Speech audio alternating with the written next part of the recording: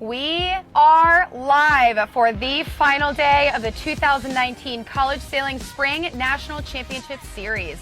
Yesterday, host Brown University, with support from Dartmouth College, NISA Conference, and Sail Newport, completed just over half of the 2019 College Sailing Gill Coed National Championship. After another brief delay on shore this morning, waiting for Newport's glamorous sea breeze to fill, the nation's top 18 collegiate sailing teams took to the water for the remaining races of the finals.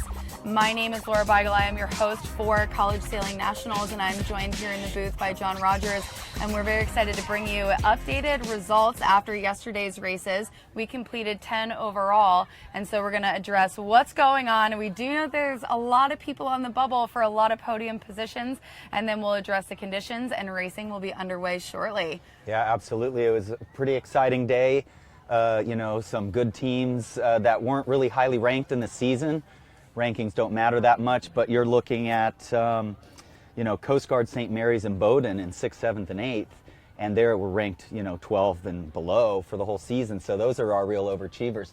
Yeah, Brown University, just really amazing B performance there. Now they've got about 30 points just over 30 points between them and second. Now that is a great cushion. We do know that racing cannot go past 5 o'clock. That is the deadline for warning signals for racing to start. So we're expecting between now and 5 to hopefully accomplish the remaining 8 races, but I am not sure that 30 points is enough. Otherwise, we've got... That'll be kind of hard to make up, obviously, with Ragna Agarup and their Joseph Hermes B division for Navy, just 1 point apart. Joseph, a freshman who was the reigning I-420 Youth World Champion. And then you get into Georgetown. They're a little hot and cold, but they ran off a lot of good string of races there. College of Charleston, A division there. Augie Dale, he's the scrapper going against Nick Baird in A division. Nick Baird, the super fast, man is he fast. Augie Dale, the scrapper, holding on there in the A division. Yale, I expect them to have a good day. They seem to peak day 2 in a lot of events. Hobart, they creamed the semis, and then yesterday, a little bit of bullseye on them. Maybe they'll come back, and I think Hector and Charlie Miller are going to rip it off the line. There's Dartmouth. They were not smiling much this morning. I could tell they were focused. There's the Coast Guard team again. They have another egg to lay. Their egg that they were incubating yesterday did not work. They brought another egg for today, so it might be like Horton and sitting on the egg. It might be a chicken. It might be a chicken and a bear coming out of that egg at the end of the day. It might cook today. So rounding out the fleet, we've got Coast Guard. Just beneath them, tied, is Stanford and Boston University, Tufts, Old Dominion, Bowdoin, Jacksonville, Boston College, Connecticut College, and UC Santa Barbara. Now, what we just saw in those standings is that there are, between 2nd and 7th place, there is enough racing left in the series, and all of those teams are close enough in the scores that they are eligible for podium positions. So we are going to see some pretty hard-fought battles out here on the race course. And again, it is a little bit later. We finally have some sun, which is, I think, really, really well received at this point after being in dry suits for 2 weeks for those women sailors. Yeah, we got the lightweight gills on now and shorts. So yes. Yeah, it's been a different day every day. Feels like summer finally. And we are sitting over 53 or whatever degree water. So where we sit each day is chillier than anywhere else. Yes, definitely. And we're not doing anything physical, so we don't have anything to keep us warm. Yeah, like and talking about the results a little, obviously Stanford, the #1 ranked team in the country, we expect them to turn it on today. Maybe not a chance at the podium, but they want to regain some pride. They had a rough day yesterday. Yes. And I'm really excited about the battle in A between Augie and Nick Baird there, and then also between Joseph Hermes and Ragnar. I want to see what happens in those top of each division. It's definitely going to be really, really tough racing today. We did see the conditions were not variable as far as being good racing conditions, but variable in that there were 2 or 3 different variables out there that all took precedence as being the key part of the strategy at different points throughout the day. So we know that the current prevailed, and then the left shift prevailed, and then the right shift prevailed, and it was so dynamic that it was definitely challenging to stay consistent. And today, I'm not sure if we have conditions that are going to be that tough, but we will see shortly how it's going to go. Recapping yesterday, what happened was race 1 through 4 for each division were one thing, and that was to get to the left and not tack. The boats that tacked 4 or 5 times actually ended up out of the top 10. Then when the current changed, something happened because every beat of every successive race was pretty much opposite. It was almost like you had to guess left, right, left, or Right. and almost guess it, because it really came down to, it was really erratic. It was much more gnarly than the semifinals, which was shifty. And, you know, it really came down to comeback ability. The teams that could come back, like Brown was the best comeback ability. That's why they are where they are. The teams that could hang in there and come back despite the conditions were the ones that moved up the charts. Definitely. So let's go ahead and take a look at the conditions for Yeah. today. Now the breeze just filled in. It is the sea breeze direction. We do see puffy clouds in the sky, which is excellent sign for us and what our future is here in the next few hours in the remaining racing. However, we know that we've got current that is definitely affecting the course. What time is it we're going to see high tide today? It's been coming in all morning. It's been going out all morning so far. It actually changed somewhere in the 11:40, 11:50th time frame. So we do have a flood. I see the boats at Connecticut Island swung around this morning as we were sitting here waiting for the wind. So the tide has changed, but over here it's swirling. Who knows? I suggested to the teams, a couple teams like Santa Barbara, some of those teams that need to rally themselves and get some fire, is sit next to lobster pot, sit next to the committee boat, sit next to the pin, variable, and you'll start to get an idea of how much current there is. It is swirling. It's not an easy thing. No, definitely not. And then here's our breeze right now. Beautiful sea breeze conditions. So John, talk us through that, what we've got, what we expect to see, because it will continue to develop. Yeah, it's just not hot enough in the northeast and north of us here for us to get a true Newport sea breeze. But we have a little bit of gradient wind. There's a lot of weird pressure systems, all mild, all surrounding us. So that's why it's lighter. We have a little gradient wind blowing up from the west-southwest, and then we have a sea breeze that will come from the southwest because of the 80-degree temperatures just to the north of us in the inland here, north inland areas. And so those two will complement each other. They'll fight each other a little, so we'll have pretty shifty conditions. And then the big factor right now is the left side of the course is underneath Fort Adams. So maybe we won't see what happened yesterday. Yesterday it was kind of a race to the left with the exception of one beat in the first four races. Today, who knows what's going to happen. So we are out on the water. We do have our weather mark set. Now, they do seem to be having a little bit of trouble deciding where to place some of these marks. We've got a weather mark in the water. I do not see an offset in the water. At one point, we did see them begin to lay the pin. Now, one of the things that they're going to make sure that they're really on top of is this breeze just filled in. So it's going to be a little bit unsettled, and they want to set a fair course. And I think that everybody can attest to the fact that they have been setting these incredibly fair courses, making it very, very challenging for these sailors to pick variables in the course skew. There just hasn't been one. So I bet another maybe couple of minutes once they see how the breeze is working and oscillating, and then they'll set a square course and we might be off after that. Yeah, somebody mentioned yesterday they thought the starting line was awful short. They didn't remember that. I'm on the West Coast. I don't get to go to the regattas, so that's an interesting comment.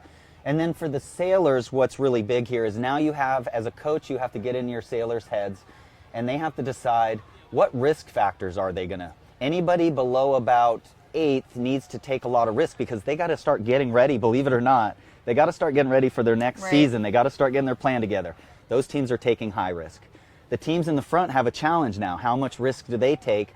My goal, if I was in the front, would be start to windward of my main competitors. I'd like to have a starboard tack advantage over my two other competitors, and I really want to tuck up underneath the windward boat. That's for the leading teams. It's all about the start. They've had all night to analyze, and we don't want to analyze too much. We want to start well in this first race and get off. And if I was Brown, if I was one of those teams in the top 3, I'd try to get off to the right side of my competitors just so I have a starboard tack advantage, and then I can lay up under them when they come back across and keep it close.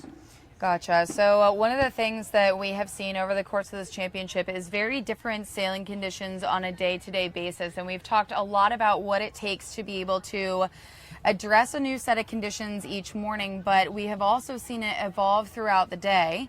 And so being flexible enough to accommodate those changes. What the biggest difference between what we've seen so far and yesterday as well as today is that this is the lightest 2 days we've had. So the big challenge there is that they have been, getting acclimated to a certain type of boat handling for certain type of pressure, and it's all been much more breeze than this so far. John, being that you're a coach and you work with sailors of this age and younger, how would you try to tweak their boat handling going into another lighter day after spending time on the water yesterday? Well,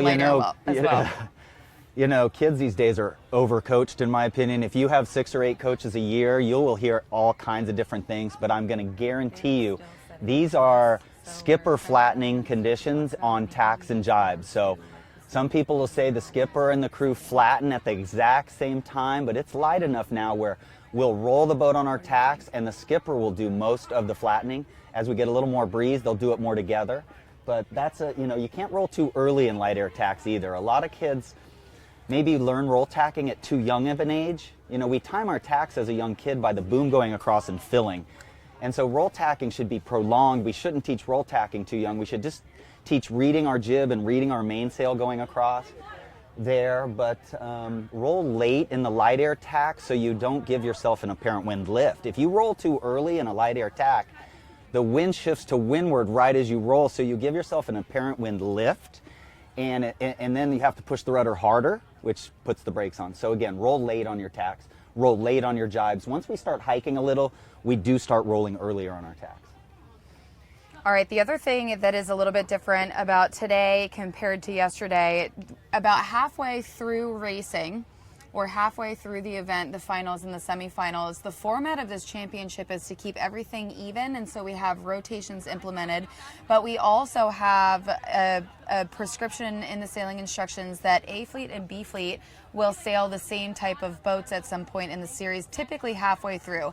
Yesterday, A Fleet started in those collegiate FJs with our sponsor Gill on their big logo on the sail. Today they're going to be sailing the Z420s with that Brown University logo on the sail, and then obviously B Fleet will then be in those FJs. So back to the boat handling question.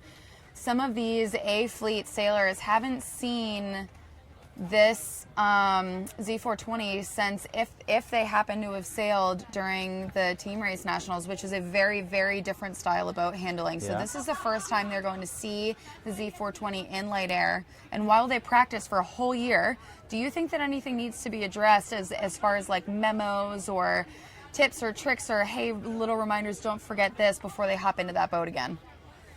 Well, absolutely. They really sail a lot of different types of boats. There's some teams that have less experience in the Z420 at this point. So the tips and tricks are to remind the crew to not do too much in the FJ. The tips and tricks are to press the boat down until the leeward telltale flickers a little. We call it a check down. We go down, the leeward telltale flickers, and then the skipper comes back up from there. That's really crucial in light air, as opposed to check luffs all the time. And the crew in the FJ's just got to stay low in the hole, probably. We call it in the hole, and not move much. Dogs because once we get, I'll remind them that it's almost like on a J24. What we do is, we even joke about getting the magazines out for the crew. Once we're up to speed in a J24 in light air, nobody move a muscle and just don't do anything. So we wouldn't do that, obviously, but the crew can't move. On the 420, the crew will watch the jib a little more, and it'll take a little more coordination. You have to play the jib on both boats, but on the 420, the crew will pay more attention to the jib, so I remind them that you're helping the skipper do a lot more. The boat can slow down and lose momentum. So the FJ, we stay calm and don't move very much. The Z420, we have to play the jib in the main and the press down, or we call what's VMG, is right in the middle, and then squeeze mode. So we change modes a lot more in the Z420. Okay, so John, I see those weather marks are all picked up again. As you guys can see, we have absolutely stunning weather here today, and it is about time. I don't think I saw a single dry suit hit the water today. Yeah, I was watching in my binoculars, and I'm watching the Dartmouth. I'm not sure who the race committee is. I know they're from Dartmouth because I see their big green jacket, and I see them holding a little thing up in the air, and every time I look at them, they're pointing a different direction. So yeah, we're going from south to southwest and south, back and forth. And so they just can't get it quite square enough. So as we wait for this breeze to settle in, we're going to keep an eye on this course and how they end up getting it all set. But in the meantime, we're going to take a short break. We're going to get some intel on what they're thinking about the conditions out on the water. Keep an eye on those marks, and we will be right back to you in just a few moments. The city's amazing. I love New York. New York is such an iconic venue, and you're going to take the fastest boat in the world and race it in the most iconic venue in the world. New York's going to be amazing for these boats. Racing on the Hudson River, the crowds will be huge. It's close racing. I mean, the boats are a foot away from each other. Not on day one, boys. Turning. I think it's going to be just such an incredible spectacle. You know, we ride inside all the buildings. It's like, you know, when the Formula One goes to Monaco. Short, tight track, all about manoeuvres. That's what we got. We're all going to be there. We're all fighting for points. We're all racing hard. Hopefully New York will put on a show.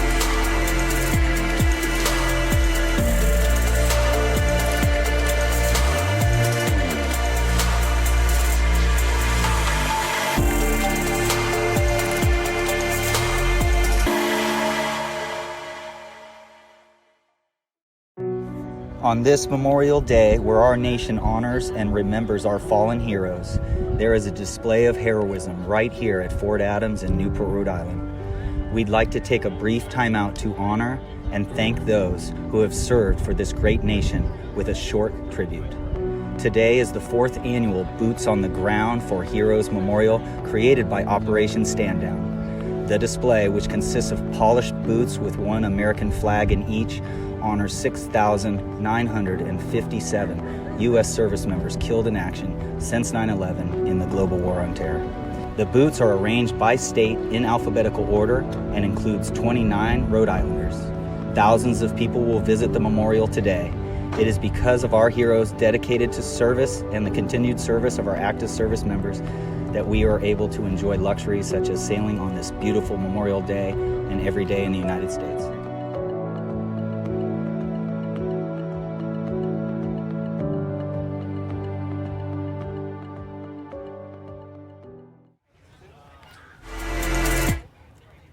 So there we are out on the race course. As you guys can see, we do not have anything set quite yet. It does look like it's a little bit patchy, still waiting for that sea breeze to settle in. We are in the early stages of it filling, so you know it might take a little bit for us to get settled.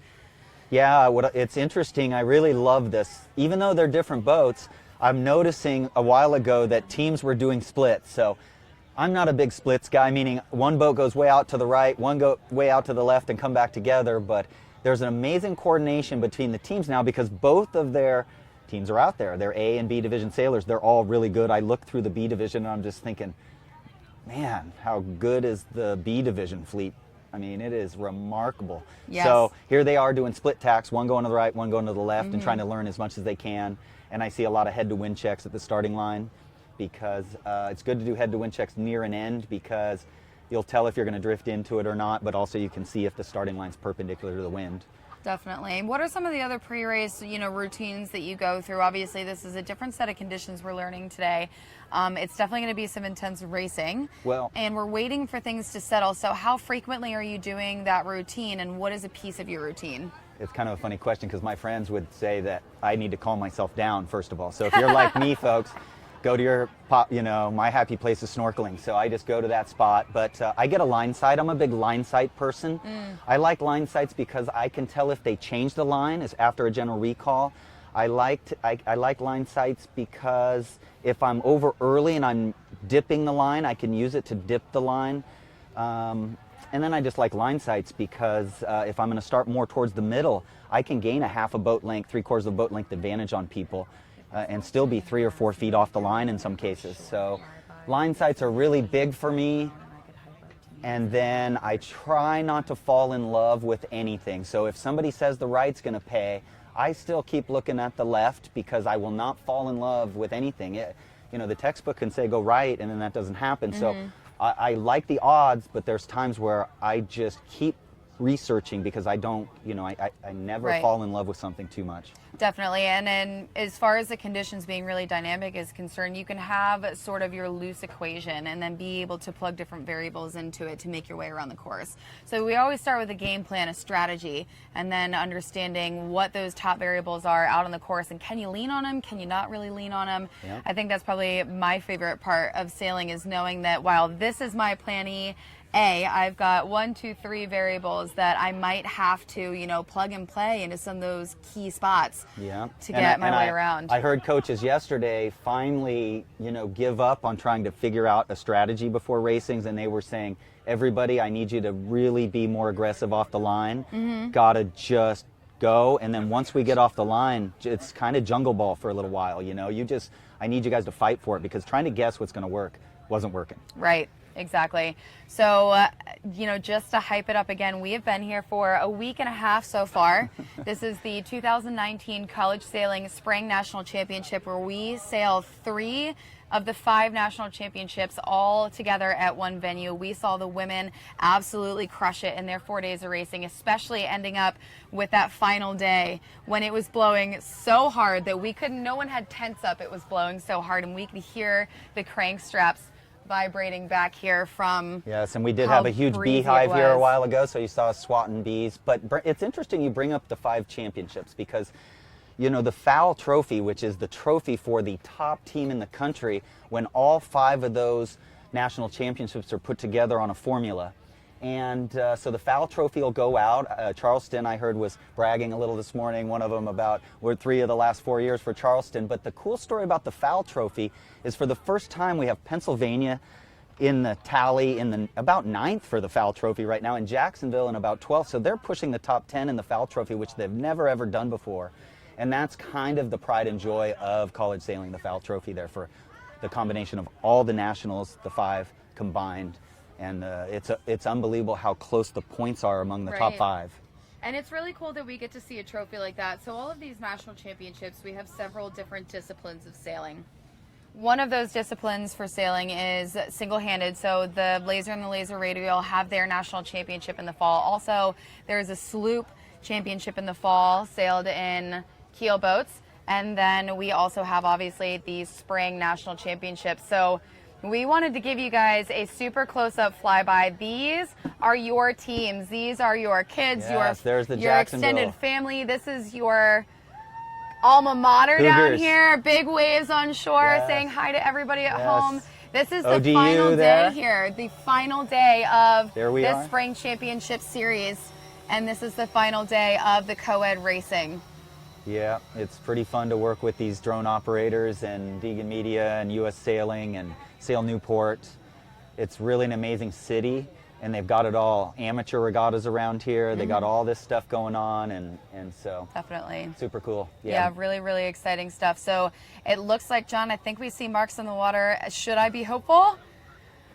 I think we see marks out on the water, and I also think that maybe we have got a stable enough direction to get started. So we are going to sit here shoreside and bring you all of that live action. As we said, those scores between 2 second and 7th place are so close that all of them have the ability to make a podium spot. So racing is going to be incredibly intense, and everyone here is literally on edge waiting for that to get going. Yeah, it's a tough choice for the 2nd and 3rd place teams because are we racing to win or are we racing to get 2nd? It's, in my book, a risk taker, having sailed with a lot of risk takers, you would find me probably in the first couple races, I would be underneath Brown. If I was in 2nd or 3rd, I would be underneath them, putting them in slow death as much as I could. And I don't know if people agree with me on that. I think we strive to win, right? Absolutely, we strive to win. So that's what I would do. Brown would find me underneath them quietly. It would be, I call it lurking in the shadows. They wouldn't see me. I wouldn't be near them at all. They would have no idea. And then at about 30 or 40 seconds, I'd port tack approach, and I would try to not crush them, but I would definitely put them in a position where maybe I give them 17 points, we just rock their boat a little. make them a little rattled. So we are I don't know going if you to can rattle them, actually. I don't think we can, but it might be worth a shot. Yeah. So we do see marks in the water, and we're going to take a look at this first race out there. A Fleet is on the water for their race number 11 out of up to 18 total allotted races for this championship series, and they're the first off the line, the first that's going to have to learn all those hard lessons. And I believe that they're going to begin with the course 4 and perhaps do a course 5 next. And we are just moments off of that start for race number 11A, and they are in those Z420s. Looking towards the Newport Bridge, and we've got some boats, I believe, had to tack out right away for 2 reasons. One is maybe they didn't get a good start, but also I think they believe the wind is a little more steady out to the right because it's not in the lee of Fort Adams.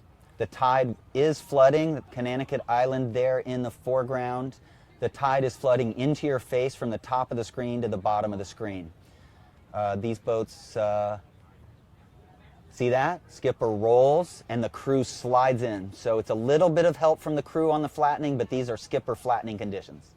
It sounds good to do things together, but we have to do what's fast, right? We don't do what looks good or sounds good. We do what actually works. Yeah, and hopefully you can look good while doing it if it's fast. Yes. That would be like, ideal, right? Like Billy Crystal. It's not how you feel, it's how you look, baby.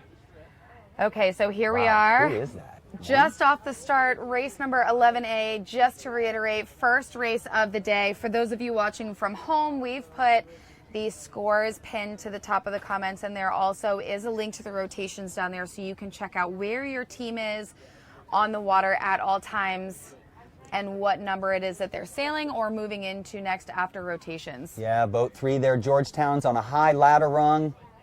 Interesting to see if they are first. And Chris Segerblum Jr. and Rebecca Fung Sr. Boat 3 crossing on starboard. It looks like they are first at this point. So he's got everybody there. That leader in the middle of your screen has everybody to the right put away. Even if one of those boats passes him, he could care less. So he's feeding back to the left. It might be my angle, but I think I see pressure in the up level middle with a current line there. And he's just going to cross these boats and try to get to the left quickly. Those boats on the left are looking, oh, there we go. He has no choice. He has to get on the lifted port tack. So Chris, being a great sailor, he just told us that this is a left phase. He's got to stay in phase with the shifts. Left, middle looks pretty good right there. It definitely does. So those weather marks just sneaking into frame here. We are in the top half of leg number 1 in race 11A, and we do see a lot of lateral spread on the course. And I don't disagree with you, John. It looks like a little bit more pressure out there. If anyone else who's watching has sailed in this, it's a pretty westerly direction. I talked to Lynn. I got notes from Lynn yesterday. I know. So if you it's still raced ebbing in on the this, left side of that current line, and it's flooding on this side. if you guys have raced in this, let us know what you think you would do next.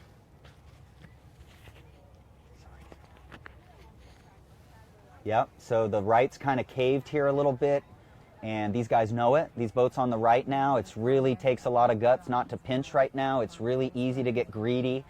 And so what you do when you're on this header on starboard tack here is you got to get the boat up to speed, act like you're in first place, sail like you're in first place, have that good feeling in your body, and try to hang here. But yeah, starboards are just scratching back. They know right is not good. That's Sean Sego out on the water, not Yeah. Chris Sego. Although Chris and I are right around the same age, and I think we both would agree that we would prefer to be out racing still. Yeah, I've got reliving those glory I've days. got them all. My story about Sean Sego is I remember watching him help with race committee at age 7 in a Zodiac with a life jacket on and a little engine.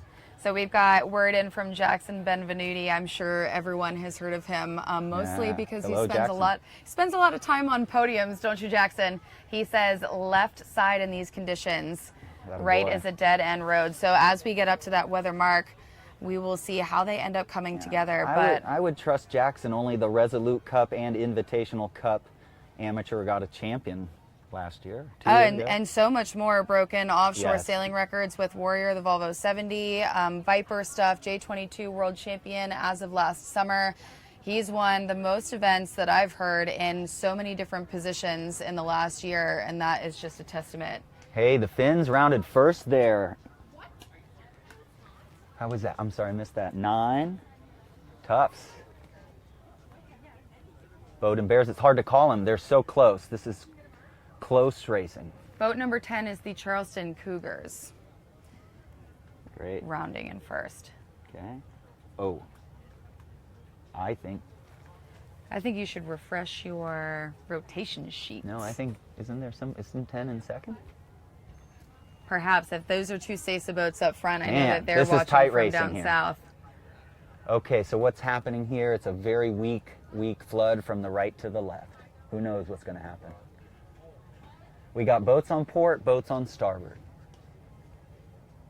So the lead boat is going to pick which side is a threat. Right now, the left is their threat. That boat just to the left of them, they're going to get a lane and probably match angles with that port tacker soon. Those boats there on starboard are not blocking their wind. That's more than 6 boat lengths. I'm saying that that lead boat is still in clear air.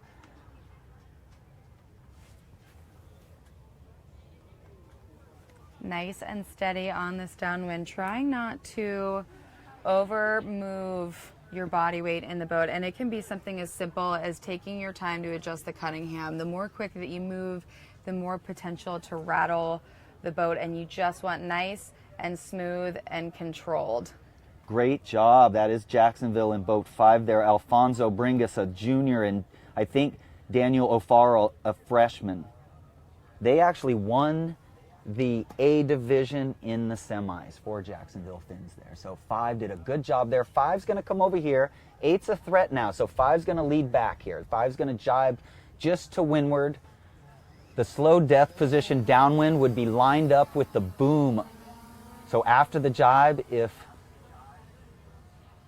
that boat at the right side of your screen is lined up with the boom of 5, that will be our slow death position. I think 8's made a big gainer here. So it's streaky, folks. This is just wind related.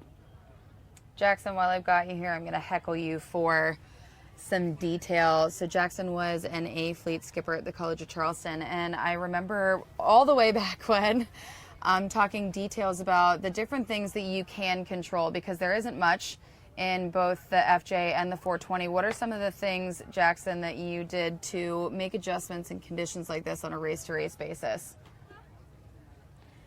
Yeah, so you saw 10 wasn't in slow death on 5 after the jibe. It's more of a beam deal. So, but 10 still jibed away. Jacksonville here jibing in the middle. They probably are just listening to the crew right now. And the crew's watching the wind, reach mode, then wing. The boat's further back. Everybody's on port, so that would possibly indicate a wind shift from the right side of the screen. Every boat in the fleet is on port. Oh, wow, we're getting to the gates quickly here. So what's going to happen is a lot of boats are going to come around these gates and get on starboard. It doesn't look like a dramatic shift because I see boats back on starboard. Okay, so the crews are thinking right now, if I was, well, maybe they're not. I would be thinking, where would I start on this gate if it was a starting line? And then I would be racing for that end. So if the wind was coming from our left on your screen, we'd go to the left gate. So the sailors are telling me, Jacksonville's telling me they're trying to protect this one.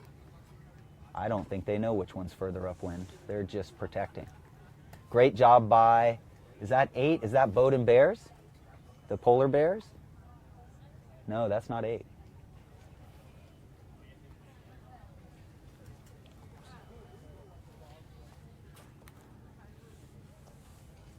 That is boat number 5 around Jacksonville, first. and Jacksonville holding on to 10 that is- lead with College of Charleston right on their heels, those ICSA boats. They do put up with quite a bit of light air and current, so maybe that is an advantage today. We've got boat 8 in third around that mark, those Boat and Polar Bears you were talking about. The gate on the left of the screen is further upwind. Look at the angle of that port tacker. He's going straight up, almost perpendicular to the gate angle. And there's your teams, people.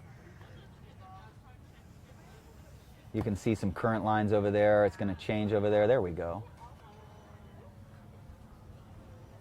So BC coming around in 6, boat 6. Around that gate mark, we are going to see them sail a course 4. That is a windward leeward, twice around, 4 total legs. So they've got one weather leg left and one leg downwind to the finish left after this. And those are your weather marks right up there in the top of your frame, headed and angled right at the mouth of the Narragansett Bay. And there you go, you get a good shot of almost zero twist. We sail the FJs with very little twist in the sails because if we let the main sheet out on the FJ, since we don't sail with a ton of jib halyard tension, well, some people do, but I don't know why people do that. You sail with the jib halyard relatively snug, and then you control forestay tension with main sheet tension. So when you let the main out, the forestay sags, and it makes you steer back and forth. You know, it opens the groove up a little bit. And then so we don't play the main very much. You can see when you get on top of these boats, the FJs. Oh, these are Z420? I'm sorry, I'm just misspoke. Z420. Totally. They switched on you, John. They switched on Gosh. They are sailing these boats with very little twist. I mean, that's why I was confused as I was looking at the sails. The true sign of a good sailor is people that can really get the boom in tight and keep the boat moving. So that's what confused me. We've got a J22 from Sail Newport headed out. And they're doing looks like a victory run by our team set up here on shore, asking who's winning. And I think that honestly, maybe they are out for a cruise today. Yeah, look at the crew hiking conditions now. Skipper in the king seat or the queen seat there sitting straight up. Just everything's about the crew doing the work and the skipper just focused on pressing a little or squeezing a little, keeping the boat moving. And look at that excellent boat handling, John. We see them moving pretty much in unison. Yep. And it seems that, so everybody has, you and I are both skipper crews. So in each of the boats that we sail, there's a primary who takes boat handling as their responsibility first, and deciding who's going to do the boat flattening and all of that sort of stuff and managing it.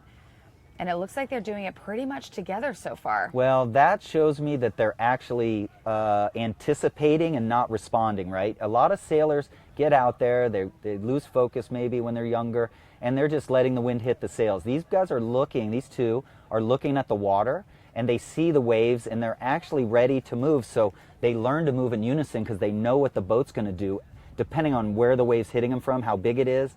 And so, yeah, they really do move together. We got to see that a lot in the semifinals with the Dartmouth team and stuff. We got so many amazing shots of watching that crew and skipper just like, they're almost tied together.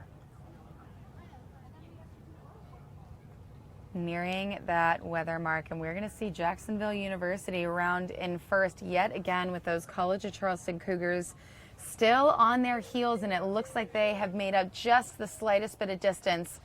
And getting around this weather mark with that chop and keeping your boat speed up is going to be key and definitely challenging. Now, John, do you think that we are going to see some tough weather mark roundings again today? Last couple of races yesterday, they really struggled calling that starboard ley line, and a lot of them came up shy. Well, historically in heavy current places in light air, fleets spread out because the real natural sailors that have put 10,000 hours in, they can sail in current really fast. A lot of people don't realize the current shifts the apparent wind, and you can just be 1 or 2/10 of a knot slower on one tack and lose 45 seconds in these races. So you know, it's just really important that the teams scrap really hard because the fleets are going to spread out here quite a bit. And that's actually, Jackson gave me an answer back to that question. Stay on the edges of the packs of boats and keep your head on a swivel. The breeze changes quickly when it's light.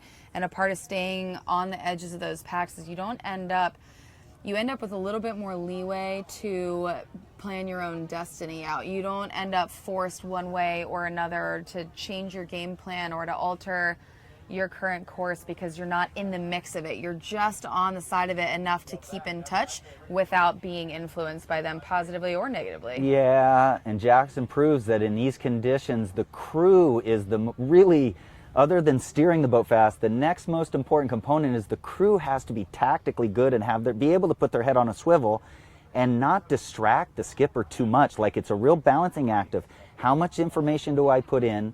We don't say higher and slower, lower and faster constantly, but we're trying to figure out what our feedback is. And head on a swivel is a great analogy for what the crews, especially, maybe the skippers too, are doing right now. On the way to the finish. And there is that B fleet in the collegiate FJs fresh off the line. Their start of race number 11 on the final day here of the 2019 College Sailing Gill Coed National Championship. This is for all the cookies, they say. Okay, we got opposite tack rule or same tack rule going through here.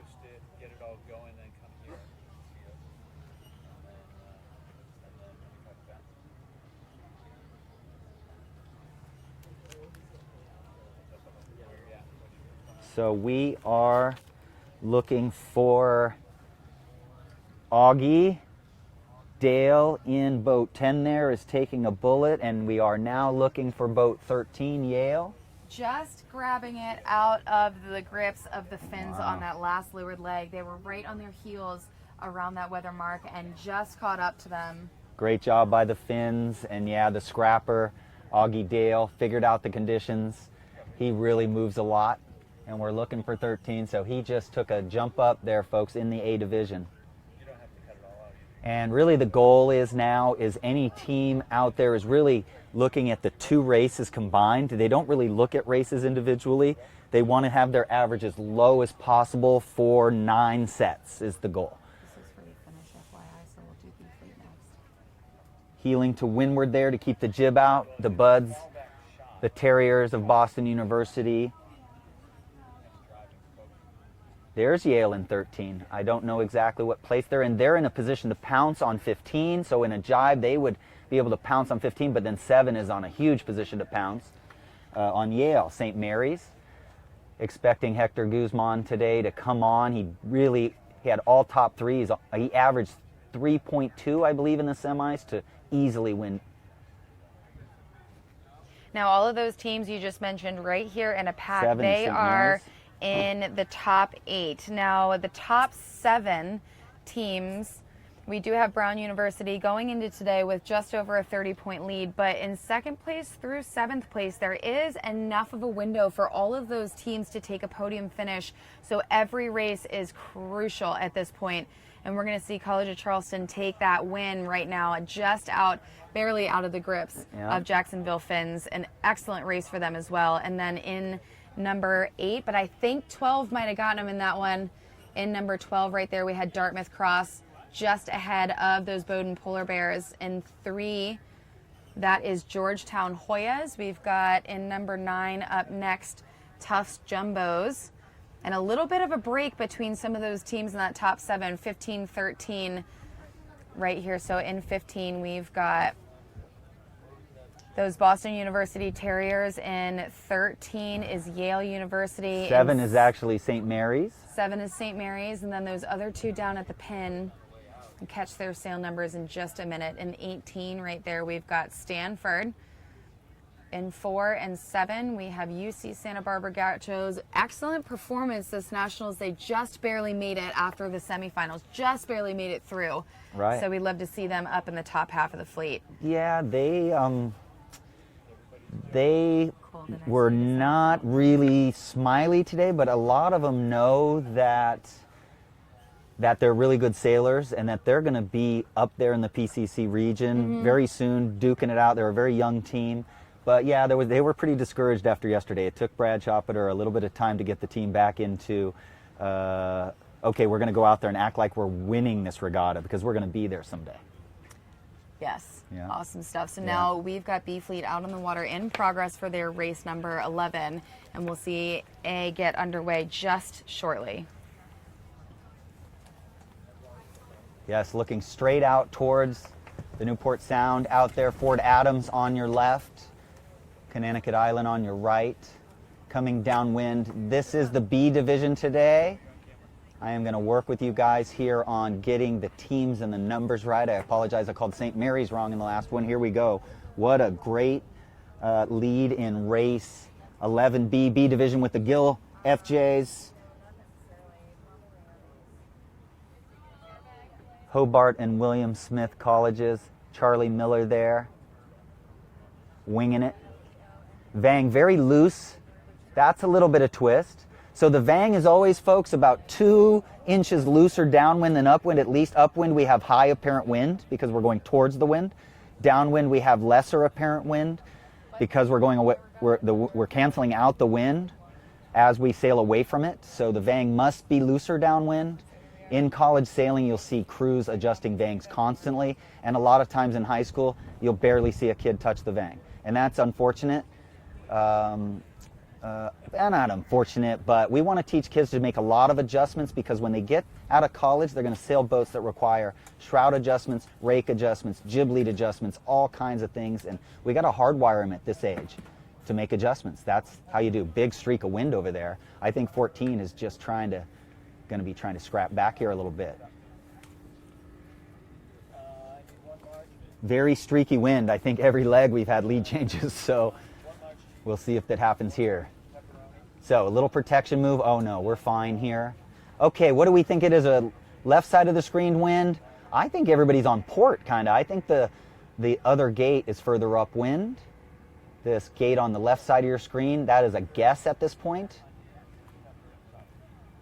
Now, if port tack is perpendicular, I am totally wrong. Port tack is parallel to the gate angle. So if I was going to start a race right now, I'd be starting at that right-hand one. If I was starting upwind, I would start at the right-hand one.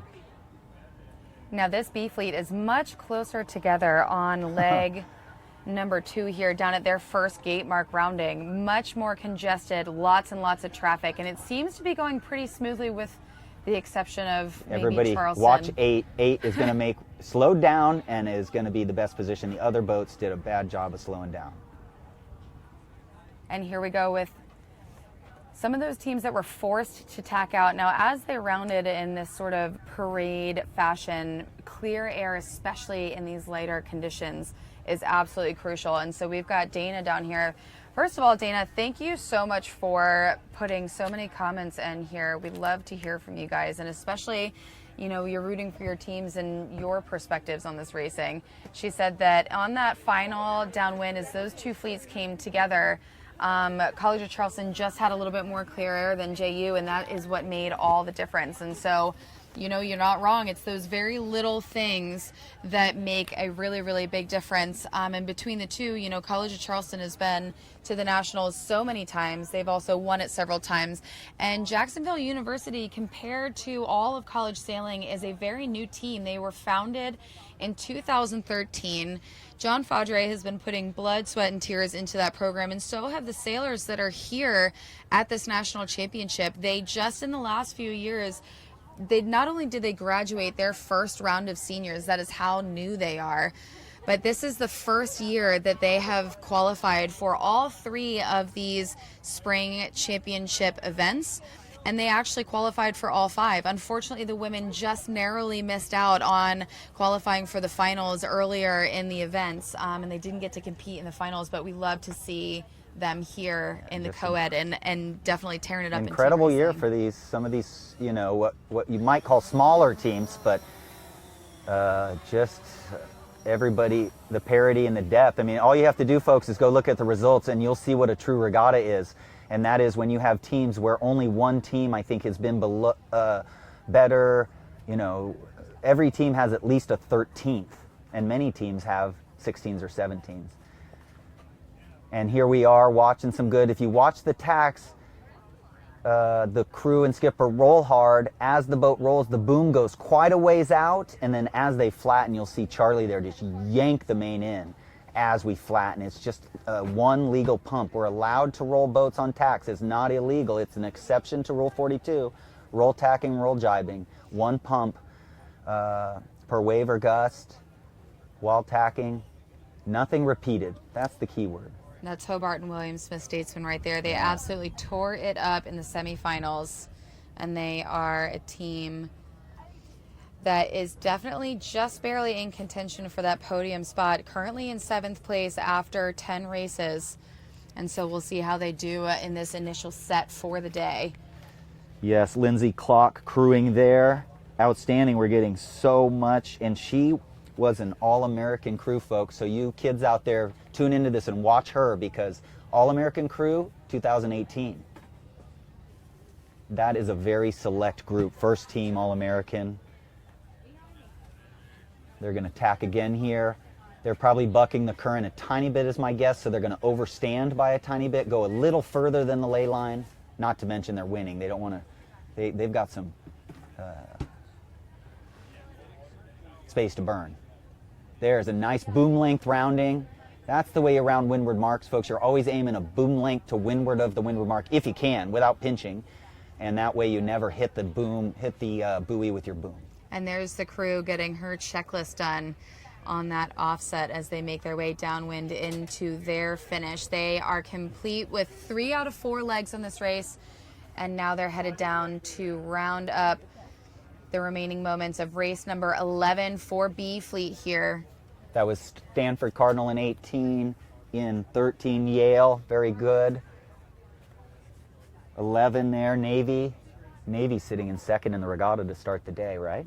Alex Curtis, we've got St. Mary's in boat number 7 for this set.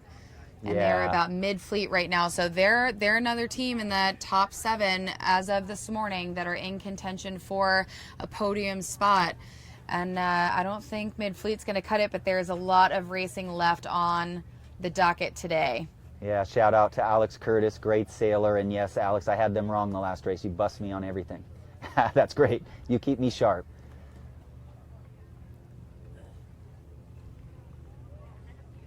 So, nice breeze. Definitely. It feels like it's filling a little bit. Now, we are just shy of directly upwind of this race course, so we can feel it coming on a little bit before we see it hit the fleet out there. Looks like Hobart and William Smith Statesman with an impressive lead in this race. And the first couple of boats just behind them are staying center to the course, and the remaining B Fleet teams are all spread pretty laterally. And we're going to see this mix where A Fleet is headed upwind on their race number 12, and B Fleet making their way down at the end of their race number 11. And I wonder if we're going to see teams sort of make their way up the scoreboard near the end of this leg with that fleet crossing together. Yeah, not knowing exactly where the buoys are, it's kind of hard to say what jibe we should be on now. That's BC in 6. You know, BC just sometimes, God, they're like the Lego team. They put in so many sailors. It's amazing. There's just like, they can just interject people and everything. But yeah, sometimes the stars just don't align for some teams. I know BC is in second in the FAL Trophy tally at this point, and you know, it's out of reach now, but what a stacked team, BC Eagles. Wade Waddell there, an All-American skipper from last year. There's Navy on the outside, who I'm not sure if they've gained or not. It looks like they are just kind of going for it here. That's cool. I would.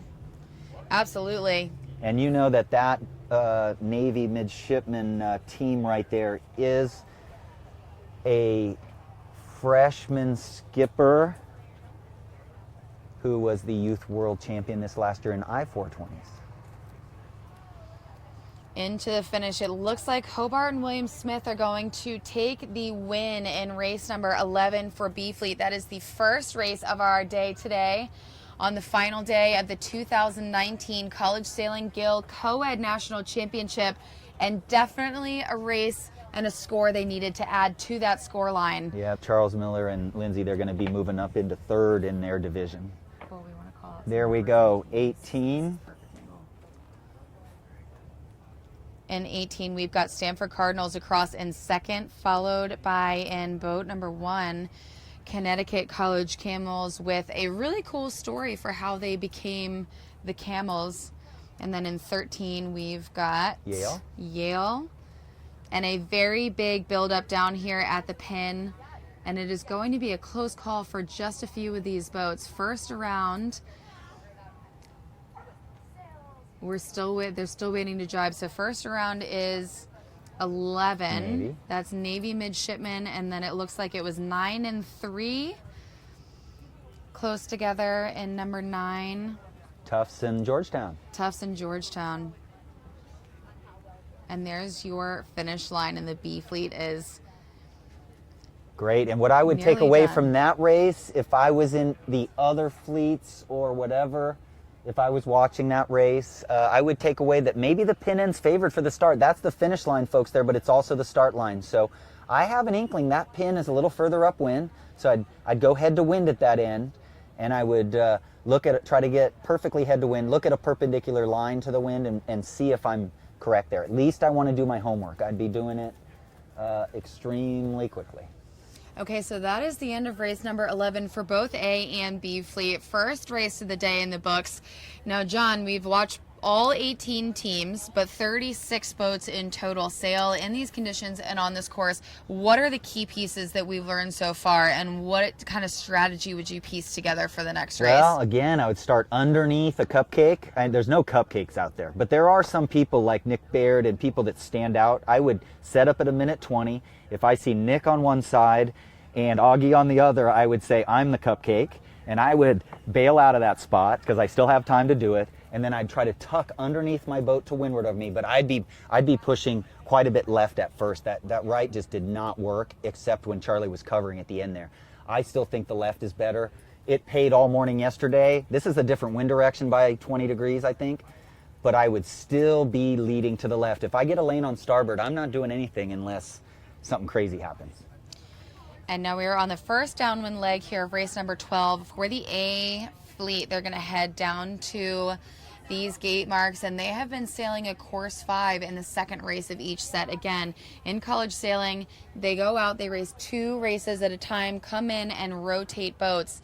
Being that this is the second race of this set, they try to send you on a course 5 legs, and then finish you upwind, which is closest to the basin, and get you in and rotated and back out on the water in as little time as possible. Yep, so we are again looking for 10 and 13, and I believe the College at Charleston is just first and 13 is just second. Ooh, double jibe there. There you go. It must have been a lefty. Sometimes, just like upwind when we have auto tack, sometimes we jibe, not auto tacks, but sometimes we tack and we realize that it wasn't a good move, we tack right back. That's what happened. Nick jibed there on the starboard. He said, oh my God, it's a wind shift to the top of the screen. I'm going right back. So here we got Augie on the inside, College of Charleston. Yale's going to try to stay wide here and just try to hang and get around the bad air of the fleet behind before they clear out. So 13 is going to go 6-7 boat lengths, a little wide there, and then they're going to be trying to clear out. Wow, that was pretty impressive. Acceleration on 13 there and then pointed. That was a lot of confidence. They're having to squeeze out of this tack a little. If they had that to do over again, I think they'd have waited a couple seconds. The gates look clear. I still think I would start on port tack at this left gate if it was a starting line. I still think that the left gate is further upwind. And that's where the leaders went. If you're in mid-pack, one of your indicators of which gate to go to is where do these smart leaders go, right? They're the best sailors out there. So if they go to a side, I'm thinking more than 50% chance those first 2 or 3 boats are correct. So I use a lot of different techniques to judge which end is further upwind of those gates. One of them is if I'm in mid-pack or so, I watch the leaders. Hopefully I'm not in the back. But Hopefully. It happens. So One that, can only again, hope. when you're in the back, you got to find a way to get your mind back on sailing like you're in first place. What would you do if you're winning? And what I do is I try to figure out which gate buoy is going to get me back in this race. So I start doing it pretty early.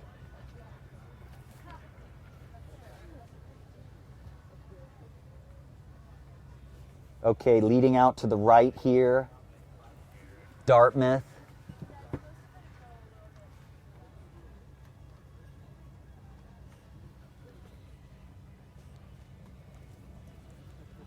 They're probably 9th or 10th there.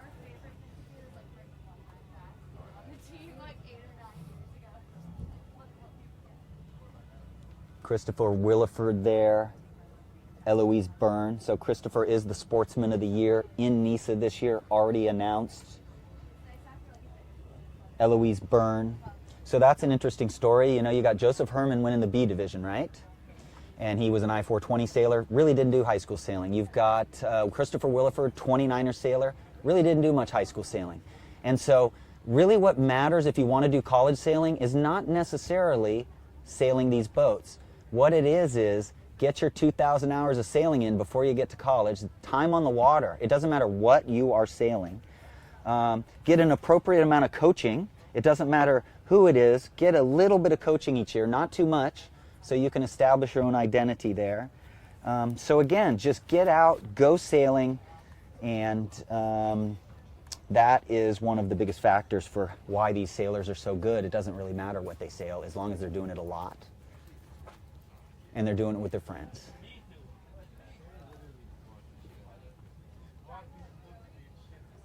There are those weather marks in frame, and this will be their second weather mark, rounding in race number 12 for the A fleet. Great. A good friend of mine just showed up, Bill Fortenberry, J24 world champion. Sailed for URI. So bringing up URI, you know, Skip White is actually retiring, and Skip White, the legendary 470 coach, Olympic U.S. sailing team coach, URI's coach for several years here, and they, you know, I can't remember which ones they qualified, but at least two of these 3 events.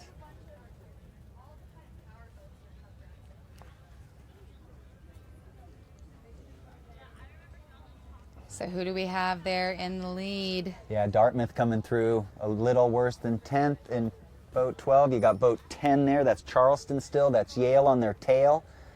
That's most windward of those 3 ports should just slow down a little, not duck too much. Very good looking toward the War College there. Wow. Wow, there was like 6 different styles on those tacks. Pretty cool. Some people womped it flat, some had the skipper flattened. Just like we want, folks. Charleston, Yale duking it out in the top of the A division. St. Mary's there in 3rd. BC Eagles in boat 6. The Bears.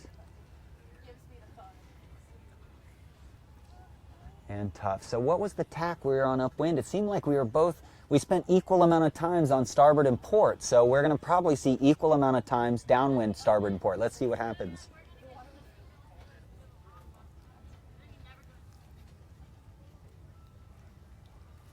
Interesting, 12 squeaking around the buoy there, and maybe the current is pushing them. You know, once these guys start hitting buoys, then you know the current's definitely switched, flooding. In this wind direction. We've got Lynn Jewel Shore here back in Facebook. Yay. Lynn, what is your analysis of the current on the course? You absolutely nailed it yesterday, and it was fun to watch the teams go through the process of learning. So any pointers, we'd love to hear them. Yeah, my guess, still no current on the Goat Island side. I think it was ebbing there for a while. It's now stopped is my guess, and then it's switched on this side. And it's pretty good contour shore along this shore, Fort Adams side, so you see some current lines up there when you get a look up there.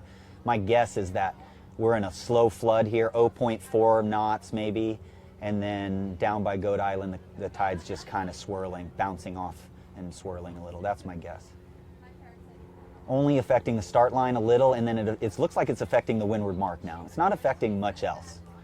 Now, John, we've been calling out a couple of the different teams as, you know, they go around in order around all of these marks, both in A and B fleet. And there are a couple of teams that we haven't really called names of. So do you think that we're going to see a shuffle in the scores today based on what we've seen so far and some of the teams that we haven't really spoken about? Well, you know, that's an interesting question. You know, I don't like to simplify too much, but I'm going to go left a lot. I'm going to work on the most fundamental strategy in sailboat racing, and that is start on starboard, keep a lane, and if nothing else changes, the boat that tacks less is going to win. So I'm not going to say that's going to work all day, but I think it's really important that we break down the most fundamental strategy, which is if the wind doesn't change, there's no current, we go 95% left, we tack, we go all the way to the starboard ley line, we tack, and we round ahead of people, and we might win a race or two. So that's what I'd be telling the teams way back, you know. And yeah, so I think we're going to see some teams taking a lot of risk, getting some bullets, which will average out their teams. So I think we'll see some teams go up, 3, 4, 5 places. There are no throwouts, so there's no advantage there. Bad teams usually move up a little with throwouts. We don't have those, but yeah, definitely. If we can average 3 boats per race better than yesterday, we'll move up 3 or 4 boats, and we definitely have a lot of crossover just out of the top 10, and then just between 6th and 2nd. It's all still very much up in the air with however many races to go.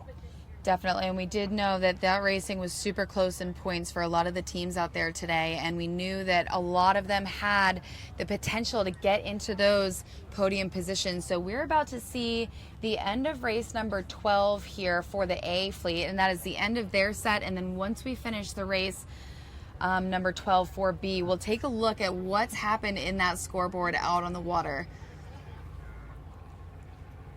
So headed upwind to that finish. This is a course 5. So we've been upwind, upwind again, downwind again. And we're going to head up to the finish before heading in for rotating. And surprisingly, it looks like the wind went left a little, right on your screen, I guess. It's hard to say that to the viewer, but almost every single boat went to this gate, so that would indicate a left wind shift, which would indicate a port tack would be better. But I'm not out there. These guys know how the boat feels. The current will affect the apparent wind on one of these tacks. It looks like the current is going to equally impact both tacks. It's going to shift the apparent wind slightly forward in the light spots on both tacks.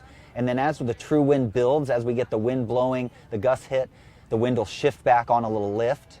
And the sailors don't really know that. It's really the best sailors sail by feel here. There's a great shot of St. Mary's A Division team there. One of the teams on the bubble for those podium spots. Yeah. So this is going to be a really big tell, these 2 races, for a number of reasons. One, completely different set of conditions than we've seen in the last week and a half. So all the homework that they've done so far on conditions, they're going to have to start fresh today, and we've seen them do that. The second reason is that it's the second light air day that we've had. And of all of the days, yesterday and today is the lightest breeze that they've sailed in, again, in the last week and a half. And the third reason is that it is the finals. This is the last day of racing. We have up to 8 races for A and B fleet left. That is a lot of racing and scores left to put in that score line. And everyone is still so close in that top 10 in scores that I think that we are going to end up seeing a lot of lead changing if these teams don't have a stronghold on their strategy, on their boat handling, on their execution, and on their mentality. Yeah, absolutely there.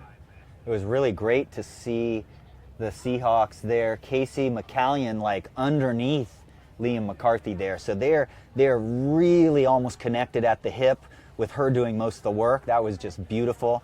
Trying to crunch together. So when we bounce through waves, we have a centralized center of gravity. And that brings up a good point. These light air conditions, it takes a lot of focus to focus for so long. And plus you have to come in for 50 minutes to wait for your you have to come in to rotate boats for a few minutes. And so, it takes, I would be telling my team, let's act like this is day 1, like we are the best in the country and this is day 1. I call it spring chicken, man. We're just like a spring chicken. We're ready to go no matter what. It doesn't matter whether they tell us the last race is in the dark. We're just here all day and we're fresh and we're going to go after the best racing, the best learning we can do. For a lot of the mid-pack, backpack boats, this is now about preparing for your practices next year. What do we need to work on? Some teams need to work on getting Z420s because they're not crazy different, but you gotta sail in the boats that you gotta preparation. Here we come into that finish line, race number 12A here. That is the last of their set.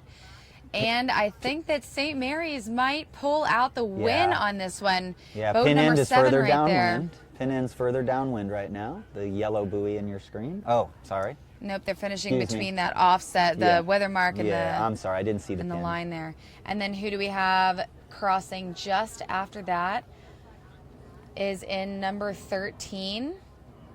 We've got the Yale Bulldogs in second in race number 12. Then we've got 6 and 5 just after, which is Boston College And in boat number 5, Jacksonville Finns, respectively. 2 and 10 there. We know that 10 is College of Charleston Cougars. And 2, we've got Coast Guard Bears, numbers 9 and 8. We've got Bowdoin Polar Bears in number 8 and in number 9. We've got Tufts Jumbos, 18 here across the line just after. And that is our Stanford Cardinal. In 17, we have Brown University Bears, our hosts. Now stay tuned. That is not the result that they want this early on in the day. And number 11 and 12 and 16 and 3. 11 is Navy Midshipman. In 12 is Dartmouth Big Green. In 16 is Old Dominion. In 3, we've got Georgetown Hoyas. In 4, UC Santa Barbara. In 15 and 14. In 15 is Boston University Terriers. 14, Hobart and William Smith Statesmen. So, John, of the top 7 teams, I didn't call most of those names until the very end of that A race. So we expected it to be tough racing. We expected these conditions to be really, really difficult. We know that we're just settling into that sea breeze, and so I'm sure that there's an added dynamic of pressure to the current that is already challenging, and not quite so many people have figured that out quite yet, what's going on the race course, and then how it affects our different breeze today. So once we get this B fleet in race number 12, they are on their second upwind leg, and we should have one more lap around for them. And we'll get a really good picture of folks, scores. Brown had 14-9 in the first 2 races, just had another one, and so that's brought the regatta back together. The only standard universal is once we have equal races in, and after we've done 2. So I'm trying to set the story after every set until we get into the final couple of races, and then we can go race by race. Like if we start race by race now, it's 3 hours of race by race updates. That's just not cool. Great shot of Navy here. We got crew in the boat condition, so they're going through a little light spot. Their heads are kind of on a swivel. It doesn't look like they're worried about sitting close together. It looks like it's light enough that the crew has gone into light mode, which is bow down mode. We do not want the stern to drag on a sailboat in light air. Boats are designed to plane or fly or skip off the water like a skipping stone for breeze, so to make a multi-dimensional boat. So in light air, we need to scrunch the crew more forward. That is a little bit of a lead for Navy.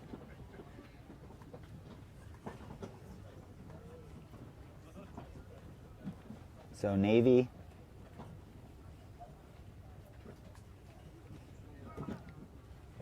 Charleston's made a move today.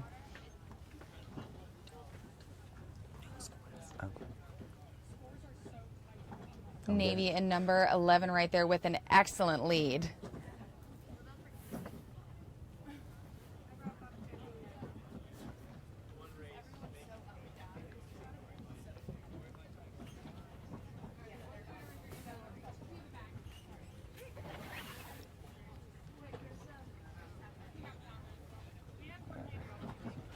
We do see a little bit less pressure out there on the course right now.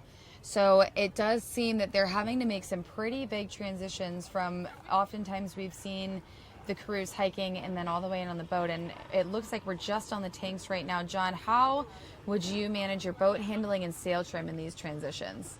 Yeah, again, it's just head on a swivel. It's late rolls on the tack, and rolls to where the rudder and the centerboard are quite a ways out of the water, so the water will come up on the rail about 3-4 inches as we roll. And just trying to stay on the tack we think is lifted. Sailboat racing is a lot about picking starboard or port tack. So upwind it's starboard or port tack close hauled, and we have little mode changes in there, and then downwind it's either starboard or port tack downwind, and we have transitions from reaching to running. But we're always thinking about which tack is better at this moment. There's Stanford going around, maybe Conn College there.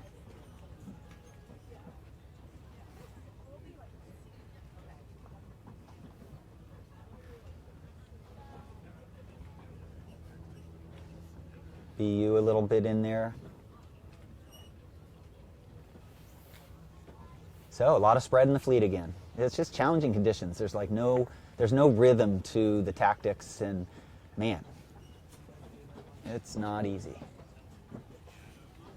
Hiking out here, keep the boat perfectly flat.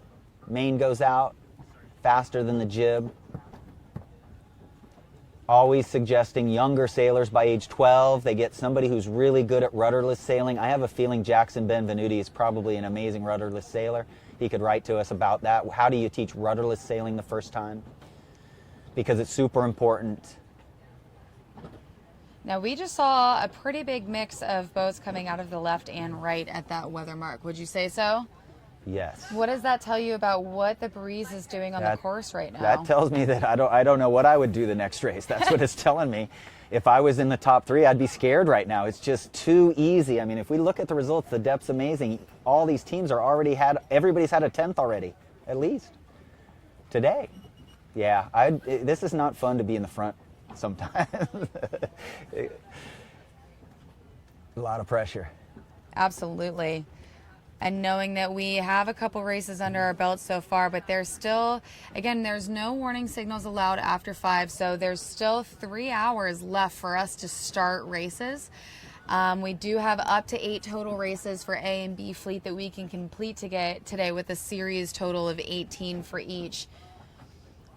So with the end of race number 12 coming down to the wire here in B fleet, we're going to see them round those gate marks and head up. We're going to have a really clear idea of exactly which teams are on the hunt today, which teams maybe didn't have quite enough coffee, and which teams didn't do their research while we were delayed on shore this morning. Absolutely. There's a big wind shift coming from the southwest here, so we're probably going to see everybody on port tack coming down here. Again, that is those Navy midshipmen with a really, really great lead up to that second weather mark, rounding down here to the gate. Off to the left-hand side, as we've heard, is probably the popular choice. So let us know if that's changed for you all who are at home watching. Where do you think you would put yourself if in a perfect world you could pick your placement on the course? Well, I can tell they're beam reaching into this gate. You're going left gate for sure here, because they're beam reaching into the gate on port tack. So port tack is headed big time. College of Charleston rounding in second, and one who rounded third around that right gate. That is Connecticut College. And then it looks like we've got 18 after that was Yale Bulldogs. Wow. A lot of sweet roundings there. Nobody cutting the buoys too tight early. 14, Hobart and William Smith up there in the top. Still haven't called some of those leading names yet. We took a look at the overall standings as we got started this morning and while we were waiting for those marks to be set, and there are very few teams in that top 10 that we have mentioned here. It's interesting because I haven't said Burr all day today, and yesterday I said Burr round a bunch, and I haven't said them today. No, good not observation. Yet. So they came into today with a 32-point lead, I believe. So once we finish B fleet and we get those results in for that first set today, we're going to have a really, really, really good picture of what to expect the rest of the day. Yeah, I think we need to spread the gates out just a little. We have 2 overlapping 3-boat length circles, so you could actually get confused. One boat could call room on one buoy and another boat could call room for the other, and that won't happen at this level, but I would spread those out just a little further. There we go.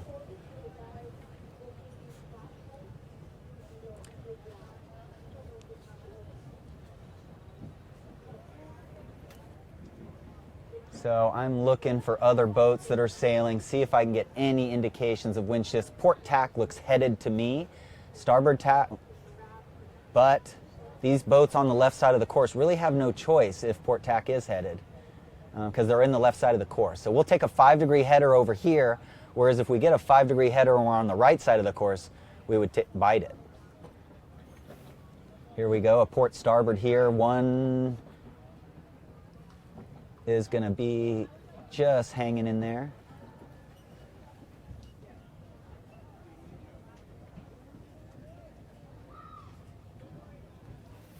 Wow, they really sail flat. Absolutely flat. I thought they were almost heeled to windward, And that's usually reserved for about 2-3 more knots beyond this, but they're just absolutely the mast pointed straight up. I really suggest younger people practice heeling to windward in practice a lot, because nervousness and anxiety and human nature make us heel to leeward in regattas. That is absolute straight towards the star's mast setting. Like, that is absolutely straight up and down. And that takes time to develop.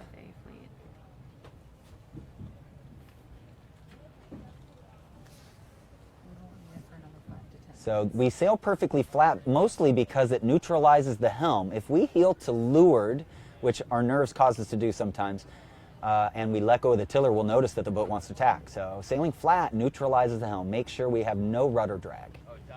And here we go into the finish. Now this is the end of race number 12B here on the final day of the 2019 College Sailing Gill Coed National Championship. And this is the first set that is fully complete, and we are going to see a shakeup in some scores.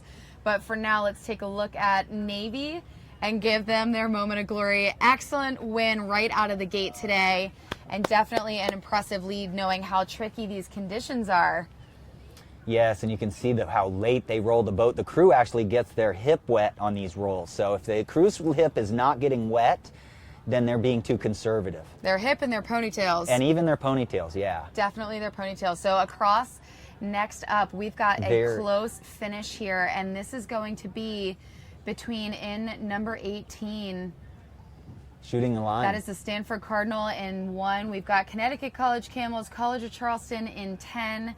In 14, Hobart and William Smith Statesman 15.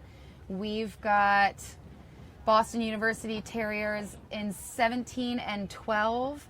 We have Brown University Bears, and in 12 we've got Dartmouth Big Green. Very close finish there. So it looks like maybe about halfway through that race. It was a course 5 legs. They maybe sort of lit a fire, I think.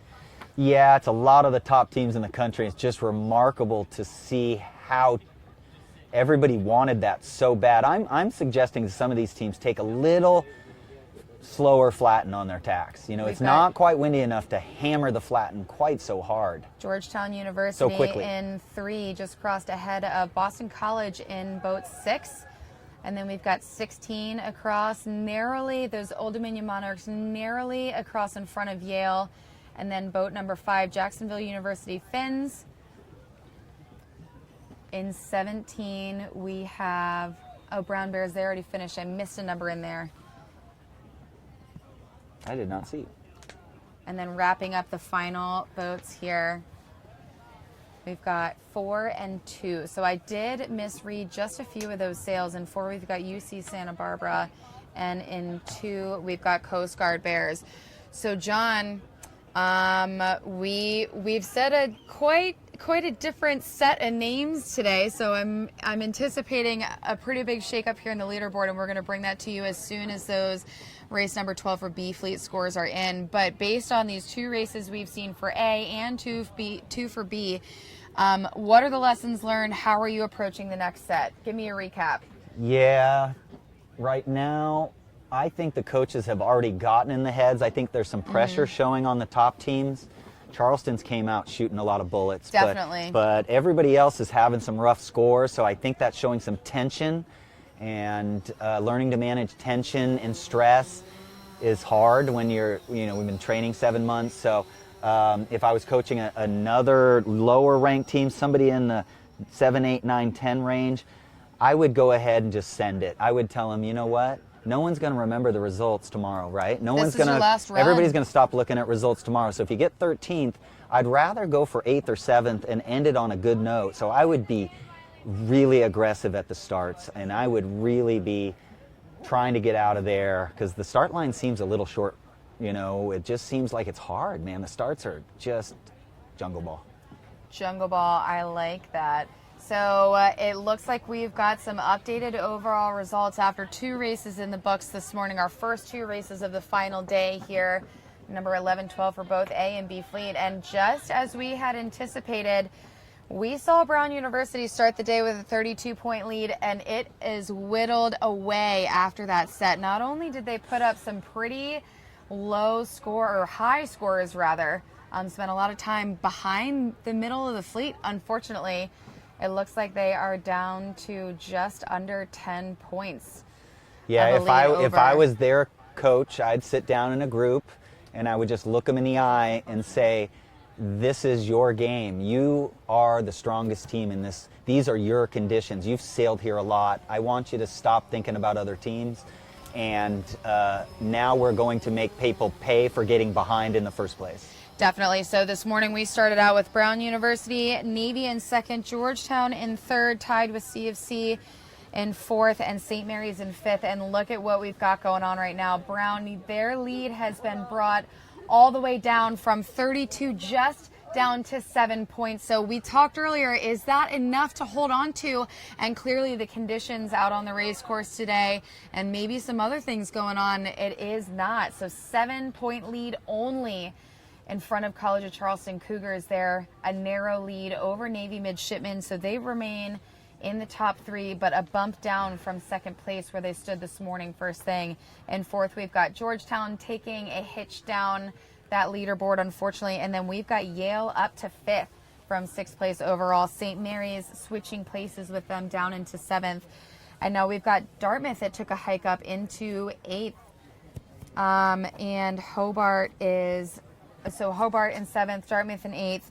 And then Coast Guard definitely took a hitch down as well, just beneath Stanford. And that is our top 10. So beneath them, we've got Boston University, who is not very far behind either. These points are extremely close through the whole fleet. If we take a look all the way down the leaderboard, in our top 10, Coast Guard rounds out that top 10, only 10 points ahead of Boston University Terriers, only a few points ahead of Tufts in 12, only a few points ahead of Jacksonville and Bowdoin, and so many ties down the rest of that leaderboard.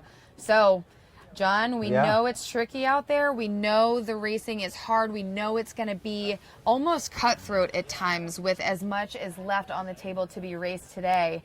And it looks like we can't ever fully rely on those cushions because there isn't much left in the leaderboard anymore for anyone. Yeah, and the most impressive things, folks, about these sailors is almost all these sailors have no idea what the points are right now.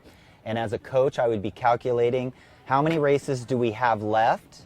And there's a 7 point lead, I believe, or whatever. How many races do we have left? I divide that into 7 points, and I realize that they're really 0.2 per race average out of first. So I know those. I don't talk about the numbers with the sailors.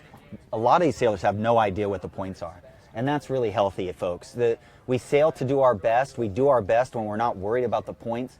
Counting points, I believe, actually makes you do worse after a while. At least choke factor goes up for a lot of people I know. So don't count points. They don't do it here. It's really fun. It's really inspiring. Shout out to Bernard who checked my math. John, I really need you to get on top of my math for me, dude. Great. It's a team effort because we both know I'm horrible at it. Well, I didn't go to college, so I started teaching sailing out of high school, so I'm not the math guy. But man, I got to put someone on that. If someone around here is willing to be a PA, I need you to check my math for me. So it was actually a 22-point lead, not a 32-point lead, and that's a pretty substantial difference there between the two. Yeah, so we'll see what happens now. The wind's come up 1 knot. It has. 2 knots. It has. Let's see if we get some hikers in the next race. Yeah, so I think we're at the point in the regatta where, as a coach, like you said, not getting too into the details of the points quite yet, but at some point, that time of day will come. Once we get down to the wire, again, our racing cutoff time for warning signals is 5 o'clock. No warning signals after 5. We do have quite a bit of time until then. We have 2 races complete out of the 8 that we could accomplish today, so only 6 left. I think that we might be able to do it. Yeah, I would be sitting here as a coach again. When my sailors didn't see me, I'd have my notebook out and I would be writing down after about 4 more races. I'd really be writing down the results and what if this, how many firsts does my team have? How many firsts do they have? How many seconds does my team have? I would have this all charted out for myself so I don't tell the kids things wrong if it does come down to that math at the end. So I'd really be doing it secretly so we didn't start thinking about the results. But I would know if we got 6th and they got 1st, what would happen and things like that. A lot of scenarios. So, John, we do feel like there's a little bit more pressure on the course. Give us an update on what you see out there. Yeah. As far as the new breeze that's come in, is it in the same direction? Does it change your plans? Well, we have oscillations coming here. I think our projection here is kind of an average. 7 knots is a good deal. That's probably what we have. 216 is almost exactly the same direction. I think the wind's probably going more, tiny bit more south to 210 once in a while, and then all the way around to 220, 222, which would be, you know, a little more west. So it is going back and forth there. That's a great projection there. We use several websites a couple of weeks before we come to these events, and we start to narrow down what's not going to happen. That's what our weather forecasts are for, is we want to try to eliminate what's not going to happen. We don't try to be exactly accurate on what is. Looking towards Goat Island on the right, the War College Navy base up there at the top of your screen, the Newport Bridge. So we are looking west-northwest was that view. You are now looking pretty much straight west out that way. This is the rotation dock there. This is where the coaches are putting in their input. I'd love to be a fly on the wall or a crab on the dock there and try to hear all these different coaches. Most of these coaches have 15, 20, 25 years of experience, and they kind of have crystal balls in their head. You know, they kind of can just sense what they need to tell their team. Yeah, we do have a lot of coaches that are tuning in today, whether you're a coach of adult sailing, youth sailing, college sailing maybe.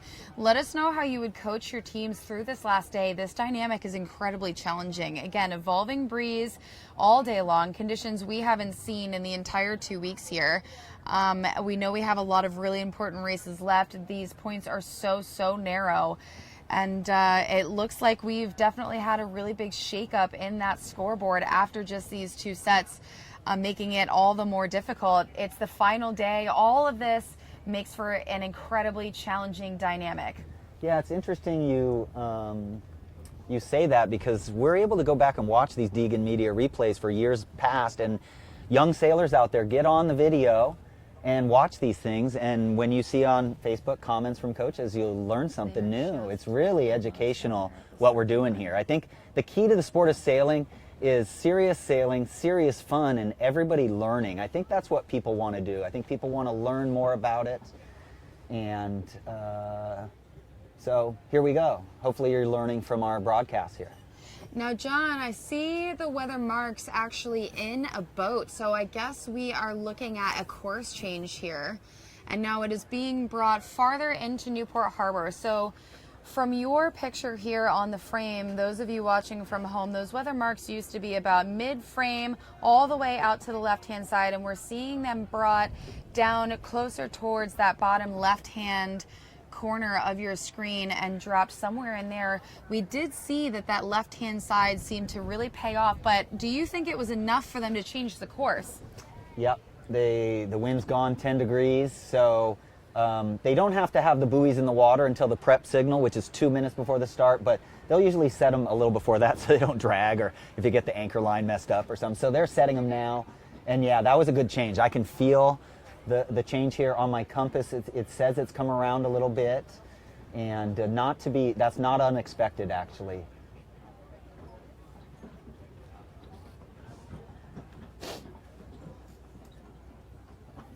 We've got some really good advice here from Joe Morris. B division, roll some 5 to 7s on average for your point average.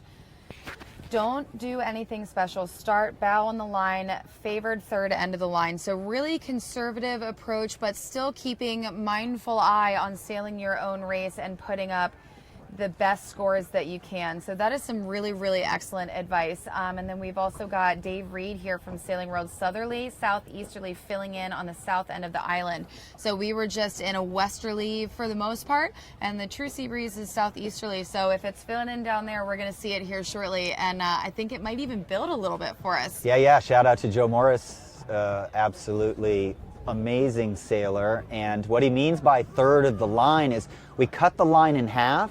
Oh, and John, then really quick. And then we cut it in half again, and that's a third of the way away from an end. I'm starting to hear a couple of battle songs out there, so it sounds like we're getting the hype up already here. 6 races left to go, 8 total on the docket for day, 2 complete. Final day here at the 2019 College Sailing Gill Coed National Championship. Battle songs up and out early. So to my eye, Oh yes, they are picking up the pin end of that yellow buoy up there. I believe they're grabbing it, but we'll see what happens there. There's the starting line. On the left is the race committee boat, a little gray boat with an orange flag. On the upper right middle of your screen, or middle upper, is the yellow pin end. They were not picking it up. To my eye, the pin looked further upwind of the perpendicular ladder rung by a few degrees. That's very common in strong fleets. If we set the committee boat end further upwind, it's harder to get the starts off. Now this flooding tide, I wonder what it's, I would be sitting by these buoys over here. I would be sitting over, because I got to figure out what the tide's doing by Coed Island over here. And that would, if the pin was favored and I wanted to win the pin, I have to know which way the current's going. If there's adverse current, I'm going to have to really put that into my game plan, because I'll hit that pin in a second. And if the current's going the opposite way, I'll make the pin easily. So that's what I would be doing right now, sitting slow next to an end. We've got some more advice from coaches at home tuning in here. Having the lead, leaning on the crew to keep an eye on certain teams depending on the standings. And then just keep an eye on them on a race-to-race basis, not so much keeping an eye on scores as they come together on a numerical level. So that makes a lot of sense too. You're still taking things one race at a time, and ultimately one race at a time is the best way to make sure you're putting up the best results and taking these steps towards the end. Yeah, that's great. I was just like drying off my hands. I'm nervous right now for these teams. I get so fired up about sailing. I'm over here like nervous, like I want to be out there. So it's just, that's the way I am. All right, I can see the boats drifting sideways as they sail out just a little. It's not a huge tide, but I can see them moving a little. So we are looking at the pin end, the yellow buoy there at the bottom. Race committee boat is up there right in the middle. One boat getting a line sight in the middle there, or doing a practice acceleration. I think that boat is pointed towards the pin, upper middle starboard tack boat. I think 12's ahead of them. If 12 went full speed right now, they're at least about. I think this end is, I don't know, that can't be a coordinated effort, but 12 is ahead, and they rounded that pin about 15 seconds later. So this end is further upwind, folks, the yellow buoy, and if it stays this wind direction, we are going to see a battle for that end. I don't expect to see the top two teams there, but I definitely expect to see the 7th, 6th, 5th, 4th, 3rd place teams hammering that end. Definitely port tack. We don't start on port tack. We'll start on starboard over there. You never port tack this fleet. Start on starboard and then would be tacking. Now the race committee could adjust that up until 2 minutes. They could pull their anchor forward, so they can adjust the angle of that imaginary starting line, that invisible starting line. They can adjust it up till the P flag goes up at 2 minutes, so they could pull their anchor in a little or let it out to adjust the line. And that's what race committees need to do more often, and leave the pin where it is. Okay, John, so while we wait for them to get all sorted out down there with the course, let's take one more look at these standings. So what I want to take a special look at, we've got the overall here right now. What we want to see is the full scores, because I want to look at who's got the top racing set so far as points are concerned.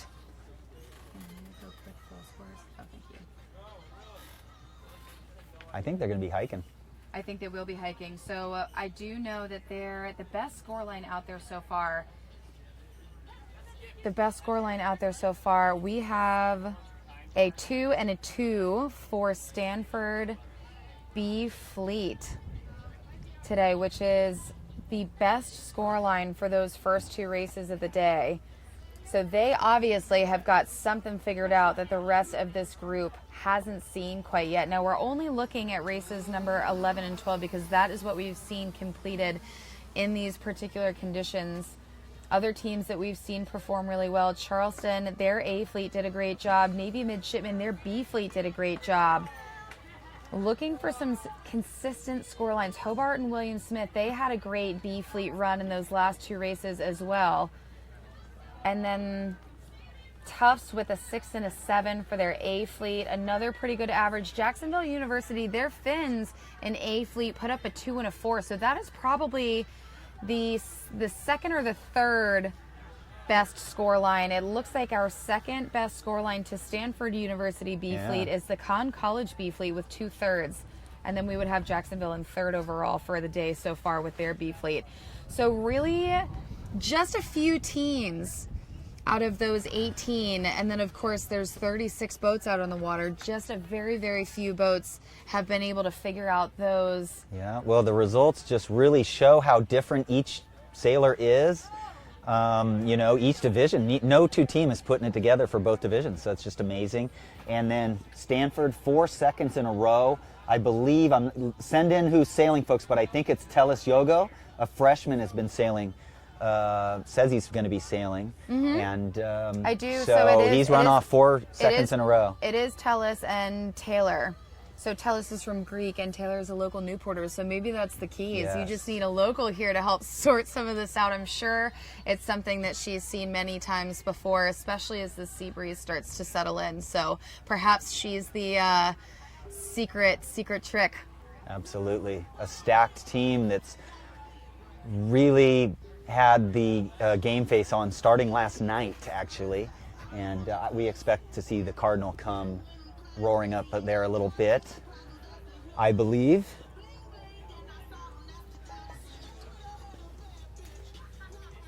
So running the line out there, doing homework. Now with this new course, John, you said that you saw a 10-degree left shift, and now that new course is set. We do have a weather mark in. I don't quite see the offset, but perhaps it's on its way in. What homework are you doing now? What do you think is going to change for this race? Well, I'm trying to figure out if we're in sequence. This It looks does like actually- a final approach. It does look like we're in sequence. Well, I would have been reaching back and forth up and down the line to figure out which end was further upwind. That's my third check. If I'm close reaching one way and broad reaching the other, then I know one end is further upwind, so I'd have been doing that. And I see a bunch of boats going to duke it out for the pin there, just like we suspected, so they have figured it out.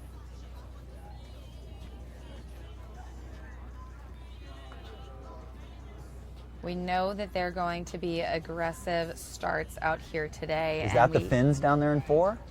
We've got the bulk of the fleet down there. Now, one of the things that we heard, especially from Joe Morris, the best advice for right now starting on this line is you want to get the favored third end of the line. We see the bulk of the fleet all within that favored third end down at the pin. Yeah, right where 5 is, right? People are peeling out, which is good. If you could do that early and then make your way into a position to get off the line with breeze and opportunity, then you should be okay. But that is a congested pin end start. We will have boats over. Several definitely spooked the herd there by sticking their nose out.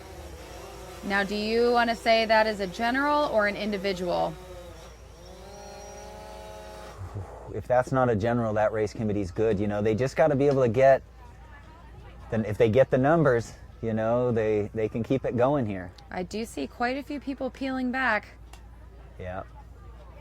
Yeah, I mean, I don't know. Maybe sometimes after general recalls, we keep going to speed test a little here. Absolutely, especially And, if you're yes, it's definitely a general recall. They're not racing. Yeah, good call, though. But you can see some teams, folks, who are just maybe just trying to get a little feel for the conditions. They'll keep racing a little bit after the start. I recommend you do that, actually, and people are going to be racing boats after and yelling at you, general recall, and it's like, I know.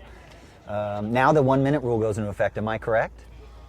I believe so. Yeah. Usually they're pretty automatic quick to do after that. the first general recall is around the end rule goes into effect. So people will be looking to be a little closer to the line if they can.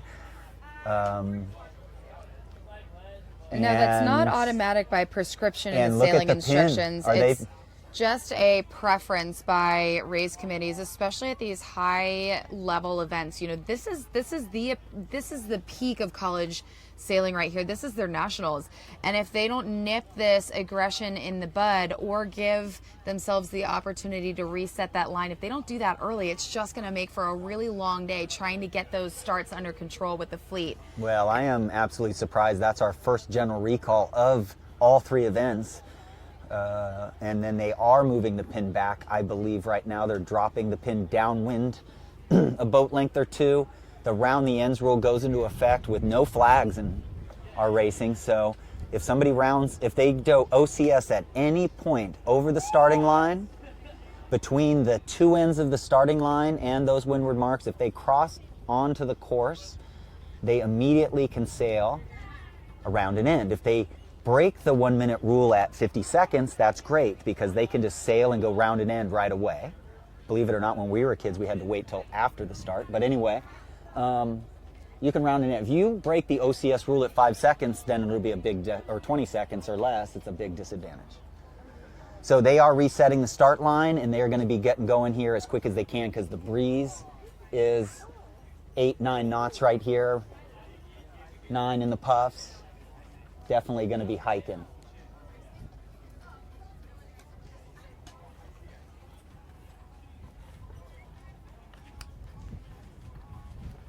Maybe I should quickly just recognize the protest committee and the group that are here. Don Becker from California, Cliff Black from Chicago, Fred Hagedorn, he is the executive chief, the secretary general of the Pan American Games sailing group, Dick Grumpet, a local.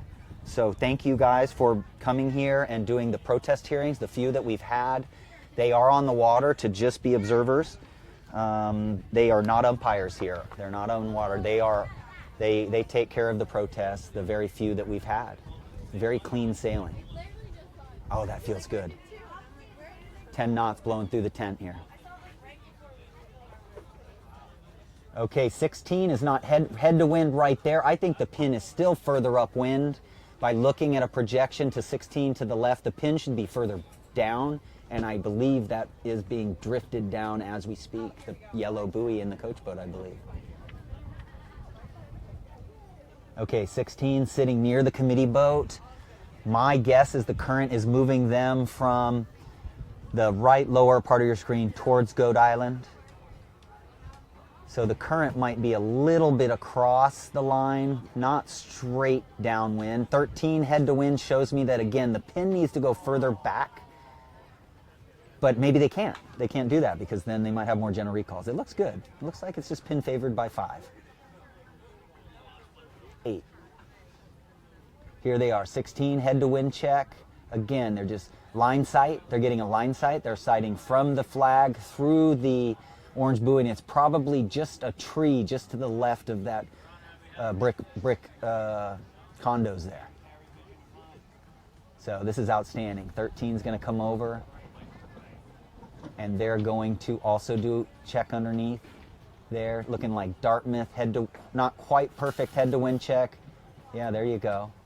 So you see all these great teams going through their homework, right? Boat 2 looks like they would cross 13 here if we were to go upwind. So all these things as a crew I'm watching. And then the rule on the jib right now is trim the jib for speed unless the skipper calls otherwise. So we just trim the jib for speed, and the skipper will call for a full luff or a half luff or whatever. And they're doing their homework. They are doing their homework. So we are about to see them start race number 13. Again, the A fleet is going to lead the starts of the set. They're in those Z420s today. Not something that they've been in yet this regatta. So new boat, new conditions all over again for this next set. And they'll sail 2 races. So we're about to see 13 and 14 for both A and B fleet. And we're narrowing down on the last race of this series and crowning a new champion this year. Yes, exactly right. The Henry A. Morse Trophy for the first place team at the end of the day today. And so we're going to see in the FJs again a very solid low center of gravity, still working the boat, but not, once you get up to speed, you go into squeeze mode here. In the Z420s, we're going to see the crews and skippers all over these boats and really romping on it, even unweighting themselves as they go over waves. They'll actually lift their butts up a little, and then as they get through waves, they'll get back into that hiking low, the crews underneath the skippers almost. Okay, so 8 trying to go high and slow to get away from 5 there and close the gap on 6. 6 should be closing the gap on 17. Anytime you're not threatened, folks, high and slow. Sailboat racing is about going slow, and then slow, and then slow, and then slow, and then right at 12 seconds or 11 seconds, fast, fast, fast. It only takes us, in these boats, in this wind, maybe 8 seconds to get up to full speed. So again, you got to remember that, folks. Don't go fast now. All you're going to do is be like the tortoise and the hare. You're going to be the hare. You're going to go and foul somebody or hit somebody, or be more like the tortoise on this vital approach. First thing I teach kids how to do is safety position and go slow. 10 is drifting sideways. They should have the main in, accelerate, and get away from 18 more. 3 is doing a good job, 9 double tacking here, and going to come romping in on a reach. They're going to make it in there with this current, folks. The buds are easily, with this current, opens up the committee boat end, and these are just beam reach right in here and just leave it. They had to defend a little there. They were worried about 6. Otherwise, they could have just. So 6 is going to do what 9 wanted to do. I think it was clear. I think it was clear start.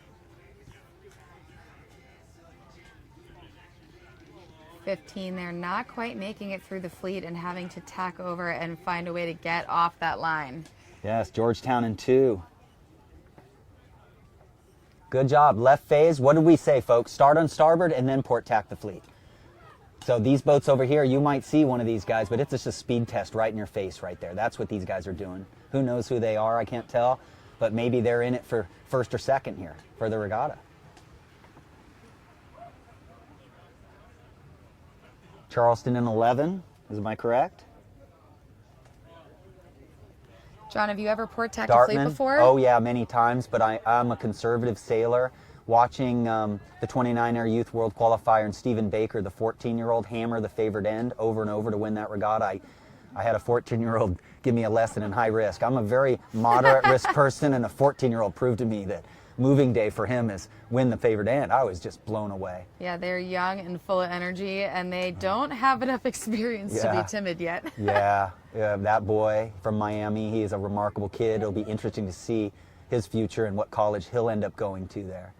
So we saw 2 teams that we know are in contention for those podium spots down at that end for sure, with an excellent start. Now that was Hobart and Navy. We did see Charleston down at that end as well.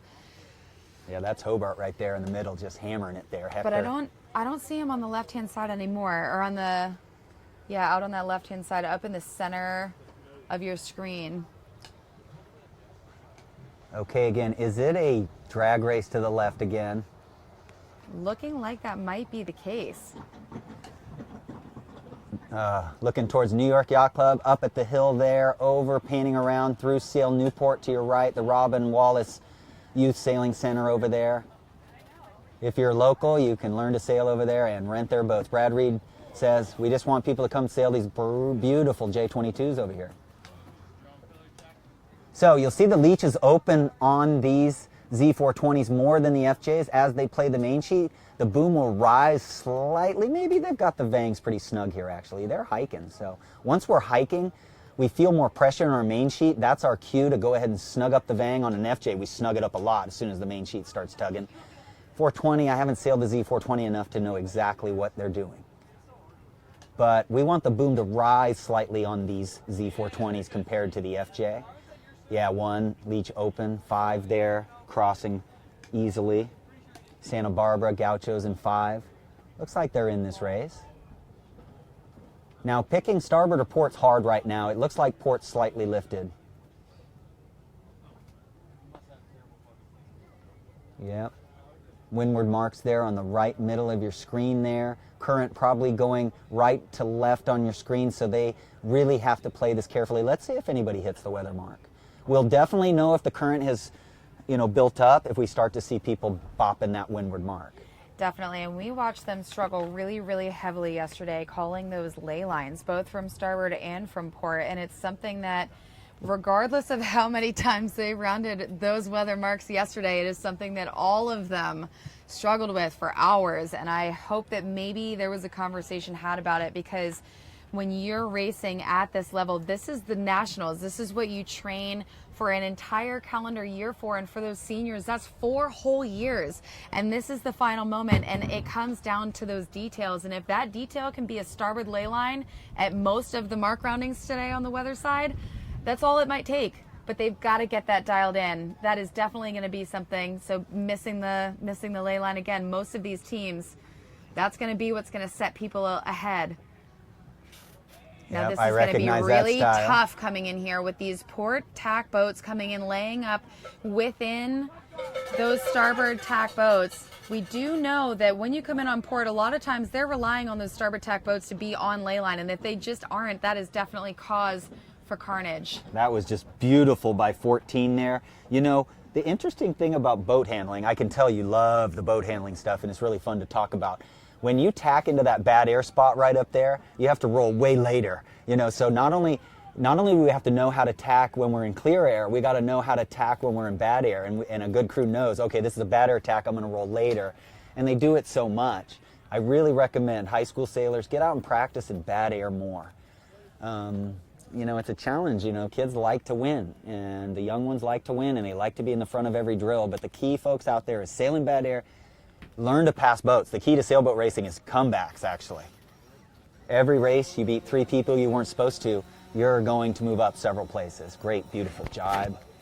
Yeah, you bring up a really good point there. So, we all like to win, of course, and that's the ideal scenario, but it is not a perfect world, and oftentimes you'll find yourself in a position that's definitely not where you want to be, and perhaps even worse. And so practicing being in those scenarios will make it a lot easier for you to be prepared, for you to be proactive, for you to be really flexible and on your feet about making decisions. Yeah, and it's not so much at this level. They probably have some teams here that have people that have psychological training, where they're working with you. As you get onto the U.S. sailing team, as you get out there in the America's Cup and things, that you really learn how important it is to be able to stay in this upbeat frame of mind even when things aren't going well. And at younger ages, we tend to not be able to respond. When we work out, for instance, we visualize bad situations. So when we're on the hiking bench, we imagine we're in 12th place when we're supposed to be winning.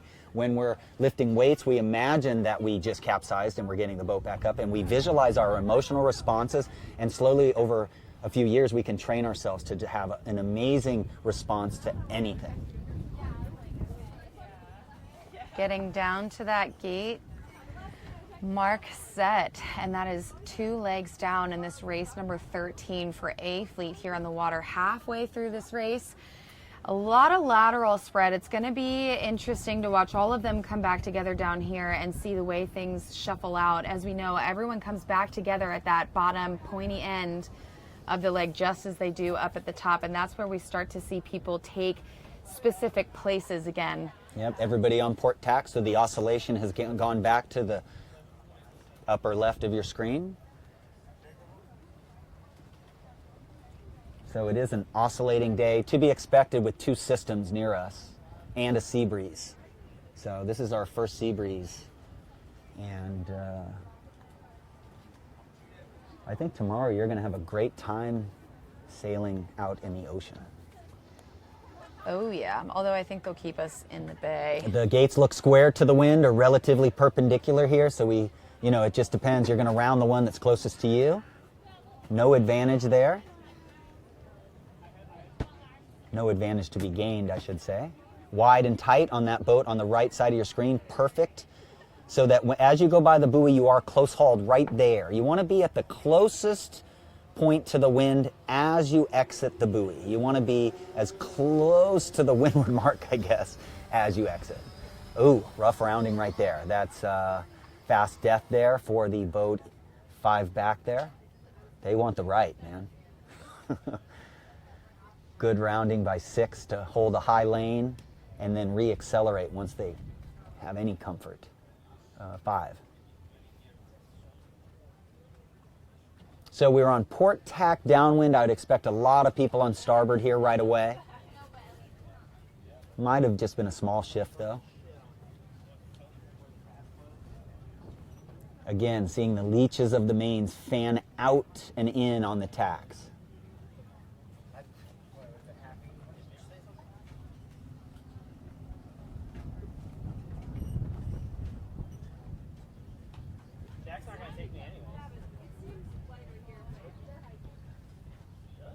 Great shots here from the Degan media and provided by U.S. Sailing, the coverage here. Very lucky to be able to sit here. I just get so excited. We can learn a lot about tactics and strategies by watching all this from up here. Definitely looking like the fleet really likes that left-hand side. Now this is a little bit more true in direction to what they experienced yesterday. So I think the first step as a competitor is identifying that and then sticking to what you learned. If you can take lessons you've learned in past races in similar conditions and put those into action as soon as possible, it definitely puts you one step ahead.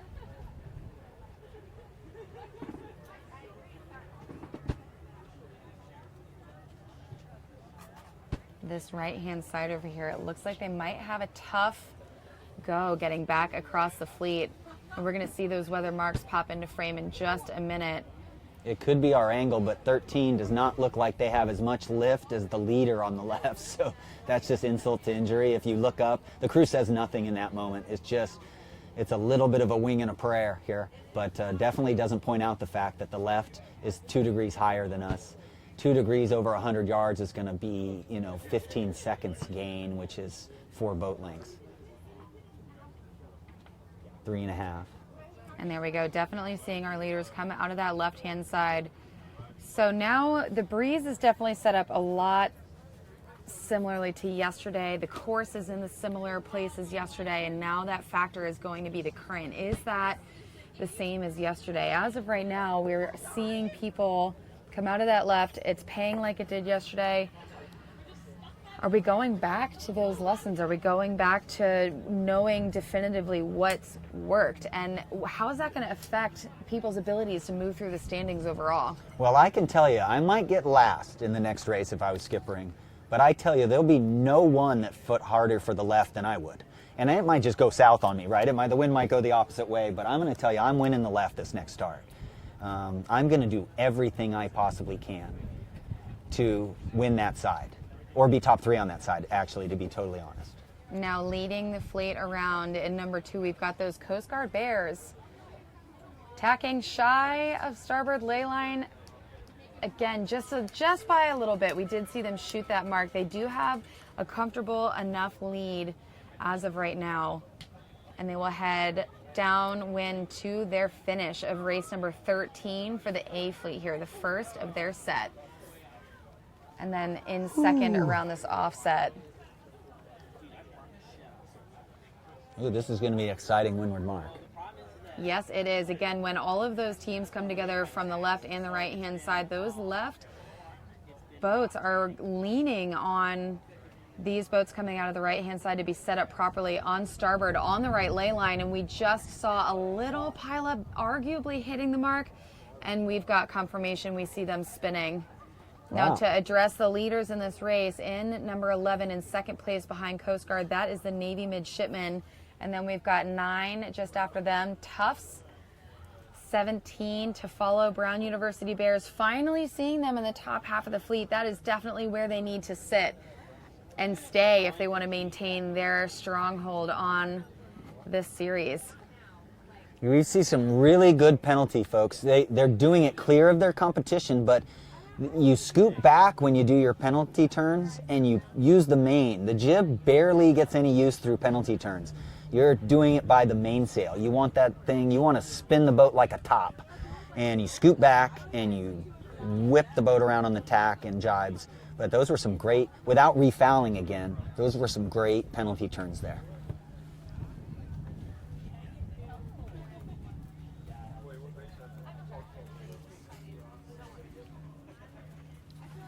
Okay, boats on starboard and port. The other fleet coming up, that's, again, if you're new to sailing, you're trying to figure out the boat's going downwind there. Most of them are on port tack. That boat 6 going upwind is starboard, opposite tack rule, so 6 is right of way. 6 is leeward on that boat as they go along there. They're same tack rule with them. So remember, figure out the rules, opposite or same tack. You judge that just by your booms. So is that what? The boat to the left middle there is on starboard tack and all of these are on port. You judge that by the boom. So we're in the no holding the boom conditions now. That probably means we're 7 or 8 knots. The crew doesn't have to hold the boom any longer. The crew is just steering the boat with their weight.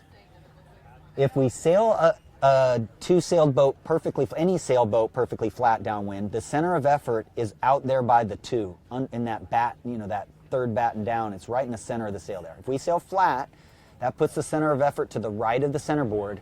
If we let go of the tiller, the boat would head up. And we're trying to go downwind, not upwind. So the boat would head up. So If we sail the boat flat, the skipper has to pull the rudder back against that tendency of the boat to head up, and it creates rudder drag. All right, John, I've got my rotation sheet wrong. We do have in boat number 2, Georgetown? just to update you, yeah, I was looking at the previous rotation. So we've got Georgetown in number 2, Charleston in number 11. Georgetown taking the win in race number 13A here. Outstanding. Yeah, it's a lot of numbers to keep straight. 36 teams for women's, 36 teams for co-ed, 16 teams for team racing, and I think our heads are spinning a little. Well, Charleston's on fire today, everybody.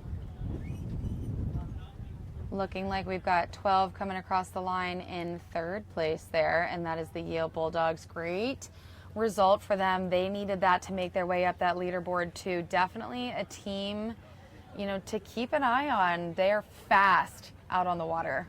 Yeah, and they just have so much composure when it comes to the big races. And that's from the top down. Bill Healy, Zach Leonard, very even-keeled team, and yeah, so I kind of expect them usually. The stars don't always align for everybody though, and it seems to be aligning for them a little today. All right, we can head that way. Okay, John. So once again, we've got some major changes out on the race course. We are back to what seems a little more comfortable and comparative to yesterday's racing. So of all of the things we learned yesterday, how similar is it really to what we just saw in that last race in race number 13A? Well, I think it's easier today than it was in the last 6 races for both divisions yesterday. It's Okay. easier now. It's really, it does come down a lot to the starts. And again, you just have to try to get your team to be as aggressive as they can and make smart decisions at the end. They got to squeeze up. A lot of these teams are comfortable with this big, huge acceleration, and then all they do is leave a big gap to windward of them, and they have no choice. Today, I don't care, because I'm going left. I'm not tacking anyway. So Left nobody all could day make me sounds tack. like, Nothing could according to make me Coach tack. John here. Yeah, I mean, I'm just going. If I was in a skiff, I would start at the pin, and I would go 4 degrees low and rip it, and then I would go close hauled. That's how hard I would go after in a planing boat.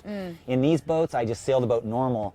Hey, but now, no one's wait, getting there before we me. totally saw them planing, and it was during the women's finals. Yeah. They were ripping upwind. No, so you're right. The Z420s do they play an were upwind. crushing it upwind like nothing I've ever seen, and it was so In cool. college sailing, yeah, they absolutely. were. Those women in that final day of racing for their nationals had them on a full plane, both up and downwind. Yeah, college sailing is just like, hey, it's blowing 22, 23, 24, and let's go. And it was, if you haven't seen it, folks, go back to Friday, Women's Nationals, and watch it. All right, so this is our B fleet now, and they are underway for race number 13, the first in their set here. And it looks like Yeah, Yale. leading, we've got Yale in 12, and then in number 10, Navy. that is the Navy midshipmen. They've put up a really good couple of results today, so great to see them keep doing it. They started the day out in 2nd, took a hitch down the scoreboard after that last set into 3rd, so not far off, but they definitely have to have a really good average to keep that spot in the top 3. Yeah, it looks like Big Puff maybe up left there on your screen. Again, getting the center of the mainsail over the center of the boat. Someone keeps trying to tell me that we want to get the boom higher in more wind by heeling to windward. No, that is a myth. We put the center of the mainsail over the center of the boat. We get max power and neutral helm.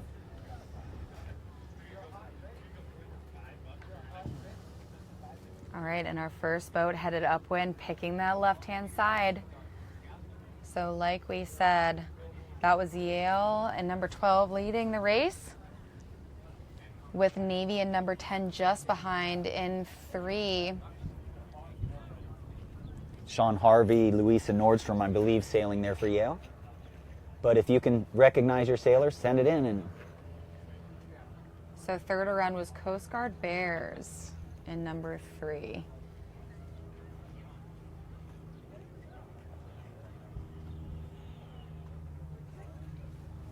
All right, still heavy left. Looks like we do like that left-hand side.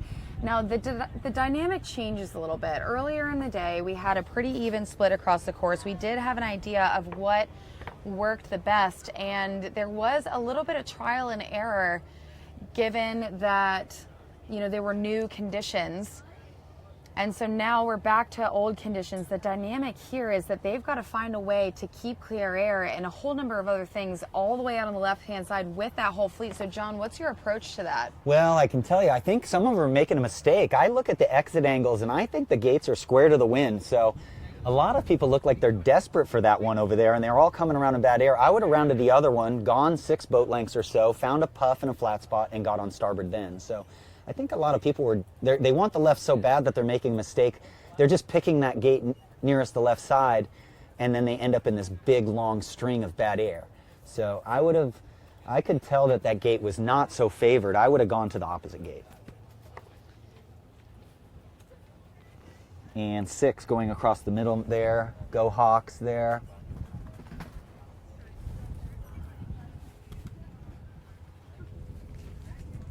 And everybody seems to be sailing in a little different angle. Maybe, you know, that's hard because if you match angles with other boats, you might not be in the same wind as them. So it is a lot about sailing your own wind right now. Again, mast pointed pretty much straight towards the sky. Maybe a tiny bit of heel to leeward for some of these teams. And then they got the jib really smoked to neutralize the helm. Any leeward helm creates windward helm. And we can counterbalance that by just crack that one click in extra on the jib. We do have hiking. The crews are going to be underneath those skippers. They're absolutely crushed together. And the skippers are going to move quite a bit in these conditions. Now, the other thing that we know, John, we're back to conditions that are familiar. The dynamic of racing has changed, as you just talked about. But do you think that's going to make it all the more challenging to make their way up the leaderboard? So everyone is very, very close in points and only getting closer the more that we see some of these teams put up less than desirable results. What are your thoughts on that? Well, it's just really hard, emotional roller coaster. You know, it's really hard as a coach to decide. I can't believe how varied these results are. You know, sometimes I'll look at regattas and I'll see one team get a 1-2, 3, 1-2, and the next team, and then the last place team is 6-7-8, 6-7-8 or something. Here, it is just this roller coaster ride of emotions. So that's the biggest challenge. The biggest challenge right now is managing, keeping your head together when you get a 16th. And we all know the fleet's really good, but it's still really hard to swallow those deep results. Absolutely. One of the things that when you talk to athletes, like the athletes out on the water here that sail in these national level events, and even athletes that sail in larger events like the America's Cup and the Olympics, one thing that always comes up is that we see teams perform really well all year, and then sometimes they just crack. And so it would be really, really sad to see that happen here out on the race course. But, you know, as things have come together so far this morning, it's not a good look for some of these teams. And hopefully, like you said, you can't let that rattle you. You gotta get your head in the game. And some teams aren't cracking. It's just their style doesn't fit the day, right? Sometimes there's something that we don't know, and we just don't know why. You know, it just happens. It's just, you know, the wheels fall off at some deal, you know, once in a while. Some of them probably are cracking a little, for sure, but I think some of them are just, they're trying their best and they can't put their finger on it. It could be just a steering technique. Maybe they're a pinching a tiny bit. Maybe they're footing a tiny bit too much. I mean, it is a game of millimeters. So Yale around first there. I believe that's Grace Ann Nicolosi, like 2-time All-American crew from St. Thomas, Virgin Islands. And I am not certain that's her, but she is also NISA Crew of the Year this year already announced and will be an All-American again. Beautiful here. Squeeze around the mark there, boat 3. Coast Guard Bears, followed by ODU made a gain on that beat. Squeaked around the mark there, barely 6. Yeah, 6 St. Mary's. Hey, they're getting those FJs up to speed on that offset leg. Some boats on port, some boats on starboard. Very square course. So if I was starting in that fleet down up there, I would be reading this fleet. I would be saying to my skipper, it looks like we're in the center of the course. and it looks like no shift in play. There's no phase. The phase is straight, square to the course right now. And I'm judging that by watching this other fleet. They're all pretty much pointed the same direction, downwind. Okay, we've got our lead boat here very close to the finish of race number 13 for B Fleet. And we're going to see A Fleet sneak into frame here in just a second on their initial leg of race number 14 for them. And we've got those Yale Bulldogs in the lead still with Navy midshipmen just behind them. They seem to be in a little bit more pressure. So, John, what is going on with the breeze? It looks like it's pretty steady, but it does seem to be a little bit more on one side of the course. Yeah, to my eye, again, it looks like every boat is kind of on a different angle. They're all having to play broad reach, dead run, not by the lee, but they have to change their mode a little to sail the wind they're in. So again, we have some competing systems around. I think the wind is quite shifty, quick little shifts. And also you get on edges of the streaks in the wind. That's really it. The wind is not solid across. There's holes and little puffs. So that's what you're seeing. Boats going different directions, actually. Now, we're keeping a pretty close eye on quite a few teams, knowing that there are several in contention for those podium finishes, and we've got two of them here. Now, this is Yale and Navy, and the other teams that we're looking for as they cross the finish line here, we're looking for Georgetown, Charleston, Brown, St. Mary's. Those are all the teams that we know can sneak into that top three, and some of them even have an eligible bid for that lead spot and that new championship title. So with this first place for Yale in race number 13B, that is definitely going to help them make their way one step closer. Yeah, that looked like Louise and Nordstrom there as the crew, not Grace Ann. Here we go. Navy and 10. Navy and 10 really crossing good here day. in second. So again, people that have the opportunity to get into that podium spot. We've got St. Mary's we need to look for, Georgetown, Brown, Charleston. Where are they in the fleet? Because they cannot afford bad races at this point. Yeah, I don't see Georgetown in 2. We do have Coast Guard going to beat these guys out. Again, I'm taking note. I finished, when the pin was that favored for the last start, I finished at this end for sure. So in 3 across the line right now, we've got Coast Guard Bears, and 1 and 17. 17 is Old Dominion, 1 is Stanford. Have we seen those teams cross yet? We're looking for, again, we're looking for Brown is 16, Charleston is 11. The cloud. They definitely aren't in that top 5. So that means a mid-fleet finish. Now, John, the other thing that's important to note is while we, of course, want the lowest possible average of points, if you're surrounded by the people that are also in contention for those podium spots, would you call yourself in good company and relatively safe, or across the board is it just absolutely not acceptable to be in the middle regardless of your company? You mean specifically in a race?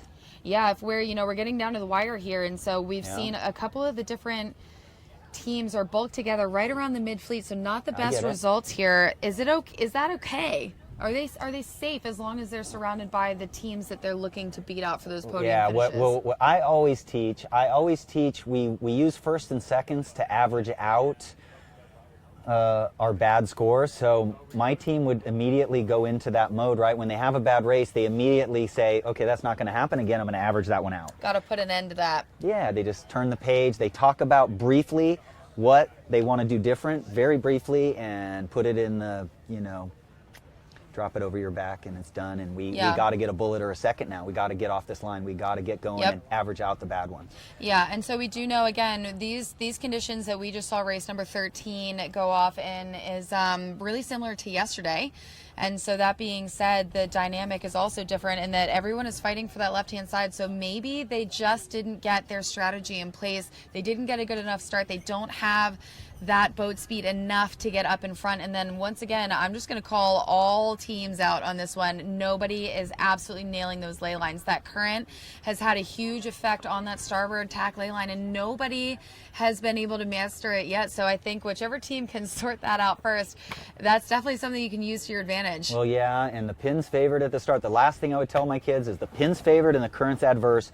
That means you have to have a line sight, because when the pin's favored, it's we could be 10 feet off the line, but the sailing distance is 18 feet, right? We're going at an angle to the line. So that causes people to misread the line. And then the adverse current makes it that we can keep our flow over the board. So I'm going to have a perfect line sight, and I'm going to start 3 feet ahead of the boats around me in the middle. It's a tough one out there. I'm sort of glad that I get to be on this side of things. What do you say? Although it is pretty gorgeous outside. All right, so next we've got on our screen, now this is A Fleet, and they're in the middle of their race number 14, and that is going to be a course 5, so 5 legs, and they are headed around the leeward mark for the first time. We're going to see them go all the way around again and then into a finish upwind. That will be the second race of their set here. So on top of the fleet right now in number 16, we've got the Brown University Bears. Finally, we're seeing them up at the top of the fleet. And then in 12 and 8 respectively, we've got Yale Bulldogs and Navy and Tufts in 8. Navy is in 10. So around again, right-hand gate looking downwind, left-hand side, that is the equation. And they're all no qualms about rounding bow to stern around that one. Sometimes we'll see the leaders decide to split, but evidently they don't think that you can get enough leverage and room if you go out to that right-hand side, even for just a little. Fourth around that gate is number 13, Dartmouth, and they started out the day around about 10th, so good to see them making their way up. They're definitely in contention as well.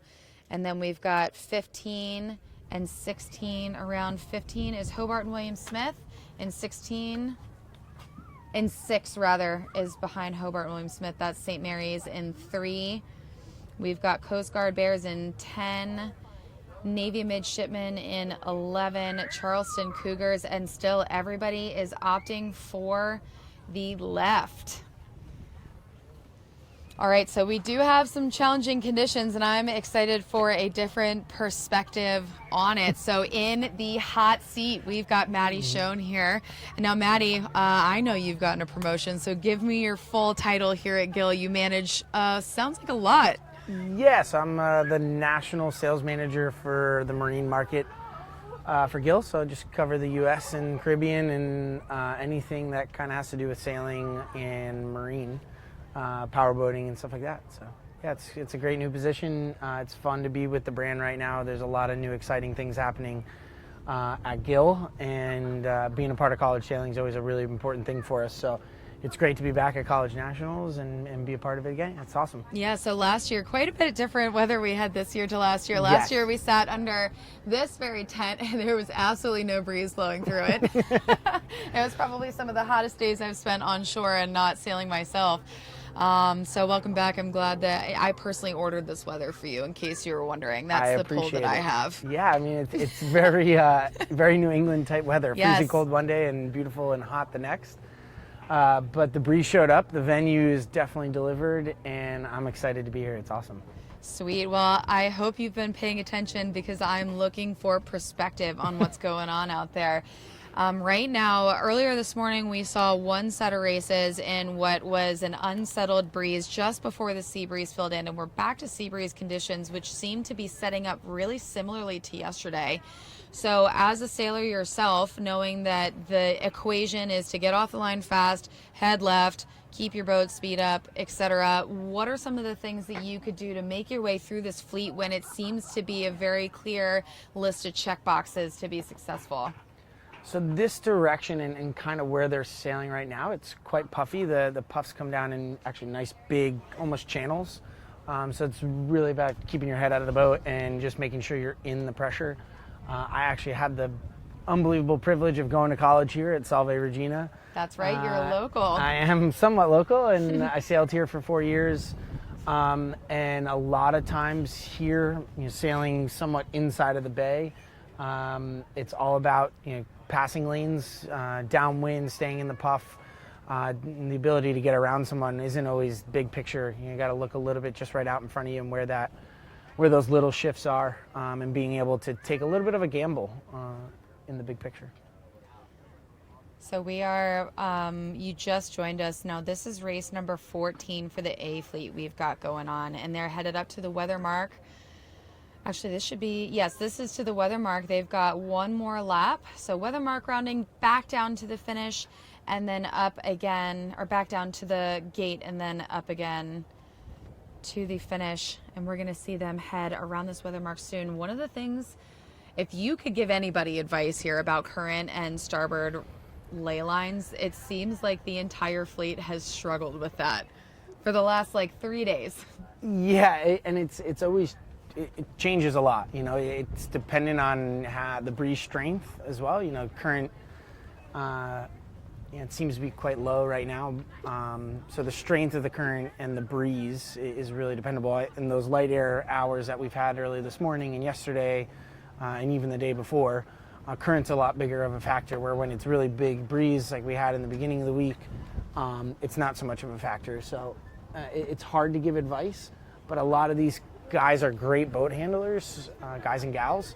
So they want to just make sure that they're getting as close to the mark as possible, and they don't want to line up on a starboard ley line too far away. No, definitely especially not. with the amount of current in the area. Definitely not. And then also with all these boats coming in out of the left-hand side, it's a fine line to walk, but we've seen a lot of people be put back on their heels, and they just have to sort of resort to hopefully shooting the mark, and seems like a lot of variables to leave in the hands of others. Yes, 100%. And that it's part of finding the trend. And I think all these guys do their research, and all the coaches know the area quite well. A lot of these sailors have sailed here before, and they do their research. They go back in their notebooks, and they're trying to do the best they can to manage all the different elements. Definitely a challenge for sure. So now after race number 14 for both A and B fleet, that will be only 4 races left. So we're getting down to the wire here, and I've got a really keen eye on these results because they are ever changing. What we thought may or may not be a really cushy lead after that first race day has definitely been shaken up. So Maddie, you came at just the right time. This is like the action right here. It's definitely nail biting at this point, and everybody's watching the results with only 4 races to go. Everybody's watching the results. No, do not.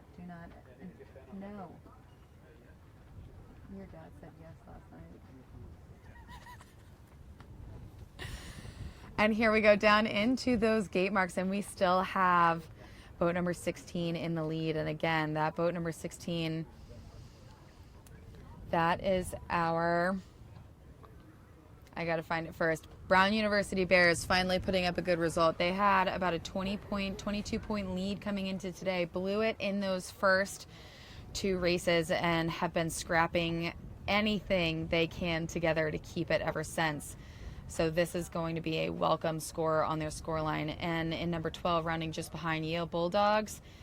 In 13, we've got Dartmouth Big Green now taking away a little bit of lead from Tufts in 8, who is next around. Now that's your top 4 with a great cushion headed into that final leg and up to the finish line for race number 14A here. Again, we sail these races in sets, so once they're complete with race number 14, they're going to come in and rotate.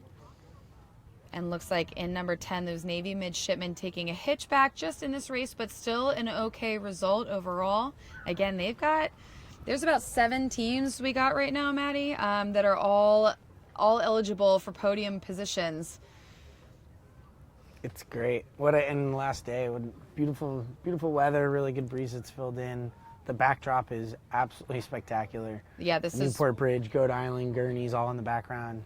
The stage has been set, and now the racing's getting tight, which is awesome. Yeah, it really is. I've got a lot of people I'm so thankful that all of you are doing math for me here in the comments, because I a couple of times have put some pretty horrible addition skills out for public preview today so far. And unfortunately for me, Maddie, it's all, equating to less than 25. So I'm going to stick to communications, and thank you to everyone doing math for me there in the comments. And Maddie, maybe you can help me out, because I am clearly, there's nothing we can do about it. We're just holding on tight. We're just holding on tight. So headed up here into the finish, and we see B Fleet at the top of the course for their race number 14. That is their first weather mark rounding. And with these top 4 boats spread pretty equally across the fleet coming into that finish line here, I'm wondering if anyone's going to be able to pull off sneaking up a couple of spaces.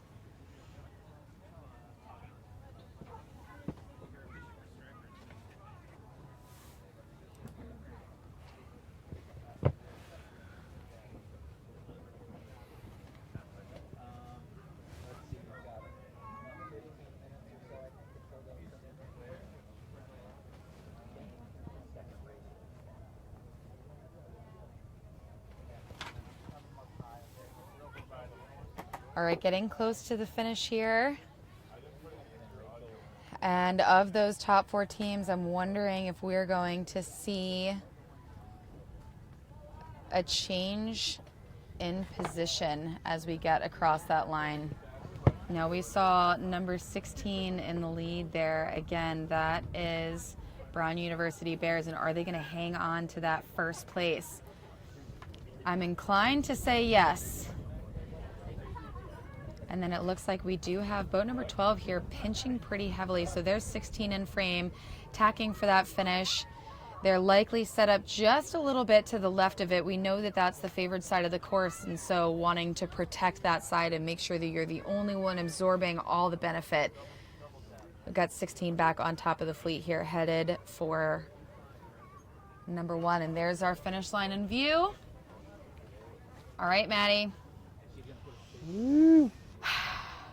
I know it's really, really close right now in the points after 13 has been entered, and so these last 2 races of this set is super important. Very important. So here we go with Brown University Bears. Finally, not only are they in the top half of the fleet, about time they just won a race, so I hope that they're finally lighting a fire and coming out swinging. And then in 12, in second place in that race, that's Yale Bulldogs. A great addition to their score line. Again, they're in contention for some podium spots, so they need all the low scoring points they can add to that score line that they can get. And then we have number 8, looks like they're going to lead across. That's the Tough Jumbos, taking just a little bit of a piece out of the Navy midshipmen. And those are your top 4. So the other teams we're looking for, Maddie, we've got in the top, we just saw Brown and Navy and Yale. Other teams in the top, we've got Charleston and Georgetown. So who have we got next across? That's Charleston and number 11. Good conservative score. Yes, and definitely, they're all in the same pack. So as long as you can keep yourself within the same pack and definitely up at the top end of the line for scores, top end of the fleet for scores, that's what they need. Okay, that's 10 Navy midshipmen finishing. So perhaps I got my numbers. I can't even read numbers at this point, Maddie. Math is totally out the window, and now I can't even read 2-digit numbers. It's a lot of numbers on the screen with a little bit of a glare. What? So I'm so thankful that I got through team race and all of the things that come with that, as far as trying to keep track of numbers and names and positions and combinations, etc., etc. So that's the end of my math skills for the day. I hope you're really good at it. Yeah, and it's just great to watch. It's Definitely. Fantastic sailing conditions and super close. Mm-hmm. And these top 4 teams are going to battle it out. Definitely. Last set and just keep growing. Definitely. So we're going to see an even closer. So we're right around about 12 to 15 point spread between first and fifth. After that, race number 13. So race number 14 is now complete for A Fleet. B Fleet is in progress with theirs out on the water. They're just rounding those gate marks and headed upwind for a second time. Yep. They'll go downwind and then back upwind for their course 5 finish, and then we're coming into a rotation. So the best snapshot of what's going on so far in the regatta is after we complete those sets of 2, and that's because not only do we have even scores for A and B Fleet, but we also have a stop to the sequence. So that's sort of our intermission, if you will. Yeah, it gives us a chance to tally the scores and do some math, like you said, and take a look at where everybody's at. I need a PA. Does anyone want to intern? You need high math skills for me. I'm sure everybody else would appreciate you as well.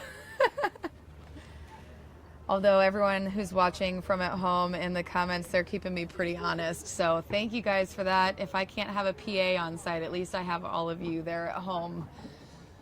Yeah, the footage is fantastic. It's been fun. You know, I live here in town, and when I can't be down here watching the racing in person, it's been great to keep up to date and be able to watch the racing from the comfort of my own office. So it's a great job done by all you guys with the broadcast. You mean from the comfort of home after you're done working in your office all day? Well, home and office are the same thing, so. Yeah, right? So double win there. All right, so here's race number 14B on screen, and this is their last opportunity to put together a great set. And then we're going to take a look at the overall scores. We've got up to 18 races scheduled for this championship, so that'll be 4 races left for each after this, getting down to the wire. And in number 3 here leading, we've got Coast Guard Bears on top. Okay, so Maddie, you sailed for Salve Regina. This is your home waters for college sailing. Were you a skipper or a crew, and do you have any advice getting through nationals and things to look out for as you progress through this championship? It's a tough one. Yeah, I mean, I had the awesome privilege of sailing here every day, and it's definitely one of the sailing meccas in North America, and it's a great place to be able to go out on the water. And the one thing that my coaches always instilled in me, and any person I've sailed for, even after college, is keeping a level head. You know, it's a long event. You're not going to win it in the first race or lose it. And so just keeping the highs and lows kind of even keel and just in the middle. And, you know, these guys are coming down to the end, so obviously tensions are high. And everyone's a little on edge. Yeah, so but even still, you got to keep your emotions out of it and just go do what they're here to do, which is to sail. So try and keep your emotions out of it, sail fast, concentrate on what's right ahead of you. And that's something that I think no matter what you're doing, you got to kind of keep that in check. Absolutely. That's been the theme of the week. Everyone we've spoke to about their approach or the way that they would take it or how they would coach some of these kids is just even keel. Yeah. Just make sure you don't allow yourself to get too caught up in the dramatic feelings on one side or the other. And obviously that's easier said than done. So I hope that we're starting to see people get it together a little bit. They all have great coaches, so let the coach worry about the score and your other teammates that are on shore. Let them worry about that stuff, and you just go out and sail. All right, so around this last weather mark for this race, we're going to head back down to the gate and then up to the finish for race number 14B here at the 2019 College Sailing Gill Coed National Championship. And there's a picture of the whole fleet as it stands before they head back downwind. I will say those new sails look fantastic with the new Gill logo on them. They do, and they are brand new sails, right? Yep. Yeah, brand Fresh new fruit year. out on the water.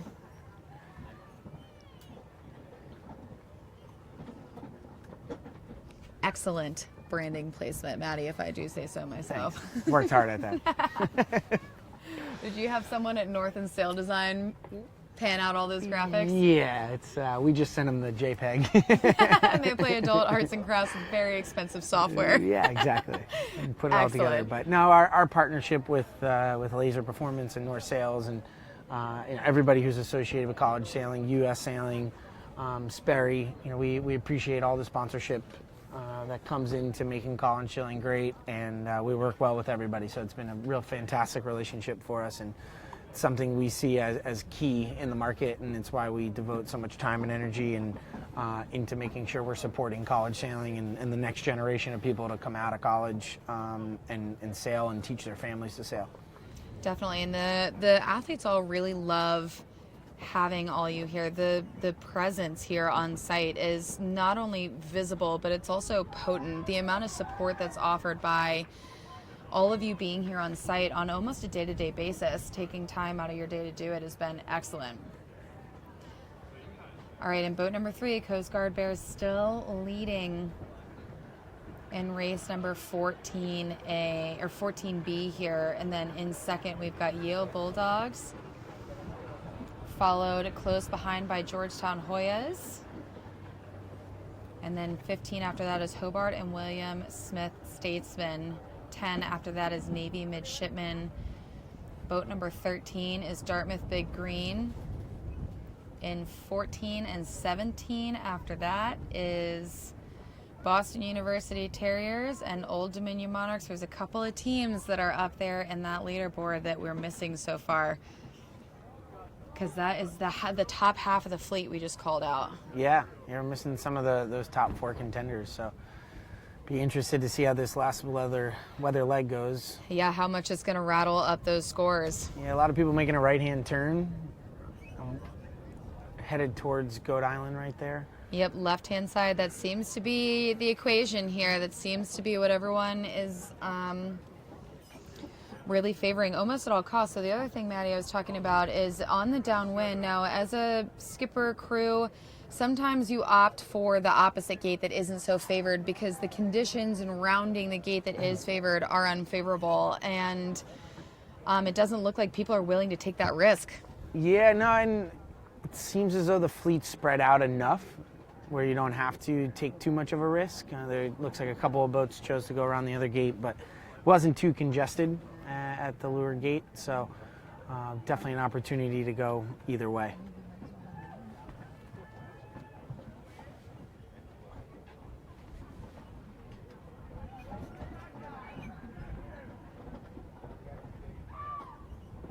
All right, about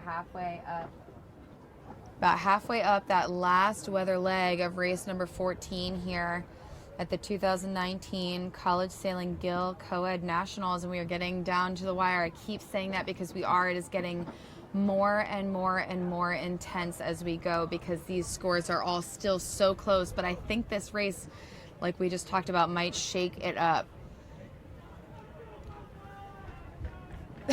Maddie, can you make out what they're yelling out there? We've got A Fleet in for rotation. There's battle songs going on. Yeah, there's a lot of hooting and hollering going. People getting the rest of their team super pumped up. So. Some chest bumps, maybe? Oh, for sure. That's better than what we heard yesterday. There was evidently someone had a, I think we called it the ICSA Breakup Mix 2019 yesterday. No. There were a couple of different Beyonce songs that were really quite sad. I'm glad to hear a turn in vibe out there. Yeah, no, it's awesome. It looks amazing out on the dock right now in between sets and during the rotation. A lot of support from everybody's teams and getting everyone excited for that next race. Absolutely, and the energy here, as soon as those sailors hit the dock, you can feel it. You can feel, it doesn't feel tense, would you say? It feels, people just feel like ready to go lay it out on the table. They feel like they're chomping at the bit almost. Yeah. It's not a tension like concern over their scores. It's a tension about like, I got more work left in me. Yeah, well, and there's a lot of seniors. I've had the opportunity to talk with a lot of the seniors that are here, and this is their last day of college sailing. So they're ready to literally lay it all out on the line. They've got nothing to lose. And that's great to see that people are willing to really give it everything they have and push it.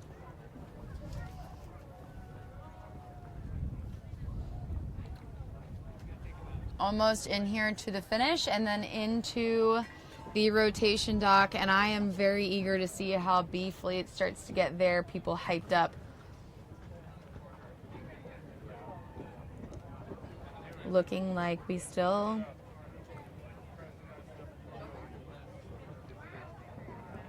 that's Yale up there taking over first place. It really looks like close. Just over. So Coast Guard Bears have been leading this whole race so far, and it looks like Yale, in a drag race sort of scenario with limited opportunity to take over this race, that is going to be a picture perfect finish here. That is Yale in number 12 and Coast Guard Bears in 3, a very close finish. We know that Yale is so fast out on the water, and that just goes to show that in these types of racing dynamics, they still can take the lead from just about anyone. And 2, they're rounding in 3rd place is Georgetown Hoyas, Hobart and William Smith in 4th. I Bowdoin. want to see where some of these teams are. So in number 9, we've got Bowdoin Polar Bears, just like you said, Maddie. In 10, we've got Navy Midshipmen. Another close finish coming in here. In 14, we've got Boston University Terriers. In 13, Dartmouth Big Green. In 11, those Cougars. So mid-fleet, not ideal. No. In 4, we've got Jacksonville Finns. In 1, Stanford Cardinal. In 17, Old Dominion Monarchs. In 8, where are they on my sheet? Tufts. So 6, 5, 7, it looks like that finishing order. And 6, St. Mary's. In 5, UC Santa Barbara Gauchos. In 7, we've got Boston College, 18 and 16 respectively. In 18, we've got Connecticut College Camels. And in 16, Brown University Bears. So they went from a first to a last. They definitely can't afford to be putting up results like that. So we've got A Fleet headed back out on the water, and that is going to be for their race number 15, and 16B is headed into the dock to rotate. So I'm going to sit here and I'm going to just absolutely hound my computer for updated results, because that is definitely going to rattle the overalls for sure. So Maddie, what do you think we got going on here for the rest of the afternoon? I think we have some incredibly suspenseful racing to happen. I'm like race 15 and sweating 16. Yeah, it's going to be incredible. I'm really interested to see how that last race shakes up the scores. They just updated race 14 for A. Yeah, so in just 2 minutes, it looks like we'll have B. I'd be interested to see. We just saw someone jump in the water. Some swimming going on. Pop the. Do they know it's 54 degrees down there? Yeah, the water's not warm. They must not be from here. Yeah, no. They clearly don't know better. But we've got some great sailing coming up. It's going to be really exciting. And looking forward to being here right on the water and watching. So it should be fantastic. Beautiful sunny day in Newport, Rhode Island. All right, Maddie, we have overall results. I'm so excited. So we do have a new regatta leader, everybody. It is Yale Bulldogs after a very, very impressive both A and B Fleet performance just then in races 13 and 14. A Fleet, they managed a 3 and a 2.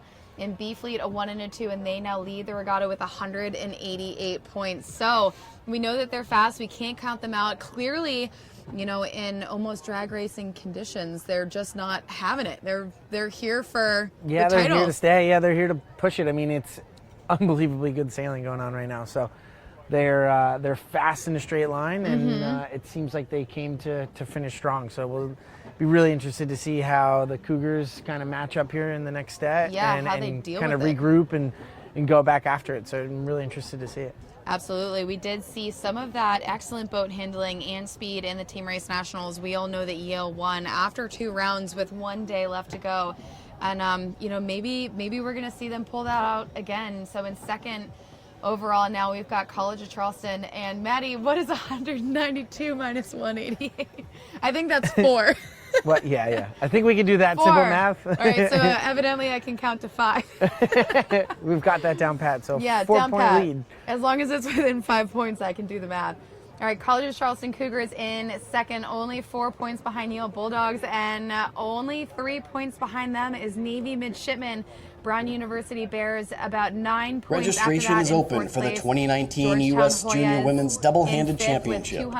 This year's championship for young women sailors between 13 and 18 will be hosted by the San Diego Yacht Club on July 19th to the 24th. Prior to racing, teams will take part in a 2-day clinic with Club 420s and 29ers featuring a lineup of the best coaches in the country. Learn more and register online for the 2019 U.S. Junior Women's Double-Handed Championship at ussailing.org. Old Dominion Monarchs, Jacksonville Finns, Connecticut College Camels, Boston College Eagles, and UC Santa Barbara Gauchos. That rounds out our whole fleet. Now I'm looking back through the results. It looks like Coast Guard, their B Fleet, had an excellent set as well with a 4 and a 1 in their scores. So we're looking at consistency, and we're also seeing some teams throw up a lot of really good, sets, but not necessarily consistent for the entire day, and definitely not consistent between A and B. It's incredibly hard to be consistent, and that's really what's going to make the difference here. If someone can go out and they can have consistently good sets towards the end of the day here, I think they're going to jump up the leaderboard, and it's when things are going to shake up the most. So. All right, so that is official. We've got 4 races left for A fleet, 4 races left for B fleet. We know that there are no starts, no sequences started after 5. So that means we've got like an hour and 20 minutes. Hour and 27 minutes? An hour and 20-something minutes left to go in the day. So hopefully we can get all 4 races for each of them in, but we will know definitively after this next set is sailed sort of what's possible. There's a lot of work left to be done, and those results are, I'm shaking. They're so close, and it really is anyone's game. So if any of these teams start to put up inconsistent scores, it's just not going to fly at this point. Plenty of sailing left at this point. You still got, for those top guys, it's close enough where anything can happen. So you're just trying to keep a level head, go out there and sail your own race. Absolutely. All right, so Maddie, while we are in a little bit of a break, we know that Gill has gone through a rebranding. You're doing a lot of different design for some of your gear coming up. And we did speak to Mac Ignace, and he sails with SailGP Team USA. Yep. And they've got a lot of new stuff that you guys are in the works developing. So what is some of the stuff that you're about to put out that is what we here on site, these college sailors are going to want to grab for? Yeah, so we are doing a ton of change at Gill, and the company's really moving it forward. And we rebranded it, as you can see on the screen. The Gill logo is a bit different. We updated that. I had a branding update this past November, and it is a new brand. We're really moving in a different direction. We've gotten a lot of young blood in the company, and our products are also speaking that same language. We released a really fantastic update of product this year in 2019, and we're going to do so again in 2020. The 2020 product that is coming out and will be available to the public in November of this year has been on the SailGP team, which is our newest partnership that we're really excited to be a part of. We're the clothing sponsor for the SailGP USA and the SailGP GBR team, and they've been a really 2 fantastic teams and platforms for us to utilize to launch our new product. We're updating our entire dinghy range for 2020. So that comes with brand new wetware and dinghy wear, pro tops, waterproof spray tops, and just a really good comprehensive range of thin wetsuits, thicker wetsuits for colder water, hiking systems, updated footwear, our race collection and race series that has been a fantastic staple of our product range has gotten updated as well. And then we have a really good corporate collection that we're introducing into the market. So really good updates all around for the brand. It's been a really good company to continue to push the level of sailing and what is possible for the gear that we wear. So got some good partnerships, good product coming, and we're looking forward to it. Awesome. So Maddie, one of the things I'm most curious about from the athletic side of things, all of these sailors will obviously buy the product, put it through the paces. I know that Gill is one of the most transparent for how it is, what your processes are for putting this gear together. And as far as the R&D, how much really cool feedback do you get from, the SailGP guys, for example? They don't just wear the gear, they definitely put it through the paces. So you've got R&D as phase 1, and then you've got, people who are actually putting it to work. How does that work, and what is probably the coolest feedback you've got so far? Yeah, so we have a fantastic product development team at our global headquarters in the UK. And they really take a look at how sailors wear products. So we start with an R&D phase where we figure out what we need in the market, what sailors are missing. We also bring in a lot of these sailors. So just for example, we take in the SailGP guys and we look at all their gear that they've worn, where there's a rub spot, and we literally just take it apart. And then from there, we start to develop new products for them or change our existing product range to fit their needs. Then they wear it for several months or events, and then we take it back and we see where that's wearing. We have a lot of feedback with them.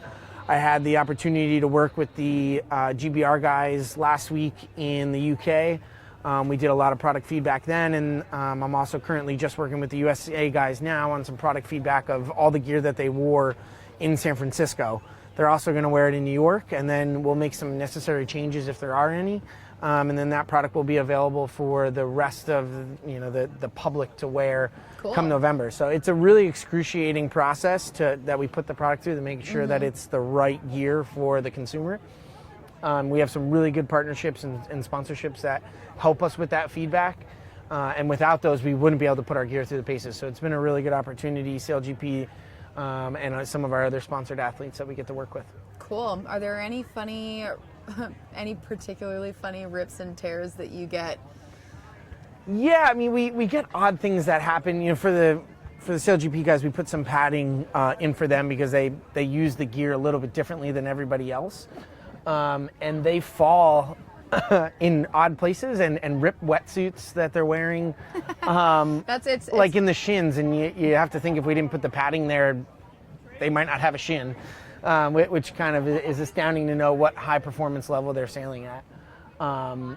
And then, there's certain things where your everyday sailor might not use something, but other people might. And it's hard. We can't always make something for everybody. So we're trying to tailor it to the public to make sure everybody's getting what they need. And really for us, it's fit for purpose. We want to make sure we have gear that everybody can use. It's comfortable to wear. There's good agility, good range of motion. So it's been an exciting process, especially for me. I've been a part of it.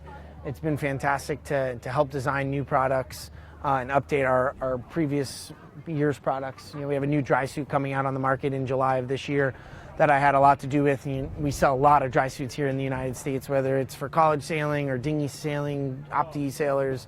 I've had the ability to work on the new dry suit, and I'm really excited for it to launch in July because it's just the right piece of kit for everybody my age, all of us sailing in college sailing and in youth sailing. We have a viewer in the comments, put shin guards in for college. We've got someone viewing, and in the comments they said, put shin guards in for college sailors too. I am pretty confident that most crews at least would agree with that, and maybe some clumsy skippers. Yes, we are. I'd love to do it, and we're looking at all that kind of stuff. If you've got some feedback, please reach out to us at Gill. You can find us at gillmarine.com and send some feedback in. We love that kind of input, and we definitely want to make sure you guys are getting what you need. All right, so this is the start right now to race number 15A here on screen, and it looks like we are very, very near go. And we did have a question in the comments about whether or not this would be the last set. I have asked, and I am waiting for confirmation, so I will let you know as soon as I do, because there isn't much time left in the day to get all of that done. So everybody hang tight. I will let you know ASAP, because this might be in the next hour. This might be the last two races they have left in A and B fleet to be able to get that championship title. It looks like, if I saw correctly, 13 and 15 started on port.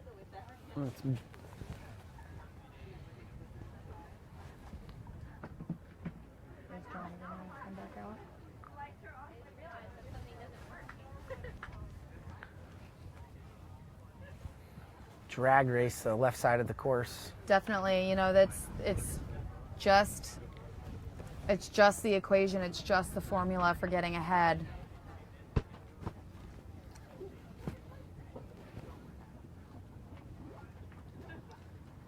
Okay, and we've got boat number 10 ducking out below the fleet. I'm going to make sure that I refresh my rotation so I tell you the proper teams. That's Bowdoin Polar Bears. Anyone else out here on the left? We've got in 8 Boston College Eagles, in 16 Hobart and William Smith Statesmen.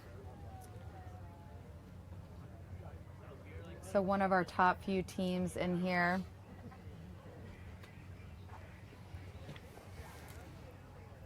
And just patiently waiting to see who's got the better boat speed, because we are in a drag race.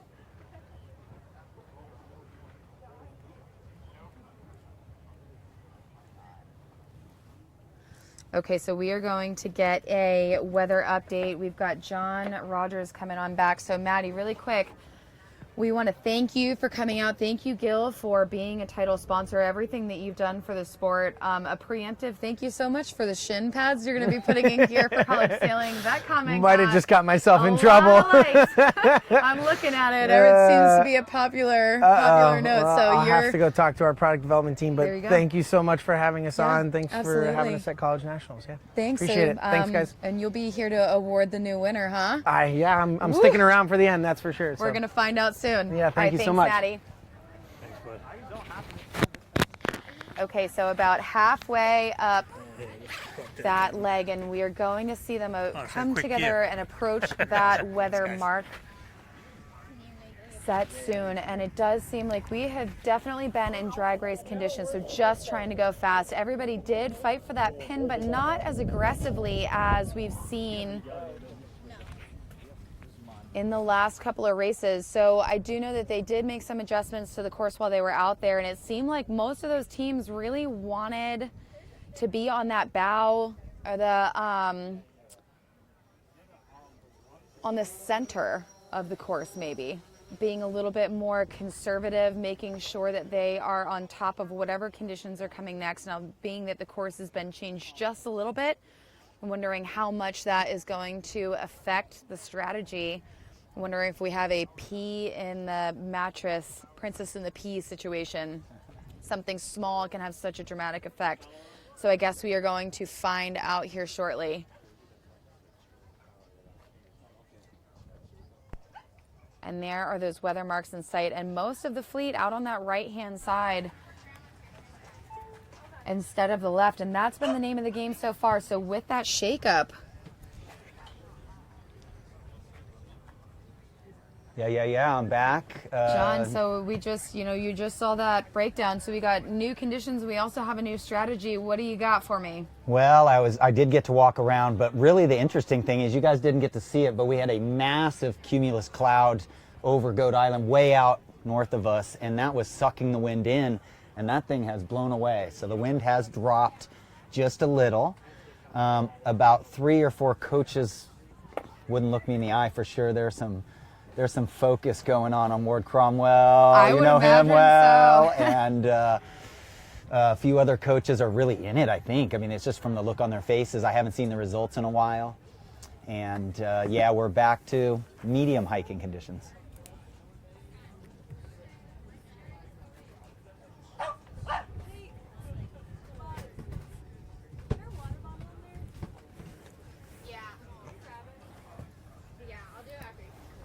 Here we go. We're keeping a really keen and close eye on these teams to see. We can see pretty clearly that they like that right-hand side, but what we're also looking for is, now that we've got different pressure as well, trying to figure out what these teams are doing differently out on the water for their boat handling, for their sail trim. We do have crews hiking a lot of the time. I'm sure they're really happy to be not cooped up in that boat. Well, it's great to have the guest commentators, because I listen to some of it and I'm learning all the time. And it was interesting, he explained the streaks in the wind. I was trying to find the right word earlier. It is streaky because this wind is kind of coming over Fort Adams. And for some reason, it's more streaky than I thought it would be, but it's definitely streaky. That's a great term. Okay, and this is the first mark rounding here for A Fleet, race number 15, the first race of their set here at the 2019 College Sailing Gill Coed National Championship. Again, I do want to let you guys know we are waiting for official word one way or another whether this is going to be the last set, and I'll tell you ASAP. I promise I won't hide that information from you. Very, very close fleet up here at the top end. Now this is going to be a course 4, being that it's the first race in the set, so upwind, and then downwind into the finish.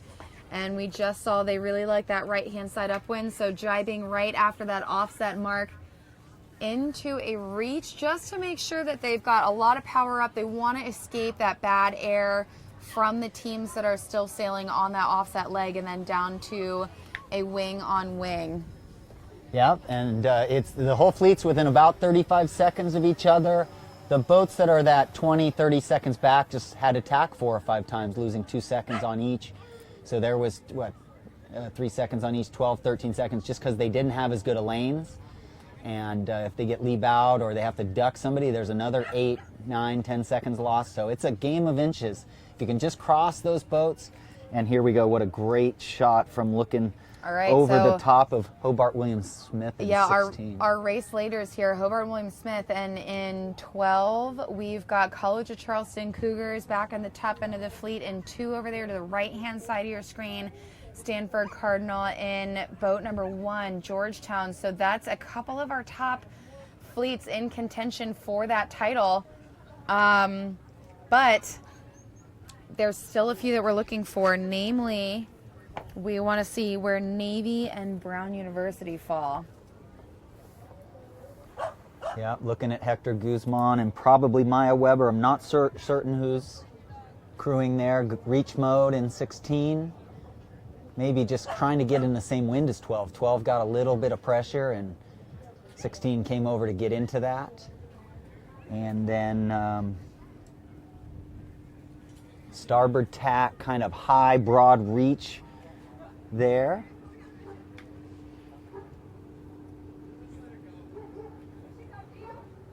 Hoya's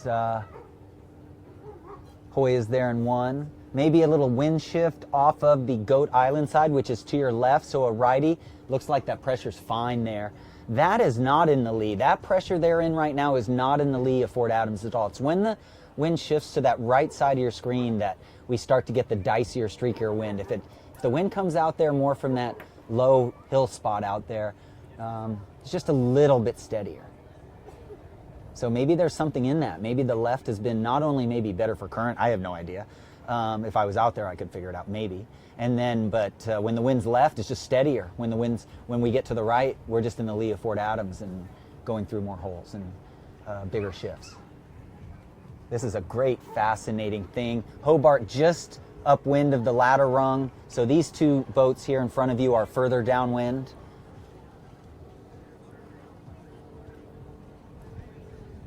And we are adjusting the vang quite a bit here, just 1 or 2 inches. The vang setting downwind being slightly looser than whatever we were probably using upwind.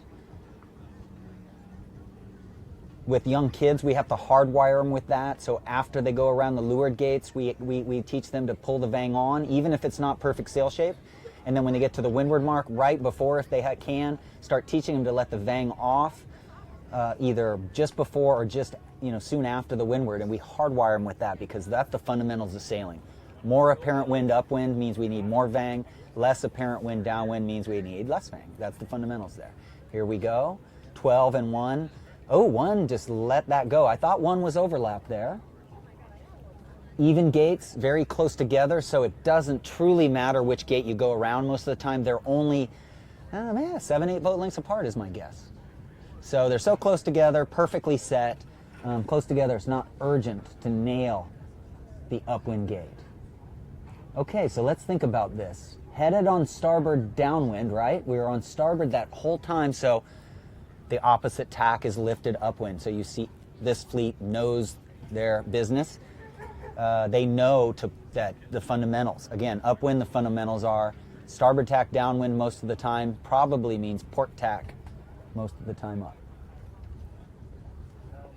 And the skippers don't even need the crew to talk to them right now. Port tack is way closer to the mark.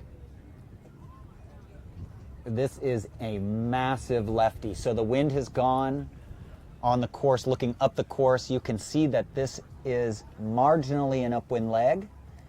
It's going to cave back down, so it is still a beat. So this race is going to stand, but you'll see the boats hard left, still in the left, and you'll see the boats maybe just to their right will slowly start to go back down here if the wind oscillates.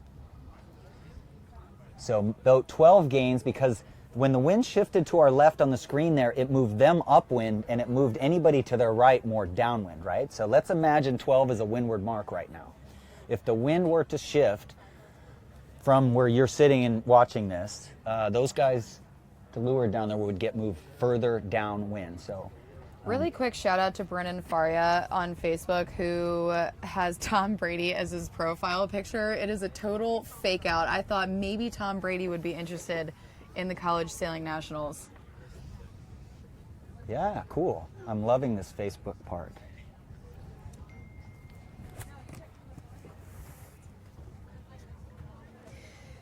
Okay, so from the race course, the only answer we have as far as racing is concerned is that they are going to race as far as they can to 5 o'clock, and they're going to push it as far as they can. So that is no definitive answer, I know, but that is what we are working with. Well, what they do in high school and college sailing is they rotate every 2 races to create fairness. And so if we can get a full rotation of 18 races in each division, that would be nice, but it's not urgent anymore because these regattas are run in boats that are essentially identical. So the old school was we brought our own boats. Every boat's varied so much that we did the rotation system to equalize the competition. You know, that's almost going out of phase now where we still rotate, but, oh, guess what, folks? That is an abandon the race and race. resail. So they will go back to the race committee. We had a gigantic left wind shift here.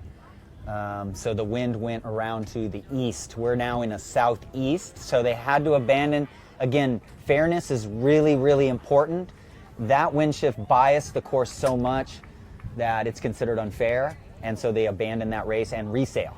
Yeah, we saw them make minor adjustments to the course just before they got started on race number 15 there for A Fleet, because that right-hand side had been just a little bit more favored, and now with that hard shift back to the left, the only question I have is that going to be an oscillation we continue to see, just that really abrupt and hard shift from one side to the polar other? One thing's for certain is that if we can get south, southwest here, or even north, it works. As soon as we start to go east or west, any direction, it starts to get more dicey, and that is a strong southeast that blew in. Interesting, I just learned something. Now I learned a little bit about the clouds in Newport, but I'm gonna say it's gonna oscillate back and forth quite a bit here. So the race committee will do the best they can. We've got most of the rotations done. Again, the boats are all equal, so I don't feel like we have to get 18 done, right? We won't. But they still want to get as many races as possible. It's just beautiful sailing, and if we can get as many races in before our big trophy presentation this afternoon, that'll be great. So I think that is pretty much a definitive answer, just because we had to bring A Fleet and race number 15 back to the starting line. You know, they were pretty well in progress there for that race. We're going to reset, which will also take some time. I don't think that we are going to end up seeing more than just 16 races total, so that will be another 2 A races and another 2 B races. That is not official word by the race committee. That is not official word by the jury. That's just speculation. Only 1 hour, so we're going to find out for sure. There's a lot of decisions always to be made by the Danielle Richards and Mitch Brindleys and the ICSA board as they're monitoring, and we do have to finish with an equal number of races, so it's going to be interesting end here. All right, so knowing that they're going to head back, we've got to get A Fleet back to the line. We are going to see them adjust the course.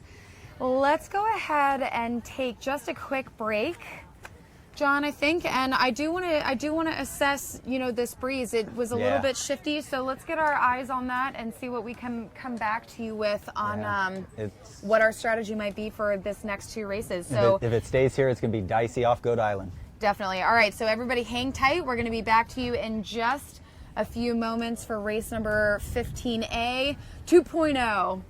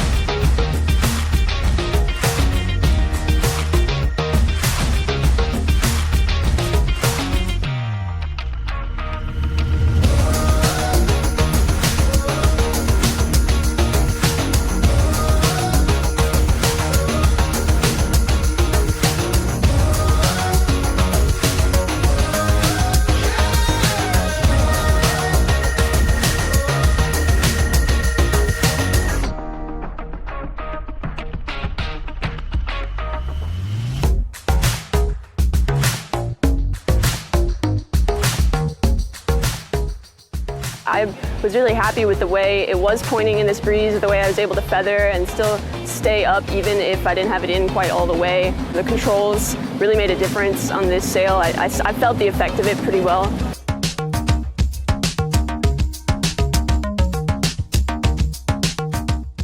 I felt like it had a little bit more power, but also a little bit more maneuverability. You know, you could get into that low mode that you might be a little bit more overpowered in the laser rig, so it was different for sure.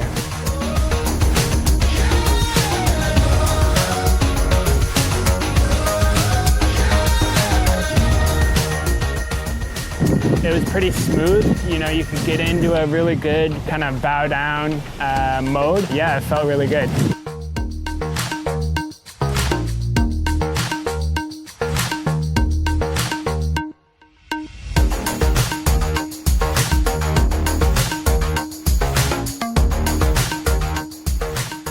I think that the boat reacts very well in the gust. When you hit the wave, maybe the boat starts faster, I think, than with the other rig.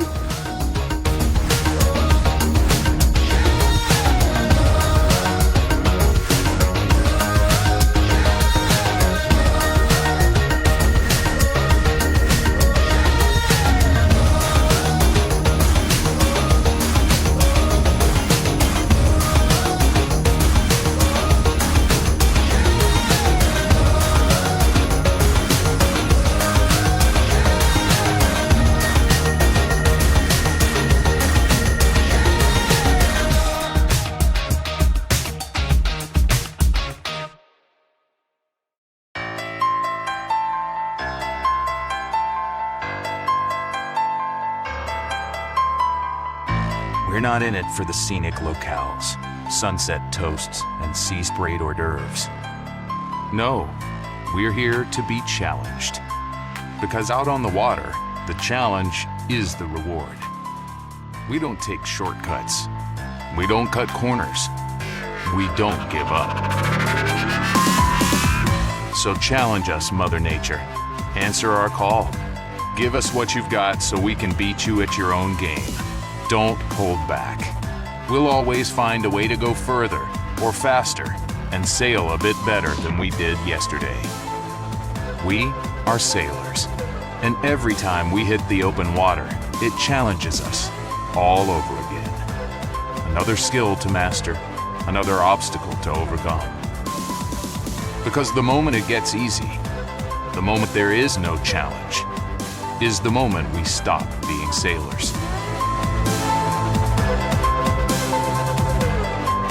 We are Quantum.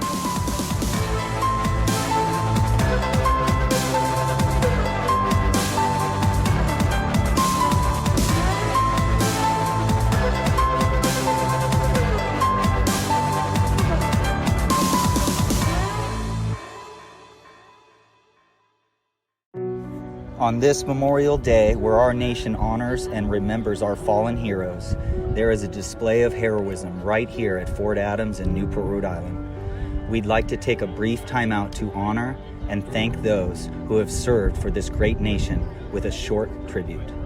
Today is the 4th annual Boots on the Ground for Heroes Memorial created by Operation Stand Down. The display, which consists of polished boots with one American flag in each, honors 6,957 U.S. service members killed in action since 9/11 in the global war on terror. The boots are arranged by state in alphabetical order and includes 29 Rhode Islanders. Thousands of people will visit the memorial today. It is because of our heroes dedicated to service and the continued service of our active service members that we are able to enjoy luxuries such as sailing on this beautiful Memorial Day and every day in the United States.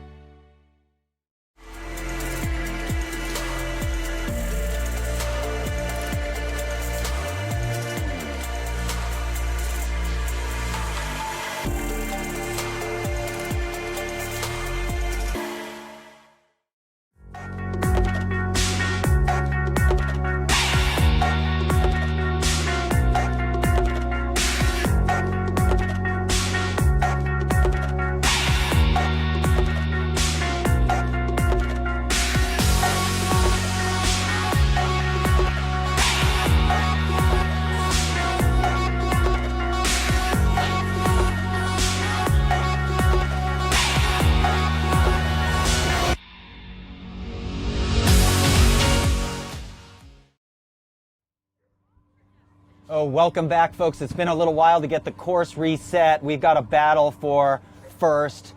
It's amazing. And they are starting the restarted 15A just off the line here. So amazing fleet. If I drew a line across the bow of that fleet, they would all be essentially on the same ladder rung. The boats getting squeezed out would indicate to me that either just didn't get off quite in a perfect spot, or it's left phase wind shift, meaning wind coming from the right side of your screen. So make sure you're here following us on Facebook. Share it for the last championship Friday here at the Coed Gill National Championship. And make sure you're commenting on Facebook. We're having a lot of fun listening to all that. So let's get to the rotation sheet race 15A. A division in the Z420 laser performances, ramped up 420 dinghy. Boat 2 there, Cardinal, look like they're off And A division, don't know who's sailing for them. It's either Roman Scrieve or Jacob Rosenberg, 2 California kids. Right in the front of you there, Boston College in 8. Boston College is not having the Nationals. They want an amazingly deep team, many All-Americans and all-conference sailors, and sometimes the stars don't align. So hopefully they're having a better day today. And look at that shot, boat 4 right in front of you, Coast Guard Bears. The Bears' egg has not incubated yet. They've been sitting on an egg the last 2 days. Yesterday, their egg broke. Today, we might see they hatch a part chicken and part bear, possibly like Horton. Horton sitting on the egg, my favorite Dr. Seuss book with my daughters. Okay, here we go. Boat 4. Coast Guard in A division there.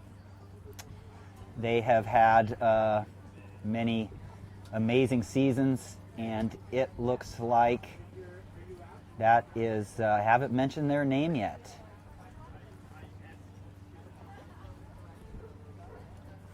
Mac Fox Jr., Christina Nothacker, sophomore. Make sure you guys reach out. Let us know if they're, what club they're from, where they sail, what did they sail growing up. Anybody in their life who is super inspirational in your area. So everybody has those people, and we do know some service awards giving out. We'll talk about those a little later, but many people know some of the major inspirations in college sailing, and who are those people back home that you want to recognize for your college team, for your junior program. Out here on the right, looks like they're further up the ladder rung, so I'm picking the right is in the lead here. Could be just camera angle.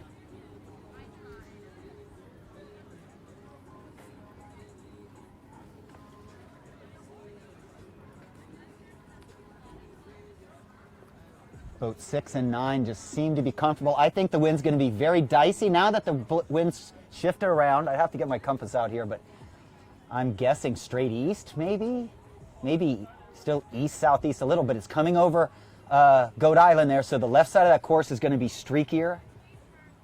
That boat on the right there of your screen, 6, was the Gauchos of Santa Barbara. 3 years in a row, big current line right down the middle. I wonder what that current line means. It looks like we're just going to shallow water. The current line is caused by contours in the underwater surface, the bottom of the bay. So deep water, water runs faster. Shallow water, water runs slower. And those two convergence zones right above that depth change creates turbulence in the water. It's a great to fish in those current lines as bait fish get trapped in there or hang out in those areas, and the big fish swim through those too. Okay, so we're looking at the windward marks, upper left, very streaky wind for these guys in my opinion, over here with 17, and maybe 4 is going to go out here and try to avoid any streaky breeze. I think the right is way ahead. So this is the resailed 15, folks. Last race has to happen before 5 o'clock, so we're going to get this race in and a B race in. And interesting, we haven't got official word there, but that might be the one race in each here to end on an even number. Bowdoin Polar Bears there.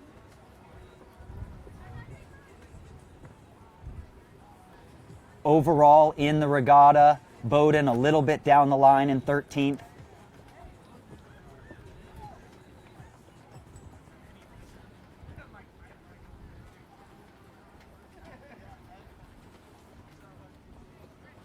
BC in 8 right there, 9 in slow death on them.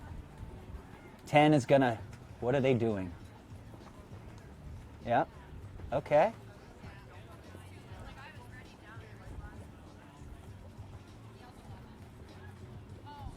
Bowdoin there in 10, BC in 8. Who's leading here? 18.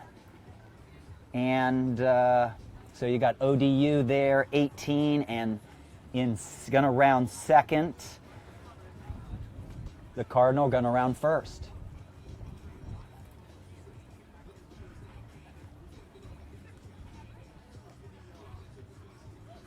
Nice work there. Stanford Cardinal, 2 A division skippers who developed a lot of skills in the skiffs at a young age, in the California skiff fleet.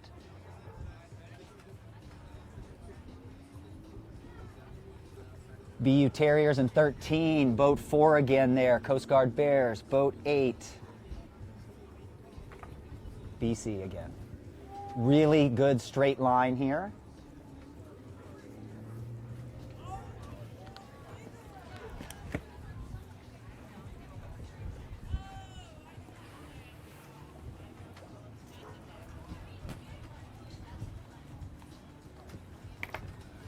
So we've kind of got some boats leading out here on port tack. I think the boats on starboard are making a little bit of a gain here, as I believe 2 and 18 were our leaders. I think the boats on starboard now out there in the middle are making a gain.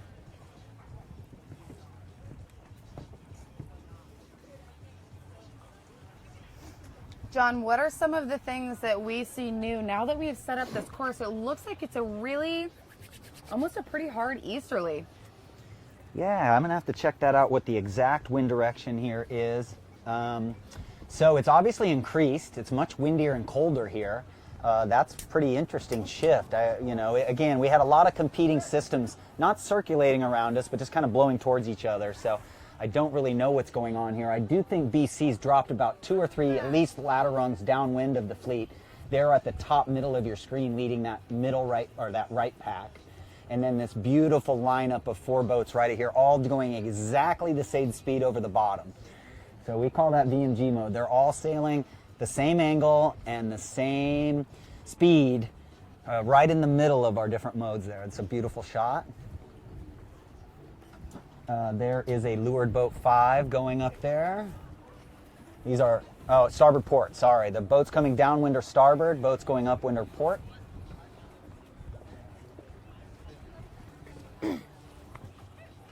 So you see everybody on starboard in this 15A in front of you, and you see most of the other fleet in the B division port tack upwind. So it is a phase even at least as far left as it's been off Goat Island.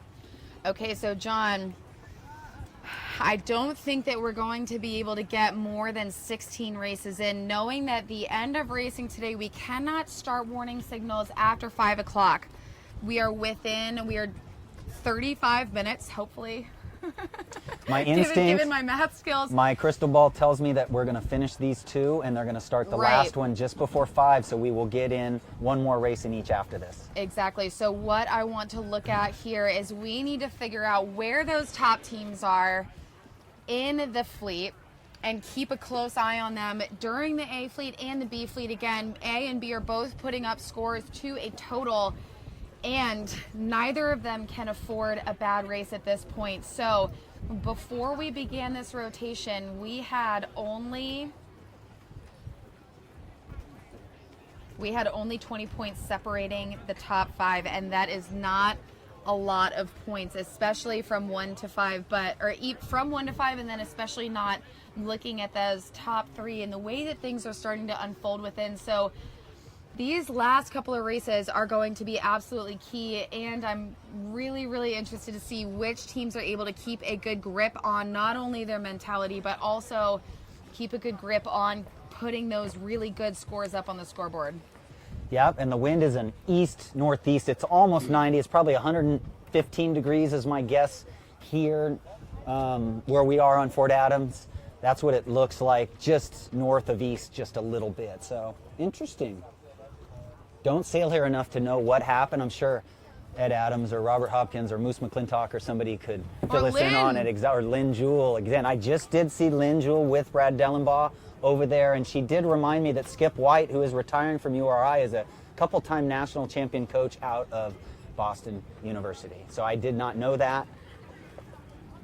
So congratulations, Skip, Rachel, can you come help sort this out for us really quick? on everything you've done for the sport and as a coach. 15, slowing down there, great move. You want to round as close to that, see that? Round as close to the buoy as you can. Current's probably switching here in the next hour, but you can see 15 did a good job there. Classic example, kids, there. Why do you slow down during a race? That was it. That's the definition of it right there.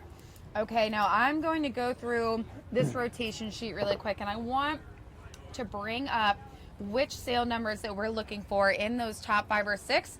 And then everyone in the comments, I'm going to task all of us, and hopefully with all of our collective eyes, we can keep track of who is where, because like I said, These are probably the final 2 races for both A and B fleet here, and it is coming down to the wire. It is incredibly close, and we need all the help we can get keeping track of who is where. It has been so inconsistent today that it's going to be tough to make sure that we've got it going on. Yeah, it's hard to even be looking too much. I would have my spreadsheet out ready to go, but we do have to see where these results pan out, because if one boat gets a 16th, that just changes everything. So one boat that's in the hunt, man, it looks so close at the top.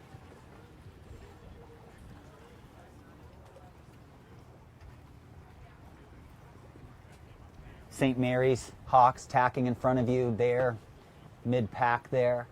Again, BC did take the lead down there at the gates like we thought. This tape is not doing anything to keep it blowing up? Yeah. Just get a couple of clips and let them hang. And one boat has a chance at BC. One boat middle right is a slightly further upwind, I think. I think BC will come across and have 2 choices, either an easy lee bow. Okay, no, that boat to the right has both of these guys. We're losing trees on that leader. We're going to see a lee bow here. BC is going to end up being 3rd behind. Oh, the opposite boat lee bow that I thought would. Stanford Cardinal in 2, just matching angles, trying to stay on the same ladder rung.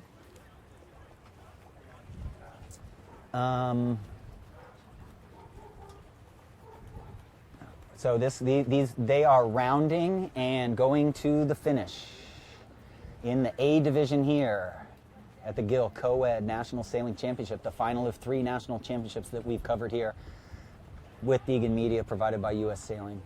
Laser Performance. Everybody, Gill. so our sail numbers for those top couple of boats that are all in contention for that national championship title, and it can be done if they all play their cards right. This is what we've got.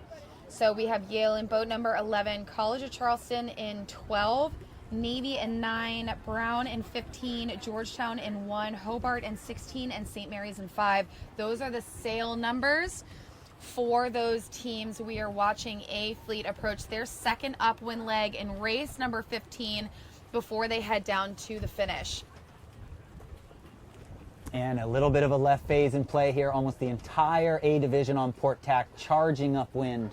And Charleston looks like they've taken the lead to me from not looking on the TV here, but looking on the water. And then upwind to them, Stanford looks like easy lee bow at the worst. So the crew would be calling that now. Easy lee bow. Crew says sail on through. Oh no, lee bow. And so there are the weather marks there in frame up there in the top right hand side of your frame, just off center, and that is where we are headed for this final weather mark rounding. And it's looking like out here on the right hand side, well, it does seem a little strong, John. I think that middle, what do you think about that middle? It looks like they've just got a little more breeze, a little more stability in position. Well, we've seen since it's got windier, we're not afraid to tack as much any longer, so we're seeing more tacks on this beat. The teams tack in their, they all could have blindfolds on right now and tack in this stuff. They don't even need telltales. They could just all do it in their sleep. Once it gets a little windier, tacking's easy. Let go of the tiller, roll the boat, switch sides, and they can steer by feel. So it's fascinating now we're seeing so many people playing the middle. Back to normal tactics, staying in the middle and playing it safe. Here we go. It's going to be a easy lee bow here. Early lee bow.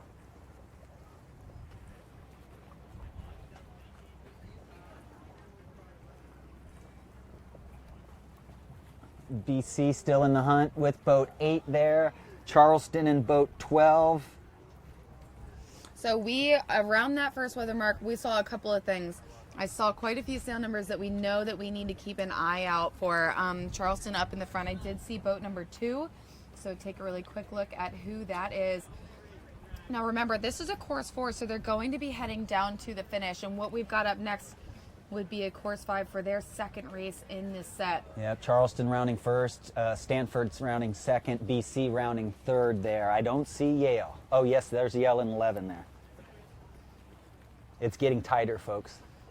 It is. So in our top 5, we only have, in our top 6 rather, we've only got 2 of those teams, and that would be Hobart and Charleston up there. Yeah, Yale in number 11 just behind, but we are still looking for Navy, Brown, Georgetown, St. Mary's. Where are they in this fleet? Because they are in the hunt. Yeah, and you had ODU in there and BU in there, and 13 and 18 having good races. So now it's a DDW situation all the way on starboard, regardless of the wind shift, really. Now you can pretty much, there's enough wind, you can pretty much go straight at the mark and go by the lee a tiny bit at times and up a little bit, but they're not going to be jibing much here is my call. No, probably just fast forward. So some of the most successful sailors out in the water we have seen so far are Augie Dale has been so stinking fast today. And then obviously the Yale kids are just, we watched them overtake, oh, who was it that they overtook? We watched them overtake, I want to say it was Navy just a few short races ago on a straight line track just by speed alone. And so that is definitely going to be a factor in seeing who is going to end up in that top part of the fleet. Yeah. You know, Augie Dale and Nick Baird have been within 2 or 3 points of each other all day, and I was watching, you know, Augie plays guitar to keep himself distracted, and I'm big on that, not analyzing your races, but early in the morning, you know, just going down, he plays a little guitar and he goes to his place and he just keeps his mind off the races for a while. I noticed that about Augie. Really quick shout out to Charles Higgins that is also giving us some B fleet updates while we're giving you guys all of the A fleet updates. He is just down there in the comments plugging in. Great, thank you, Charles. Some of those positions for those top teams that we're looking for. Again, that first place, that 2019 national championship title is up for grabs, and there are 5 teams that have the opportunity to take it, and it all comes down to this. We know that we've got probably 2 races left. I think we can get 2 races left in for each as long as we get those starting signals off by 5 o'clock. And the teams have the same sail numbers, folks, so if you do happen to get a glimpse of the other fleet, Yale is 11 there. You saw Tack under there. They're an 11 in this A Division 2. So that can help. We can't cover both races at the same time, really. Really loose vang on that middle boat there by Stanford Cardinal. Catch up with the other fleet who is about to round the Leeward mark.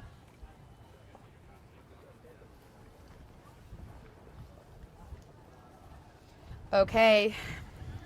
Yeah, Catherine Lounsbury crewing there for Charleston there in boat 12. We are headed down into the finish right here for race number 15 for the A fleet. The B fleet is still out on the water, just about halfway through their race number 15.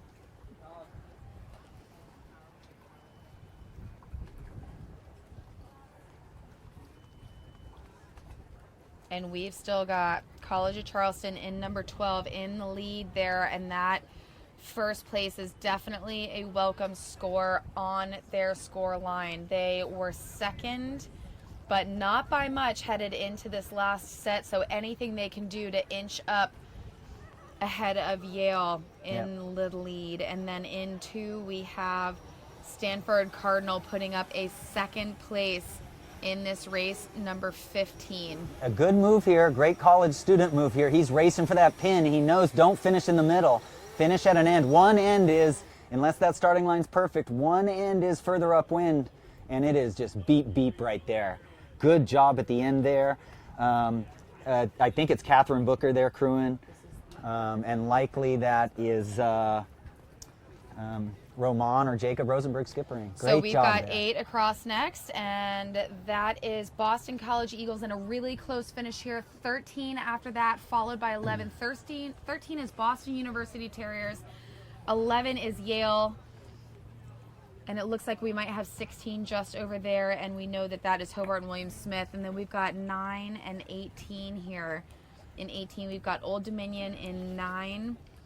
We have Navy Midshipmen, and then 6. Just after that is UC Santa Barbara Gauchos. Looking for just a few others. Trying to keep our eyes on Georgetown, which I don't see yet, in 4 across. We've got Coast Guard Bears in 5. We have St. Mary's Seahawks. Yeah, there you go. It looks like we have a couple of people that aren't finishing or are finishing. I'm just not sure. So that was weird. So Nick Baird got a couple boats back there. That's what champion top-level sailors do, folks. They get those 2 or 3 boats back on a run. And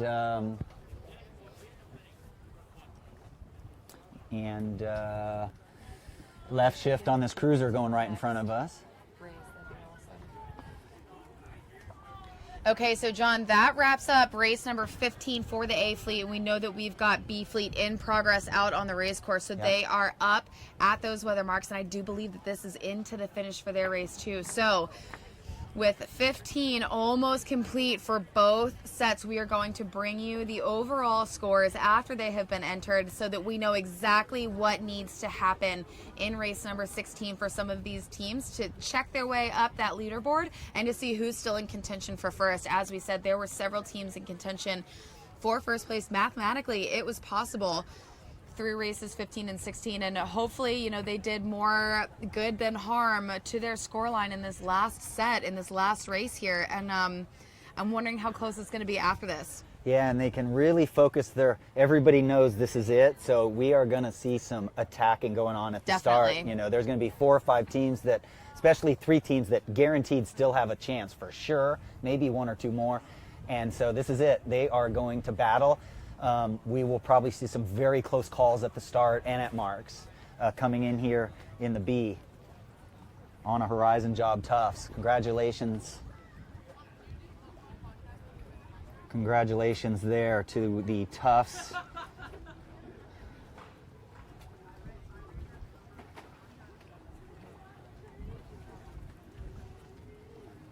Yeah, Jackson McCoy.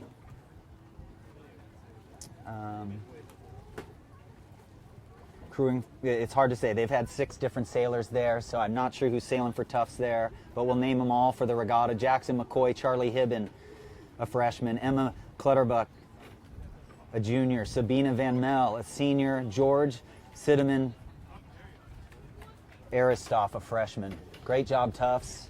Okay, so other sail numbers we see up here in the front. Again, we do know it's super, super close up at the top, so we're keeping our eye out for just a special few to see who is going to end up taking those podium spots. Yep, St. Mary's in 5. We've got Tufts, then St. Mary's, like you said. Who is that in 13, John? That is Boston University, and then next to them in 12, just to windward of them, is Charleston. Yeah, wow, what a day. A result that they need again. So in that last race, we saw them ahead of, before they got into race number 15 for A and B fleet, they were just behind by 4 points to a tie with Yale. And if they can keep putting up scores that are consistently in front of Yale, that is all that they are going to need to take this title. And that is going to come down to not only this finish, but we have 2 left. 2 races left, yeah, one in A and one in B. This is good that Charleston's getting that good B division racing. The A has carried the weight today with Augie in the top 6 every race pretty much. And Ali Topa, Jack Brown skippering for that B division at this regatta. Annabelle Carrington, a senior. Peyton Alexander, a senior cruise. So there you go.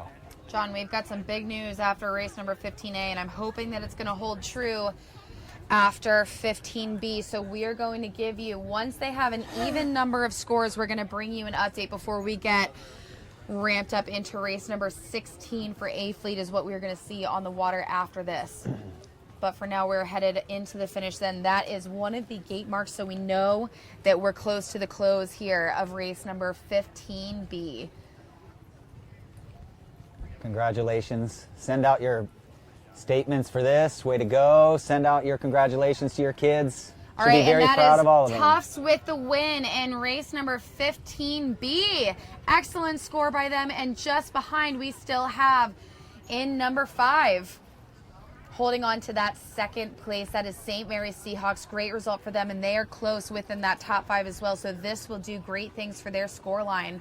And just after, in 3rd place, is Boston University Terriers. Charleston taking a 4th in that race, number 15 for the B fleet, and coming in to the finish now. It looks like we've got Yale just behind, and it is going to be a close finish with the Navy Midshipmen. Yale is in 11, Navy Midshipmen in 9. Now Yale, they have got to stay in front of Charleston if they want to continue to lead this regatta, but after those last 2 races, that is not the case.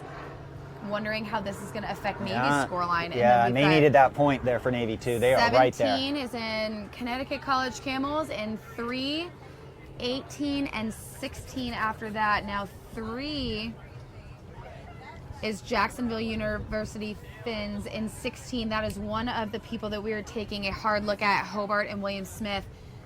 And so you all, I think that we still haven't seen the Brown University Bears, and we still haven't seen Georgetown. And this is definitely going to rattle this scoreboard. So I'm going to sit here and almost burn a hole in my keyboard trying to refresh this, waiting for those results to upload. And before we get started on race number 16, which at this point we can probably confidently say with only 15 or so minutes left to that deadline at 5 o'clock, this will be the last race of the day for A and B fleet. So it is coming down to this.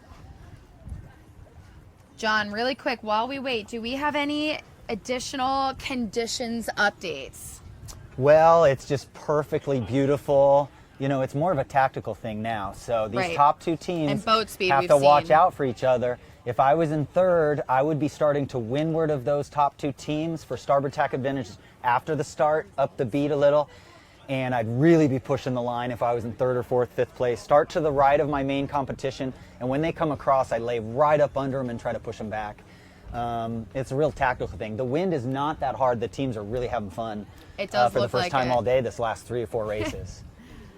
You know, it's just so much more fun to sail where you can roll early and tack a lot. The tacks don't cost you almost anything. Half a boat length per tack. We are 3/4. Still waiting for those B fleet results from race number 20 or race number 15 to get put in.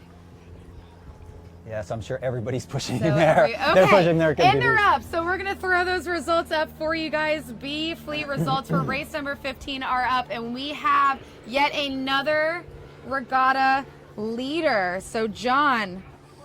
Look at this, 1 point after 1 30 point. races. 30, I believe, races. Can you believe it? 15 in each division. Man, oh man, this is incredible. 1 point difference between Charleston and Yale. Okay. Navy's still 198, 11 points back. So we are going to bring up the full scores for you to see what's been going on with those A and B fleets, but we do have what looks like race number 16. It seems that they are starting to tee up here shortly, but to take a quick look, we've got College of Charleston with a 1 point lead over Yale headed into this last set. Again, A fleet and B fleet will sail race number 16. That is 2 opportunities for these teams to either secure their win for Charleston or for Yale to take over the lead. Navy midshipmen not too far behind. I think that we can say that 10 points or so isn't that far behind, especially not at this point. We've seen some point swings even larger than that. Georgetown in 4th. Now that is a considerable gap. I don't know that we can call 20 points to get onto that podium doable in this last race, but we do have Brown University Bears unfortunately leading going into today with a 20-point buffer down in 5th place. They do have the ability to hop up into 4th, but it is going to be hard fought given the last couple of sets we saw. And just beneath them, we've got Hobart and William Smith Statesman with St. Mary's Seahawks, and all of those teams are close enough together, so they will fight it out for between 4th and 7th, but those top 2 teams only 1 point spread going into race number 16. You wonder what the difference is for Brown one day from the next, or any team from one day to the next. It'd be really interesting to see. We are looking for 11, 12, and 9, folks. 11, 12, and 9. 11 is Yale, 12 is Charleston, leading them by 1, and Navy in 9.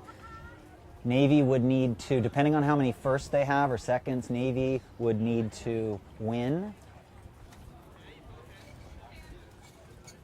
Charleston would need a 12th, I believe. Yeah, for all of you math experts in the comments and bearing with me while you just sort of suffer the blows of my terrible addition skills. Give us some ideas. What are the scenarios here? Let's get you guys involved. Give us the scenarios. Who has to win what, and where does everyone have to fall if Navy wants to take the lead back? But we do know that with only 1 point and 2 races to go between Charleston and Yale, that is going to be tough. There's the Cardinal in 2, BU in 13. Left phase in the wind coming from the left side of your screen, oscillation. So most boats on port. 17 is hanging. 8 is going to cross there, no problem.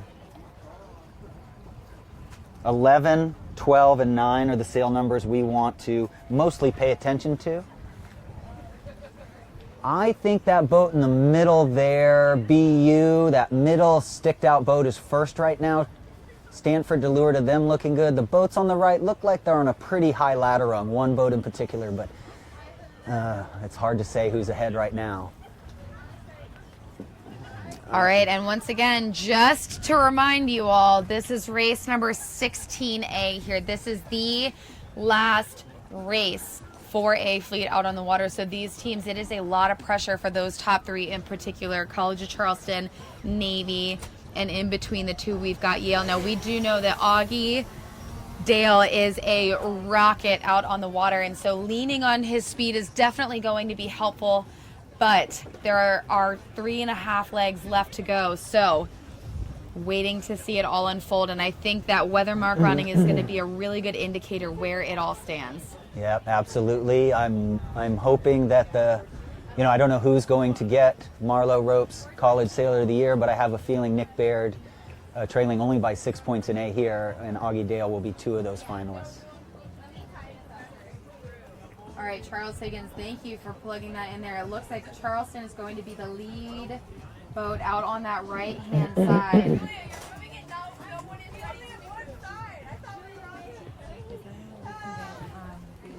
Good shot of the midshipman there. Excellent. So they came out to play. They have Charleston at least 5 or 6 boats back, at least 5 right now.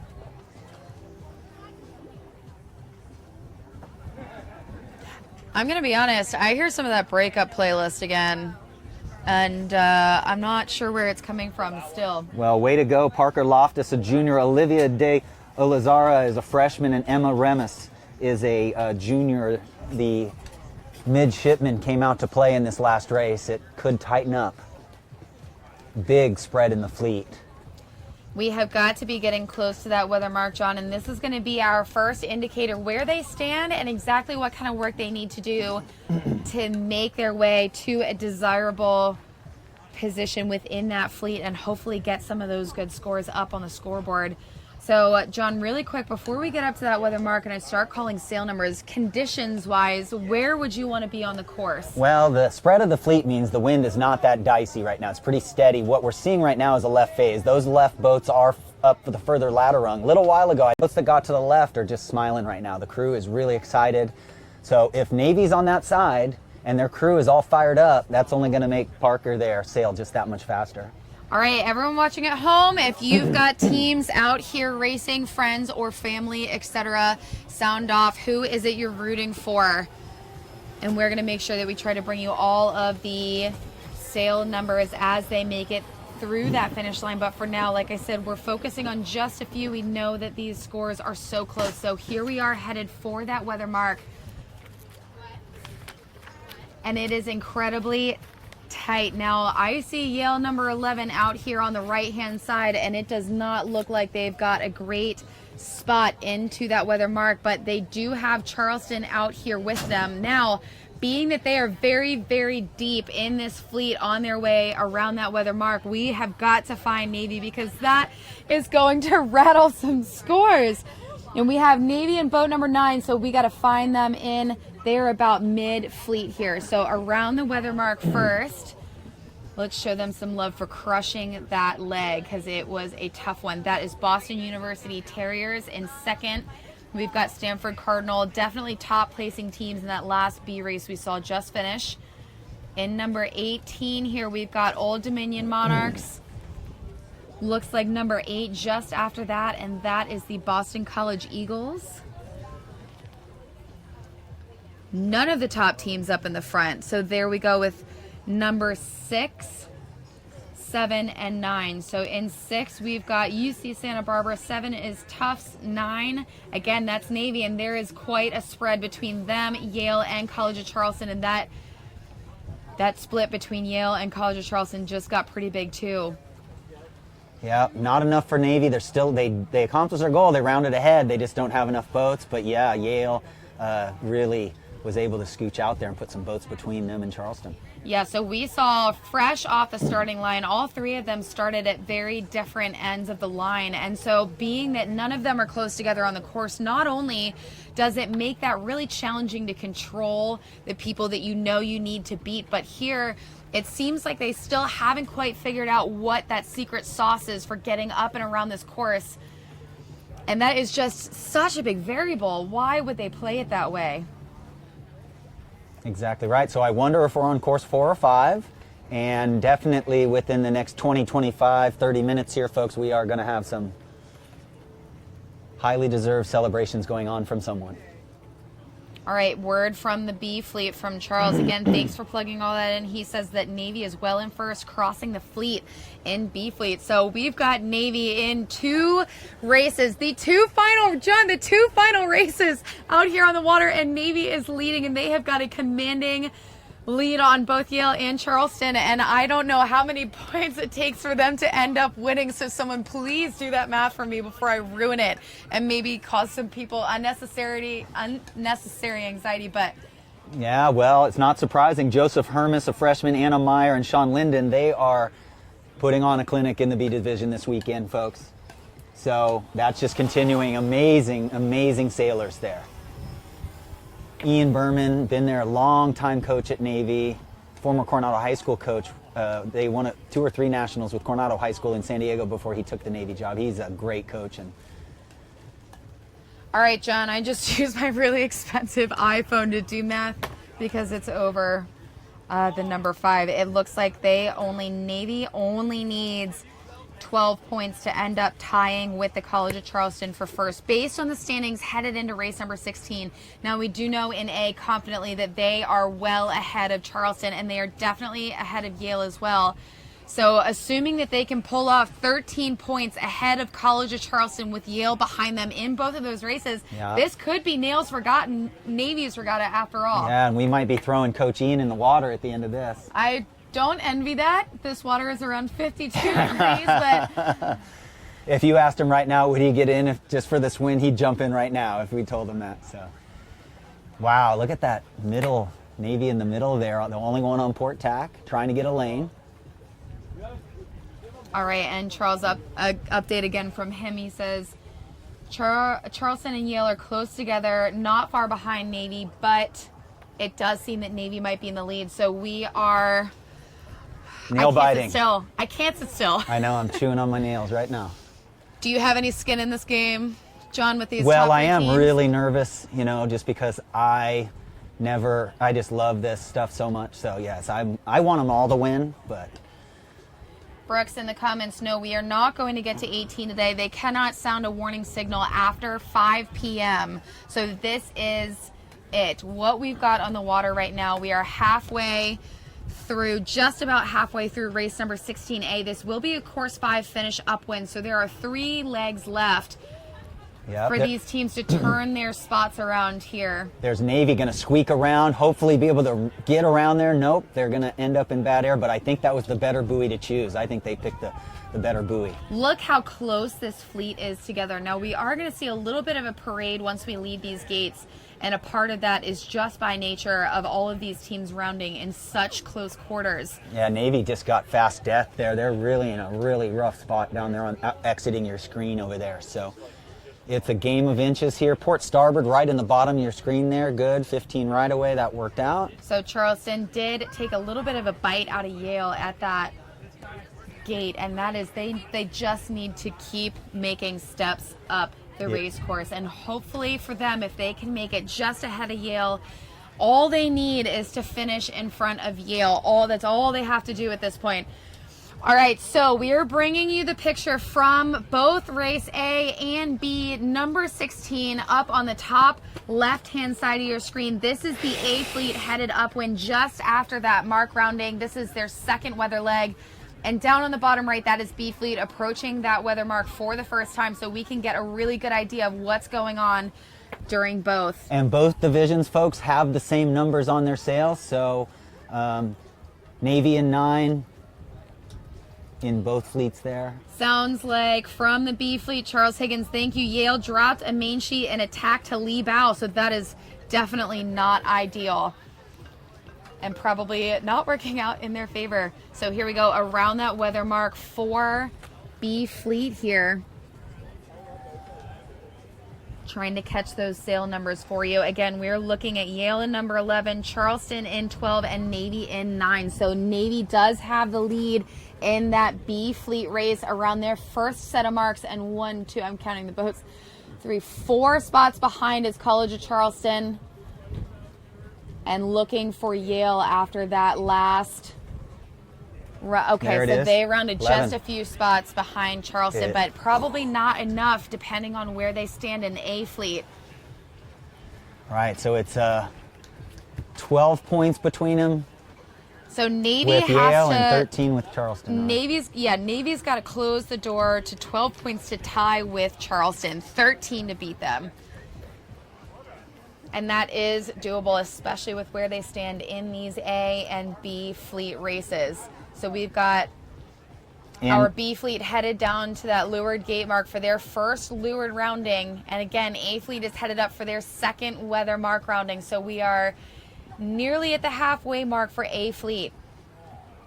And I believe Navy does win a tiebreaker. Navy has 5 firsts in the regatta between the two divisions. Charleston only has 4 firsts, all with Augie Dale. So and there are those fleets coming a together. freshman in the B division has more firsts than anybody, and that could be the tiebreaker. The depth across the board now, freshmen to seniors, is really fun to follow all season long.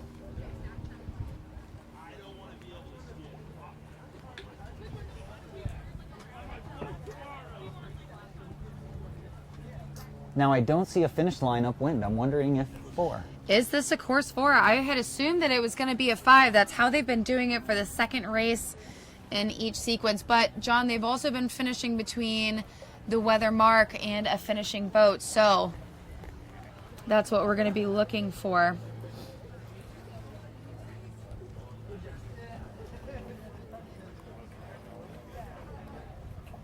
Wow, what a feeling.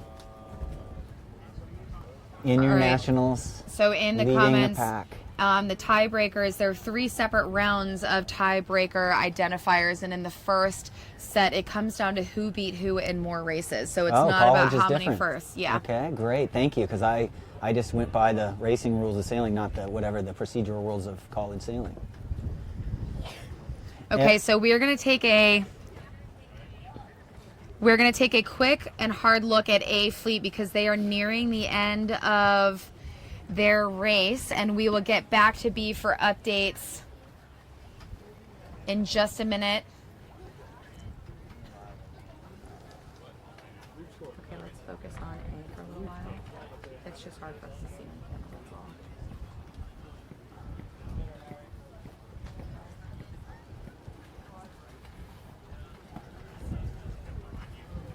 And around we go with number 13 in the lead. BU. Boston University Terriers still in the lead, and with number 2 shortly behind Stanford Cardinal keeping their second place, and I see Navy just in that corner rounding, and now we've got to keep a close eye on where they stand compared to Charleston and Yale. So we've got 18 around next. That's Old Dominion University. And in 11, there is Yale making a step up in the sequence here to a top 5. And then we have 8 around just after that, Boston College.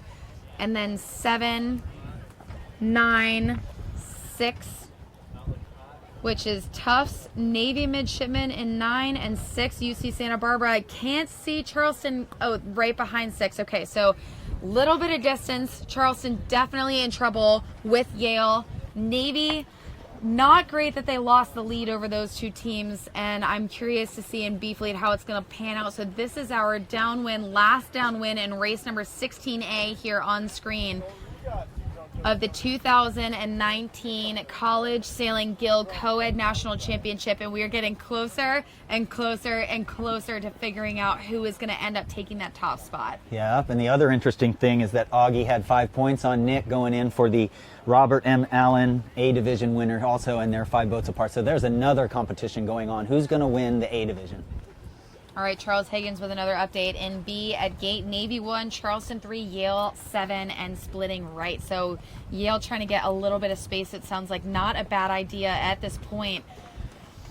So Navy has the lead in B. Navy does not have the lead over Yale in A Fleet.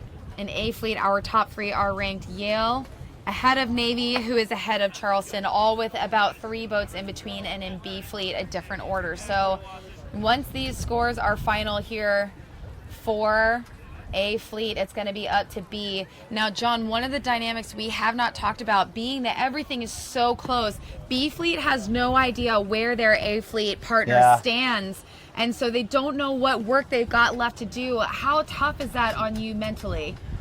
Well, you might be surprised. They might have taken a peek. Human nature is our biggest strength and our biggest weakness, and you should never look over there, but maybe a few do know how they're doing, but that just would mess me up, so I just put the hammer down. Yeah, you just got to make sure you're doing your game plan. Look at those puffs rolling down. The crews become very important. It looks like we might end the day here on full hike, everybody. And it looks like in number 2, Stanford Cardinal, they are looking to overtake number 13, Boston University Terriers, and they are approaching that gate mark. Yeah, great job I called Boston a lot today. Great job, Javier Panos, Robbie Guerin, Catherine Bertolini, and Lexi Pline. They had a good day today. I called them a lot, or we called them a lot. Okay, can we see any numbers there? That looks like Yale up in the middle there. I do. Yale is in center, and it looks like Charleston is also seemingly in the center, a few paces behind. So we've got Boston University rounding first, Stanford just after. Now in 18, that is Old Dominion. Yale is an 11 right there. Then we see number 8, that is Boston College up there in the front as well.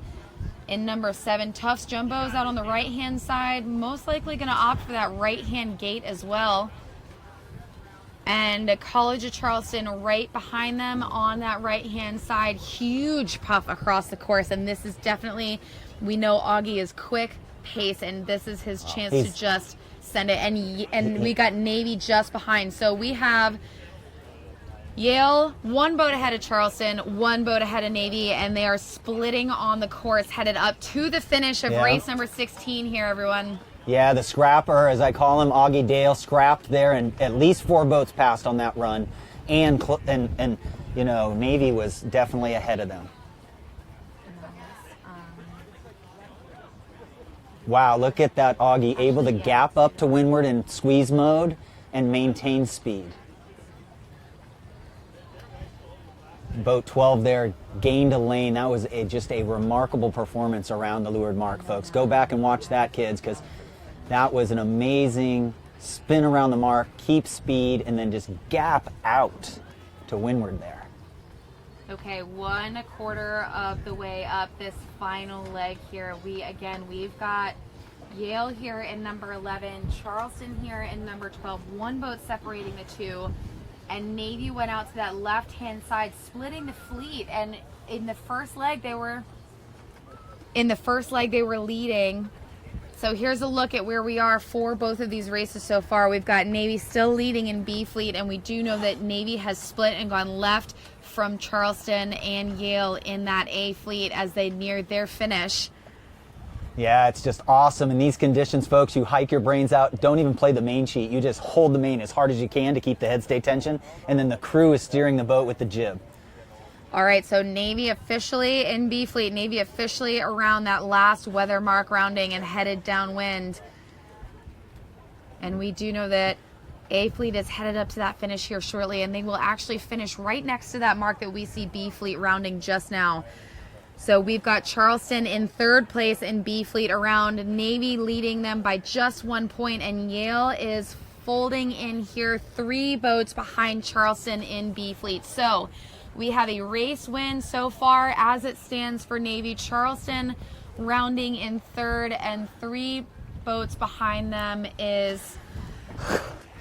My head is just spinning right now. I think we're going to have a tie. I've given up. I think we're going to have a tie and third is going to be right there. All right, now we're getting close to the finish here, so we are going to follow this race 16 for the A fleet into the finish while we watch, wait for B fleet to make their way down the course, but we definitely want to catch this here. Yep, so it's a race. Stanford right in there.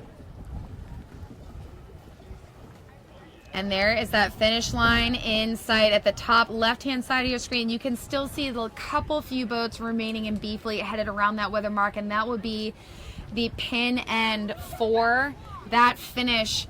Again, race number 16A here, and it is for almost all of the marbles, and I know that we ended up having Yale leading that top 3. Yale with Charleston behind by a boat, and then Navy splitting off to the left-hand side. Curious to see where they fold in, because I wasn't convinced that was the favorite end. And now we're back into the athletic side, showing the athleticism, and the crew's just hanging their head out and closing their eyes now. They're just hiking as hard as they can, and on the Z420s, you'll see those booms being not pumped upwind, but played very aggressively. Yeah, watch these guys. This is super fun to watch. This is when they shine right now in this type of breeze. All right, before we finish, just a reminder, Yale is in 11, Charleston is in 12, Navy is in 9. I don't see any of them here in the top 3 just yet, but we've got... I think I saw Yale off there in 4th on the left side of the screen exiting there just a second ago, but not 100%. So BU extending out, leaning back here. Look at that. He's just, every time he hikes, just get the bow out of the water. We like to knuckle out of the bow out of the water in 12 knots. Now here is the finish line right in sight. This is the pin off to the right-hand side of your screen. We are going to see those Boston University Terriers take that win in their final A-Fleet race of this 2019 College Sailing Coed National Championships, and we have in boat number 2 Stanford just behind. Again, we're looking for just a few boats, but number 18 before is going to cross, and that is Old Dominion. Yale is across in number 11, so Kenai for the other 2 in number 8. That is Boston College. Navy in number 9 here, 1 point behind Yale. Still looking for Charleston. They're right up there by the boat, and can they get across in front of these teams? That is for so many points they don't need to add. So Charleston in 12. And it looked like we had 6 at the bottom end of the screen, not quite making that finish line. So it went Charleston, and then number 1, 7, 6, 15. Yes, and the 3 competitors all within 3 boats of each other. All right, it was almost so like a match race. That is Yale with 1 boat between them and Navy, and then Navy 1 boat between them and Charleston. So that is incredibly close, and I'm so anxious to find out where B Fleet is on the water. I know that they are just down and around those gate marks, but where those 3 teams stand, as soon as these results update, I'm just going to read them to you so we know what is going on here. But we're going to take those cameras back down to that B Fleet, and this race could define any of those 3 teams might be able to take that national championship title. So, oh, John. Yeah, I think it's, Yale and Charleston. I just want to see who's made the gain down there. So now we know going into that last race, Charleston had 1 point lead over Yale. So now Yale finishing 1 boat between them and Charleston, in theory, should be tied, and I will confirm as soon as those results are entered. Actually, there were a few boats in front in that A finish, so they should be a couple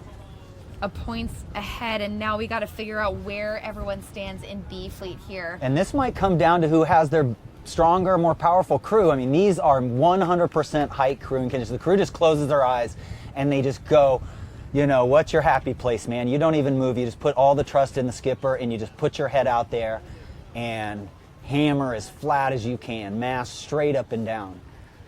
There's 2 of the best sailors in the country there representing their school. Strong team there, young team, Naval Academy. All right, so we got Navy and Charleston on the screen here, and trying to keep a lookout for Yale, but it looks like they are just on the far side of boats 6 and 18. So all three are pretty well stacked together, with Navy still leading that group of three. Charleston seems to be ahead of Yale in this one, and they're going to have to put between 2 and 3 boats between them, and hopefully more for that team if they want to win this championship. Well, I can see the Charleston team jumping up and down a little. You know, the entire team knows, even from land here, not watching our footage, they think they're in good stead right now. All right, so I'm still refreshing at 1,000,000 miles an hour. I'm clicking on that refresh button, and I don't have results quite yet. I'm gonna bring them to you as soon as possible. So just hang tight. Great job by Santa Barbara in 6 down underneath there. All right, now just to recap, B Fleet is headed up for their second weather mark rounding. Oh no, they should be headed to the finish. Yeah, I think this they're is going the to finish. Yeah. We already talked about how I can't count How many to 5, races have we evidently. done? 150 races for team racing and 36 here. It's just amazing. Okay, so I have results in after race number 15A. We've got Yale in the lead with 202 points, a 2-point lead over College of Charleston in second, and Navy in third with 215. So Navy cannot jump too high on that leaderboard, and it doesn't look by the spread here that they're going to be able to do anything but third place and still a respectable finish in the podium. So we know now Charleston needs to beat Yale by 2 points to be able to tie, and by 3 to be able to definitely, without a tiebreaker, win that championship title. Where is 11? And so Navy locking up probably the Metropolitan Sailing League trophy for third. Georgetown got it last year. Looking for 11.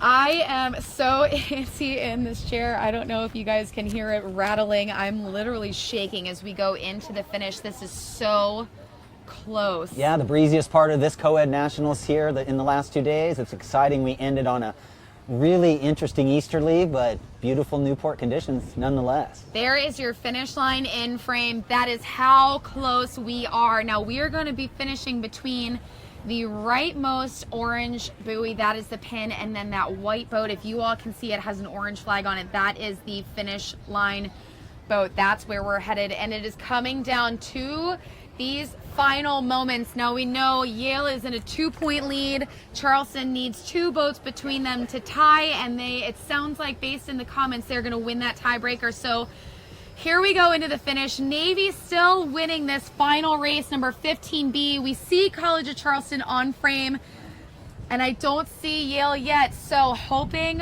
for those Cougars that they've got 2 boats in between them and Yale. That is what this comes down to. There's our finish boat in sight. Amazing. What a couple weeks. Well, celebrate. Looking for Yale, looking for Yale, looking for Yale. That is, John, your eyes are permanently looking for number 11 here. Again, it comes down to 2 points. And I just don't see them.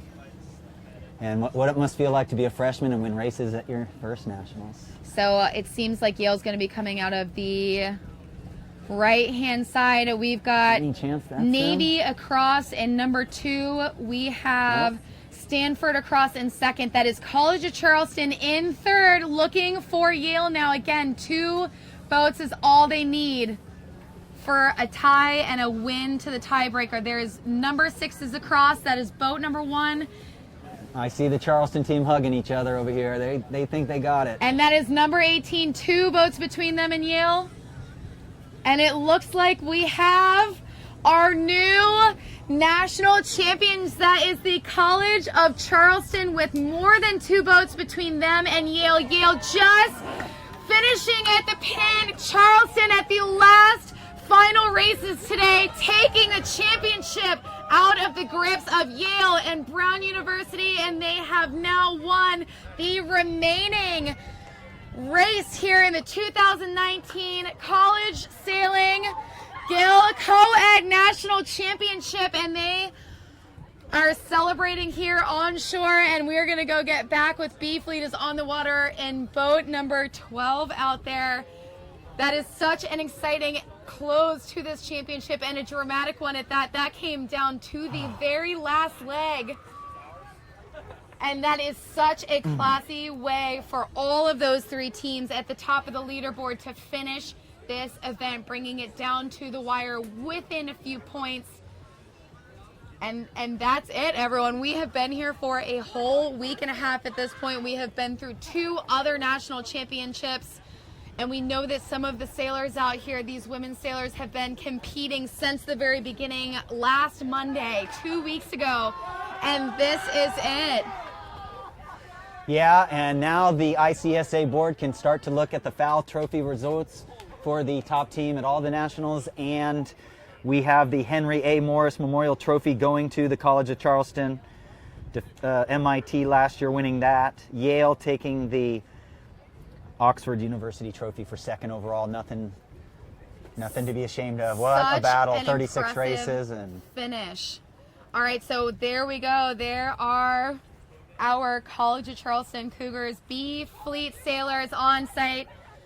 And there's their A team, and they're going to sail in together. And that is it, everyone. My hands are shaking, John. That was such you should a be. close You went there, so it's finish. a lot more personal for you. I've been a big fan of Ward Cromwell and the program there. A lot of my kids that I've coached have sailed there, and so you have a right to be excited. Amazing, amazing. Now, really quick, we're just going to focus in on the College of Charleston for a moment. One of their top skippers, Allie Topa, not only did she crush it in that women's national championship, she also competed for a great percentage of team race. And then she came out and she competed for quite a bit of this Fleet Race Coed Nationals, all 3. And she is still here, and her legs seem intact after that final day of women's. Absolutely cleaned up, so impressive, and they're going to greet their team here at the dock. They are both A and B Fleet are going to head in here to the finish, and I cannot wait to see this celebration go down here in the basin. And there they go. That was a really good flip.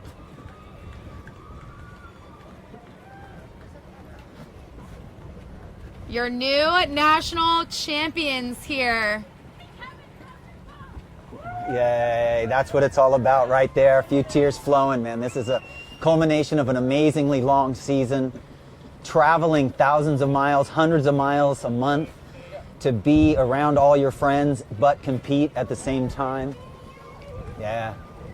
Let me tell you what, John, and now for those of you who have been watching, I hope I have kept it pretty objective, but this is my alma mater here. I'm an alumni of the College of Charleston, and it is such an honor to watch that happen. And for all of you, I see so many Yale Bulldogs here in the comments. You have got to be proud of your team for putting up such an incredible fight. And Navy with a very impressive performance for that 3rd place overall here at the Nationals.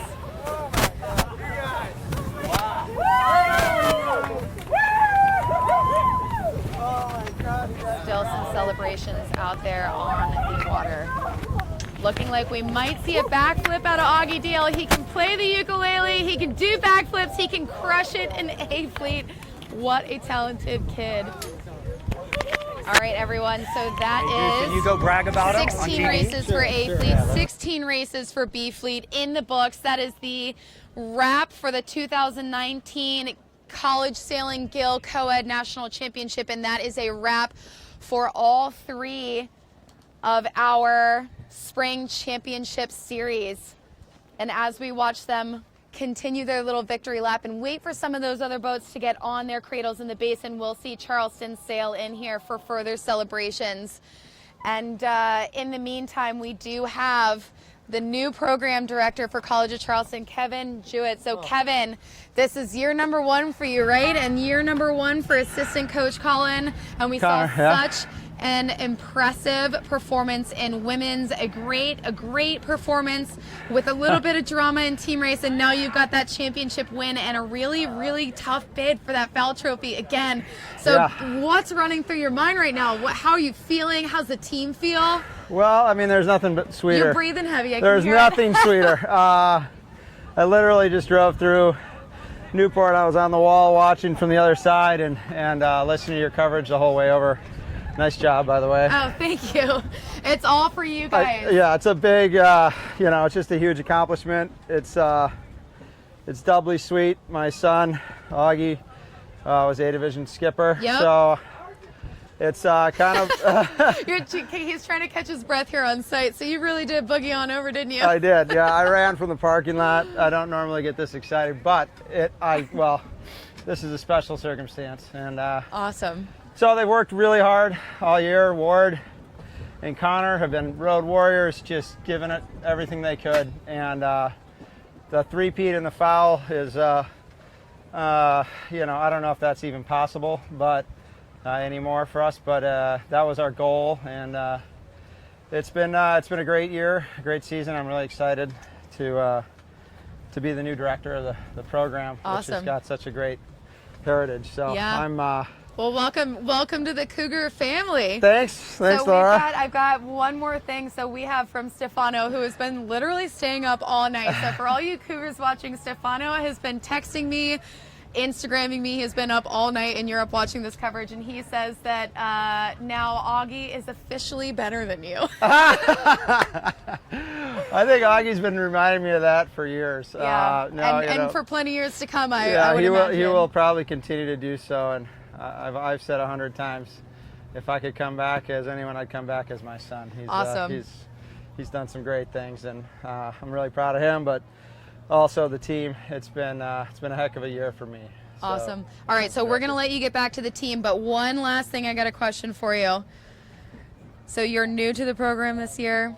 What is in store for next year with this performance on the table, and what is it we're going to expect from you all at the next national championship? I mean, I think the great thing about college sailing is every year you have a new batch coming in and a great batch headed out. So, we had the opportunity to sail a lot of juniors this year. Ali Topa, we're going to miss Annabelle and Augie, but Katie is coming back. Jack Brown just came in and showed us what he could do to close this thing out. It looks like he can do some good things. Pretty amazing. So, I mean, I think we've got a shot at it next year. It does come down to keeping it up, and working hard towards our goals. But awesome. All right, well, you get out of here. Go for a swim, but don't go for a swim with our mic. All right. And that's Kevin off to celebrate with the College of Charleston Cougars, the 2019 College Sailing Gill Coed National Champions. And that's it after a long day of racing and very close points. That's it. That's the wrap for us. So we are done with all three Spring Series Nationals, and the next thing that we got is we are going to bring you that awards ceremony live, and there are some excellent awards left to be presented. The National Championship Award, everything for the fleet in between. We're also going to be awarding this year's All-American and honorable mention athletes. We do have some coaches up here for some impressive awards as well.